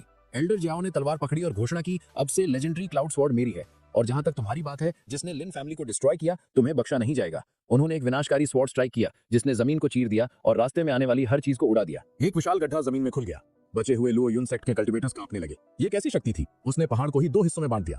एल्डर जाओ ने उनकी ओर ठंडे स्वर में कहा, जिस किसी का भी लिन फैमिली को डिस्ट्रॉय करने में हाथ था, अपना कल्टीवेशन डिस्ट्रॉय करो और यहाँ से रेंगते हुए निकल जाओ। मेरे हरकत करने का इंतजार मत करो, अगर मैंने किया तो तुम बच नहीं पाओगे। एक कल्टीवेटर घुटनों के बल गिर गया और रोते हुए बोला, प्लीज मुझे बख्श दीजिए, मुझे पता है हमने भयानक गलतियां की हैं। अगर मुझे अपने परिवार की रक्षा के लिए अपना कल्टीवेशन त्यागना पड़े तो ऐसा ही सही। यह कहकर उसने अपना कल्टीवेशन बेस डिस्ट्रॉय कर दिया और बाकी समूह भागने लगा। एल्डर जाओ ने उन्हें देखा और सोचा, अब जब मौत उनके मुंह पर खड़ी है तब उन्हें उस दर्द का एहसास हो रहा है जो उन्होंने लिन फैमिली को दिया था। इन लोगों को कोई परवाह नहीं थी जब वे दूसरों का नरसंहार कर रहे थे। इंसानियत सच में स्वार्थी हो सकती है, सिर्फ अपनों की परवाह करती है। मैरी दौड़ कर आई, चमकीले ढंग से मुस्कुराते हुए, मास्टर ये देखिए, एम्बरी स्वॉर्ड ने मुझे पूरी तरह से स्वीकार कर लिया है। मैंने इसे एक नाम भी दिया है, इंक ब्लेड। इस स्वॉर्ड को वश में करने के बाद मेरा कल्टीवेशन बहुत आसान हो गया है। मेरा शरीर पहले से बहुत हल्का महसूस हो रहा है। मैं पहले अपनी स्वॉर्ड एनर्जी को कंट्रोल करने में स्ट्रगल करती थी, लेकिन अब ऐसा लगता है जैसे ये मेरा ही एक हिस्सा है। एल्डर जाओ मुस्कुराए, तुमने बहुत अच्छा काम किया है। उन्होंने चुपचाप सोचा, मैं शर्त लगा सकता हूँ कि मैरी जो बदलाव महसूस कर रही है वो legendary awakening celestial sword technique से आ रहे हैं। मैरी हंसी और बोली, मास्टर हमने आज सच में एक बहुत बड़ी जीत हासिल की है। एल्डर जाओ ने सिर हिलाया, हाँ, हमने लिन फैमिली का बदला ले लिया, हमने लुओ यून सेक्ट को डिस्ट्रॉय कर दिया और अब ये पूरा सेक्ट हमारा है। मैरी आश्चर्य से आंखें झपकाने लगी, वेट, आपका मतलब है कि अब हम लुओ यून सेक्ट के मालिक हैं? मुझे ये मत कहना कि आप पूरे सेक्ट के ग्रैंड मास्टर बनने की योजना बना रहे हैं। एल्डर जाओ ने कहा, हर बात को जोर से कहने की जरूरत नहीं होती। मुझे यहाँ किसी की पोजीशन या टाइटल नहीं चाहिए, मुझे जो चाहिए वो है पैसा। पैसे से हम आराम से रह सकते हैं। चलो मैरी, हमें ऐसे ही जीना चाहिए। इसके अलावा लुओ यून सिटी जाने से पहले मेरे दिमाग में एक ब्रिलियंट बिजनेस प्लान आया था। वापस आने के बाद एल्डर जाओ ने सू फैमिली को पूरे शहर पर कंट्रोल करने में मदद की। वैंग फैमिली गुस्से में थी, लेकिन कुछ नहीं कर सकती थी। उनके पास ना पैसा बचाना, प्रभाव और ना ही शक्ति। वे पूरी तरह से लाचार थे और जाओ से सब कुछ हार चुके थे। बिना एक और शब्द कहे उन्होंने हार मान ली और रोते हुए चले गए। लुओ यून सेक्ट के सभी रिसोर्सेज अब उनके अंडर होने के साथ सू फैमिली अविश्वसनीय रूप से शक्तिशाली हो गई और लुओ यून सिटी पर पूरा कंट्रोल कर लिया। एल्डर जाओ की बदौलत एक नया बिजनेस वेंचर शुरू किया गया, ट्रांसपोर्टेशन। इस ट्रांसपोर्टेशन सिस्टम ने लुओ यून सिटी को एक बड़ा इकोनॉमिक बूस्ट दिया, जिससे यात्रा पहले से कहीं ज्यादा आसान हो गई। ये जल्द ही लोगों के बीच पॉपुलर हो गया, जिससे शहर का विकास तेजी से हुआ। जब भी उनके पास खाली समय होता, एल्डर जाओ अपनी कल्टीवेशन स्किल्स मैरी और सुमोहन को सिखाते, लेकिन ऐसा करने के लिए एक पवित्र रिचुअल की जरूरत थी, ट्रांसमिशन ऑफ एम्पावरमेंट। वर्तमान में दोनों डिसाइपल्स फाउंडेशन रेल में है।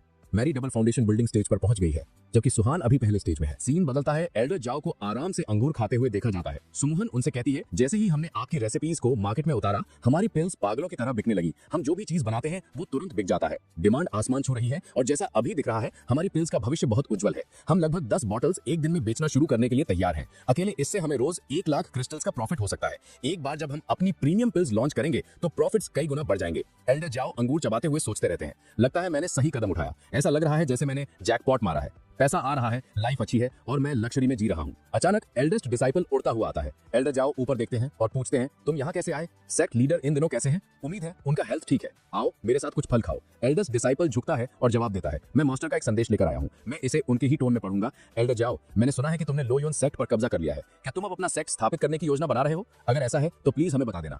उसकी ड्रामेटिक डिलीवरी देखकर एल्डर जाओ हंसते हैं, क्या एक्टर है, तुमने बहुत अच्छा काम किया। मैंने तुम्हारी परफॉर्मेंस का पूरा आनंद लिया। जाओ अपने मास्टर से कहो कि मेरी लॉयल्टी होंगमैन सेक्ट के साथ है, हमेशा से थी और हमेशा रहेगी। जहां तक लो यून सेक्ट की बात है, मैंने उसे सिर्फ इसलिए ले लिया क्योंकि वो रास्ते में था। एल्डेस्ट डिसाइपल सिर हिलाता है और जवाब देता है, समझ गया, मैं संदेश ठीक वैसे ही पहुंचा दूंगा जैसा आपने कहा। वैसे ये मत भूलना कि 3 दिन में एक कंपटीशन है, मैंने पहले इसका जिक्र किया था।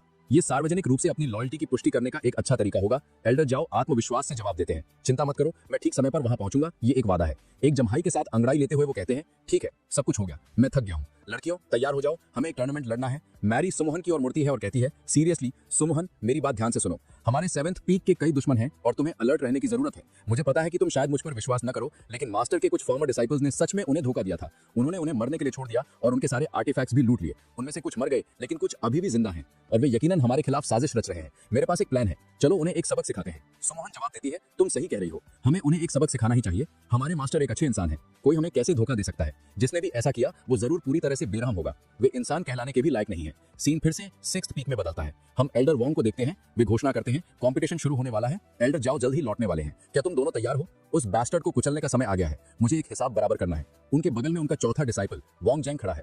वोंग जैंग आगे बढ़ता है, मास्टर मुझे ये कहने के लिए माफ करना, लेकिन आप जो टेक्निक हमें सिखा रहे हैं उसे पूरी तरह से मास्टर करने के लिए हमें एक स्पिरिचुअल बीस्ट के एसेंस की जरूरत है। मुझे ऐसा महसूस हो रहा है कि ये टेक्निक हमें डिमोनिक कल्टीवेशन की ओर धकेल रही है। गुस्से में एल्डर वोंग अचानक वोंग जैंग पर हमला कर देते हैं।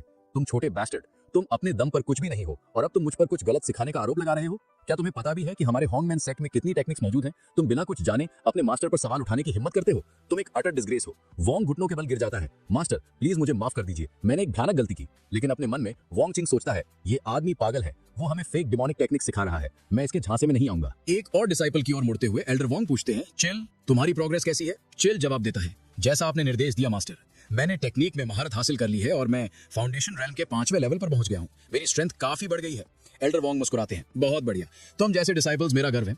एक बार जब तुम इस टेक्निक के 3रे लेवल में महारत हासिल कर लोगे तो यंगर जनरेशन में कोई भी तुम्हें नहीं हरा पाएगा। तुम्हें कीमती रिसोर्सेज तक का भी एक्सेस मिलेगा। सबसे जरूरी है आने वाला हॉन्गमैन सेक्ट ग्रैंड कंपटीशन, और हम हारना अफोर्ड नहीं कर सकते। अंतिम पुरस्कार पर्पल की है, एक हेवनली ट्रेजर जिसे हमें किसी भी हाल में मिस नहीं करना चाहिए। किंवदंती है कि हमारे हॉन्गमैन सेक्ट के पूर्वजों ने पर्पल की से प्राप्त मॉरल टेक्निक्स का इस्तेमाल किया था। ट्रांसेंडेंस रेल्म तक पहुंचने के बाद उन्होंने अपनी एनर्जी पीछे छोड़ दी। हर 5 साल में हॉन्गमैन सेक्ट इस कंपटीशन का आयोजन करता है और हर माउंटेन पीक के विनर्स को पर्पल की से रिवॉर्ड किया जाता है। मेरी बात ध्यान से सुनो, हर जीत का मतलब है और ज्यादा पर्पल की। ये एक इनक्रेडिबल ट्रेजर है, मुझे ये चाहिए ही चाहिए। अंतिम विनर को अल्टीमेट की का सबसे शुद्ध रूप भी मिलेगा, इसलिए एक भी मैच मत हारना। अगर तुम हारे तो मैं तुम दोनों को कुचल दूंगा। चिल और वोंग ज़ैंग झुकते हैं, हम समझ गए। दोनों चुपचाप सोचते हैं, अगर हमें पता होता कि ये जगह कितनी खतरनाक है तो हम यहाँ कभी नहीं आते। 7 पीक कहीं बेहतर था। मास्टर को धोखा देना एक बड़ी गलती थी। अचानक क्लोक पहने एक आदमी आता है और कहता है, इन बच्चों को दूर भेजो, मुझे तुमसे अकेले में बात करनी है। अच्छा बताओ, क्या तुमने काम पूरा कर लिया? एल्डर वोंग गर्व से सिर हिलाते हैं, चिंता मत करो, घंटों की मेहनत के बाद मैंने पहाड़ के प्रोटेक्टिव फॉर्मेशन को डिसमेंटल कर दिया है। तुम अब आजादी से अंदर बाहर आ जा सकते हो, कोई भी तुम्हें डिटेक्ट नहीं कर पाएगा। क्लोक पहना आदमी मुस्कुराता है, गुड, तो क्या तुम उस आदमी पर नजर रख रहे हो जिसके बारे में हमने चर्चा की थी? एल्डर वोंग पुष्टि करते हैं, ऑफ कोर्स, सब कुछ संभाल लिया गया है। क्लोक पहना आदमी अंधेरे में हंसता है, परफेक्ट, अब पूरे हॉन्गमैन सेक्ट को डर का असली मतलब सीखने का समय आ गया है। सीन बदलता है कंपटीशन के दिन को दिखाते हुए। स्टेडियम लोगों से भरा हुआ था जो हर तरफ से प्रवेश कर रहे थे। भीड़ उत्साह से भरी हुई थी, उनकी एनर्जी संक्रामक थी। ऑडियंस आपस में बातें कर रही थी, अपनी उत्तेजना व्यक्त कर रही थी। कुछ कह रहे थे कि ये पूरे साल का सबसे अच्छा दिन था। आखिरकार ग्रैंड टूर्नामेंट 5 साल में सिर्फ एक बार होता है। ये जश्न मनाने, चीयर करने और सबसे रोमांचक लड़ाइयों को देखने का दिन था। दर्शकों में से कई ने कमेंट किया कि वो एक अनफॉरगेटेबल एक्सपीरियंस के लिए तैयार हैं। दूसरों ने इस साल के टैलेंट की प्रचुरता पर कमेंट किया, जोर से सोचते हुए कि क्या हॉन्गमैन सेक्ट इस बार हेवनली सॉर्ड सेक्ट के लेवल तक पहुंच सकता है। एक आदमी ने लेडी जू की ओर इशारा किया और अपने दोस्त से फुसफुसाया कि वो हॉन्गमैन सेक्ट से है और पहले से भी ज्यादा खूबसूरत लग रही है। एक और आदमी जो बूढ़ा था और जिसकी मूछें थी ने कहा कि इस साल के फाइटर्स को देखने के लिए कई अलग अलग सेक्ट से लोग आए हैं। उसके अनुसार कोई भी निश्चित रूप से नहीं कह सकता था कि कौन सा पीक टॉप पर आएगा। ये किसी का भी गेम था। किसी और ने आत्मविश्वास से कहा कि फर्स्ट पीक निश्चित रूप से फिर से जीतेगा, जैसा कि हर दूसरे साल होता है। कई सालों से कोई भी उन्हें नहीं हरा पाया है और वे क्यों हारेंगे? उनके एल्डर किनफोंग पूरे हॉन्गमैन सेक्ट के सबसे स्ट्रॉन्ग कल्टिवेटर्स में से एक थे। वे उनके लिए गर्व का एक सच्चा स्रोत थे। जैसे ही कैमरा बातचीत पर गया, किनफोंग खुद पास में शांति से बैठे हुए दिखाई दिए, जिससे उनकी पहचान की पुष्टि हो गई। वे वास्तव में फर्स्ट पीक के एल्डर थे और एक विशेष रेपुटेशन रखते थे। वे पहले ही गोल्डन कोर रेल्म के 4थे स्टेज पर पहुंच चुके थे और जीनियस डिसाइपल्स की एक टीम को मेंटोर करते थे जो पहले ही फाउंडेशन रेल्म में पहुंच चुके थे। उन्हें हराने की ताकत रखने वाला सिर्फ एक इंसान एल्डर जू श्वांतियन थी, सेकंड पीक की गॉडेस। उन्होंने हाल ही में एक ब्रेक थ्रू किया था और अब वो भी गोल्डन कोर रेल्म के 4थे स्टेज पर थी। उनके डिसाइपल्स, खासकर किंग और जी, भी एक्स्ट्राऑर्डिनरी थे। दोनों डुअल शॉट्स चलाते थे और रिमार्केबल स्ट्रेंथ रखते थे। फिर भी मूंछों वाले आदमी ने उसे याद दिलाया कि वे किसी को भूल रहे हैं, ग्रैंड मास्टर ज़ैंग हे।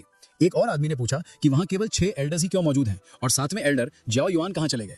पहले आदमी ने मजाक उड़ाया और कहा कि जाओ युआन शायद शर्म के मारे नहीं आया, वो गोल्डन को रेल्म तक भी नहीं पहुंचा था, तो उसके डिसाइपल स्ट्रॉन्ग कैसे हो सकते हैं? तभी अनाउंसर आगे बढ़ा और भीड़ को संबोधित किया। उसने ग्रैंड कंपटीशन के रूल समझाए। हर राउंड में अलग अलग पीक्स के फाइटर्स होंगे। हर मैच का विनर आगे बढ़ेगा जबकि लूजर को नीचे से फिर से शुरू करना होगा। एक फाइटर कंपटीशन में तब तक रह सकता है जब तक कि वो 3 बार नहीं हार जाता। जीत जितनी निर्णायक होगी, विनर्स को उतने ही बेहतर रिवॉर्ड्स और आर्टिफैक्ट्स दिए जाएंगे। भीड़ अब प्रत्याशा में दहाड़ रही थी। अनाउंसर ने पहले राउंड की घोषणा की, 6th पीक और 7th पीक के बीच एक मैच। तभी 6th पीक का एक फाइटर अरीना में उतरा। ये वैंग ज़ैंग था। सब हैरान रह गए। उन्होंने उसे 7th पीक के एक फॉर्मर डिसाइपल के रूप में पहचाना। वो अब 6th पीक को रिप्रेजेंट क्यों कर रहा है? लोगों ने अंदाजा लगाया कि उसने जरूर अपनी लॉयल्टी बदल ली होगी। भीड़ में बड़बड़ाहट हुई कि ये मैच इंटेंस होने वाला है, खासकर इसलिए क्योंकि 7th पीक के फाइटर्स गुस्से में होंगे। उनके अपने में से एक ने उन्हें धोखा दिया था। इस बीच ग्रैंड मास्टर जिंगी को आसपास देखते हुए देखा गया, पूछते हुए कि क्या झाओ युआन आ गया है। एल्डेस्ट डिसाइपल ने अपना सिर हिलाया और पुष्टि की कि वो नहीं आया है। जिंगी ने आ भरी और बड़बड़ाया कि झाओ युआन ने सच में उन्हें छोड़ दिया है। दर्शक हंसी में फूट पड़े, 7th पीक का मजाक उड़ाते हुए कि उन्होंने लड़ने के लिए किसी को नहीं भेजा। उन्होंने अंदाजा लगाया कि क्या झाओ युआन खुद अरीना में प्रवेश करेगा, क्योंकि उसके पास अपेरेंटली कोई डिसाइपल नहीं बचा था। अनाउंसर वैंग जेन को डिफॉल्ट रूप से विनर घोषित करने के लिए वाला था कि अचानक पीछे से एक आवाज गूंजी, वेट। सब मुड़े जैसे ही एल्डर झाओ युआन प्रकट हुए। अरीना की ओर चलते हुए उन्होंने देर से आने के लिए माफी मांगी, ये समझाते हुए कि वो ज्यादा सो गए थे और भीड़ को आश्वासन दिया कि वे एक रोमांचक लड़ाई के लिए तैयार है। उन्होंने उन्हें एक परफॉर्मेंस का वादा किया जिसे वे नहीं भूलेंगे। वैंग झेंग ने मजाक उड़ाया और बड़बड़ाया कि बूढ़ा आदमी अभी भी नहीं मरा है। वो विशेष रूप से इस बात से चिढ़ गया था कि स्लेव मैरी अब झाओ युआन की डिसाइपल थी। उसने मन ही मन सोचा कि कचरे के 2 टुकड़े कोई फर्क नहीं कर सकते। फिर भी उसने उनके बगल में खड़ी एक नई फीमेल डिसाइपल को देखा और उसकी सुंदरता पर मुस्कुराया। उसके परवर्ट थॉट्स उसके चेहरे पर दिखाई दे रहे थे। वैंग जेंग को शक हुआ कि झाओ युआन ने सिर्फ लुक्स के आधार पर डिसाइपल्स की भर्ती की थी। वे सब सिर्फ सुंदर चेहरे थे जिनमें कोई असली ताकत नहीं थी। एल्डर झाओ अपने डिसाइपल की ओर मुड़े और बोले, सुमोहन, ये तुम्हारा चांस है, जाओ लड़ो।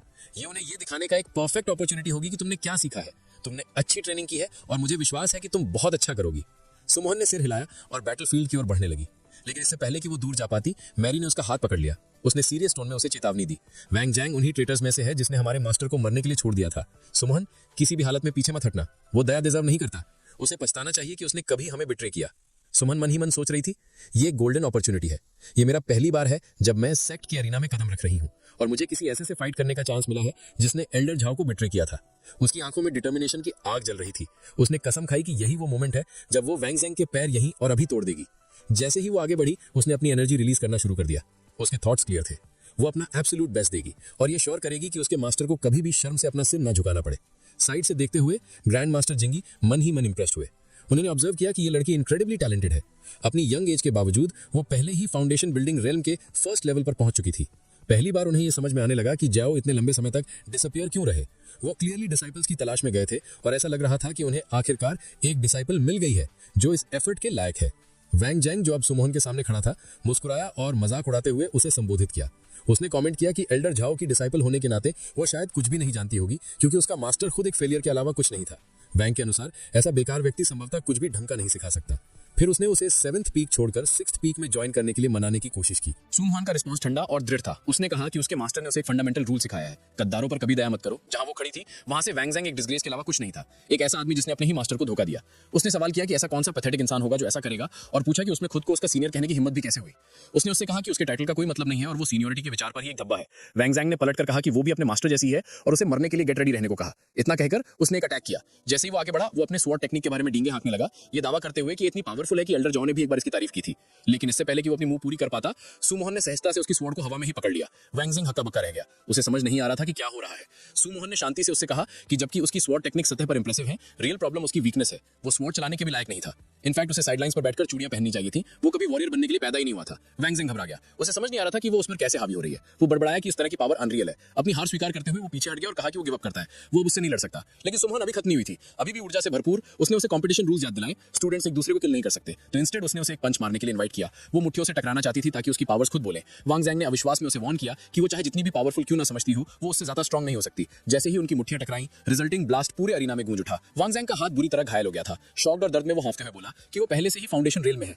उसे बिलीव नहीं हो रहा था कि उसके जैसी लड़की इतनी फास्ट उस लेवल पर कैसे पहुंच सकती है। उसने एडमिट किया कि उसकी कल्टीवेशन रिमार्केबल है, लेकिन सवाल किया कि उसकी जैसी कोई एल्डर जॉ जैसे मास्टर को फॉलो क्यों करेगी। सुमोहन ने उसकी आंखों में देखा और कहा, सिर्फ आधे महीने पहले मैं की कल्टीवेशन के इनिशियल लेवल पर थी, अब मैं फाउंडेशन बिल्डिंग रेल के फर्स्ट लेवल पर हूं, ऑल थैंक्स टू एल्डर जॉ। उसने कॉन्फिडेंटली कहा कि वो उनकी गाइडेंस के बिना इतनी दूर कभी नहीं पहुंच पाती। मेरे मास्टर ने ट्रांसमिशन ऑफ एम्पावरमेंट टेक्निक का यूज करके मेरी कोर मसल्स को बढ़ाया और मेरी कल्टीवेशन को मेरी लिमिट से बहुत आगे बूस्ट किया। उसे समझ नहीं आ रहा था कि वैंग जैसे लोग इतने फूलिश कैसे हो सकते हैं कि ऐसे किसी आदमी को बिट्रे करें। वैंग जैंग अब गुस्से और रिग्रेट से कांपते हुए बड़बड़ाया कि एल्डर जियाओ एक बास्टर्ड है, उसके पास ये सारी टेक्निक्स थी और उसने हमें कभी कुछ नहीं सिखाया और अब वो इन नए डिसाइपल्स को सब कुछ फ्रीली दे रहा है। वोंग ने मन ही मन कसम खाई कि एल्डर जियाओ एक टेरिबल मौत का हकदार है। तभी अनाउंसर ने बीच में आकर मैच ओवर घोषित कर दिया। 7th पीक ने पहला राउंड जीत लिया था। क्राउड आश्चर्य में डूब गया। जैसे ही सुमोहन वापस चलने लगी, चिल आगे बढ़ा।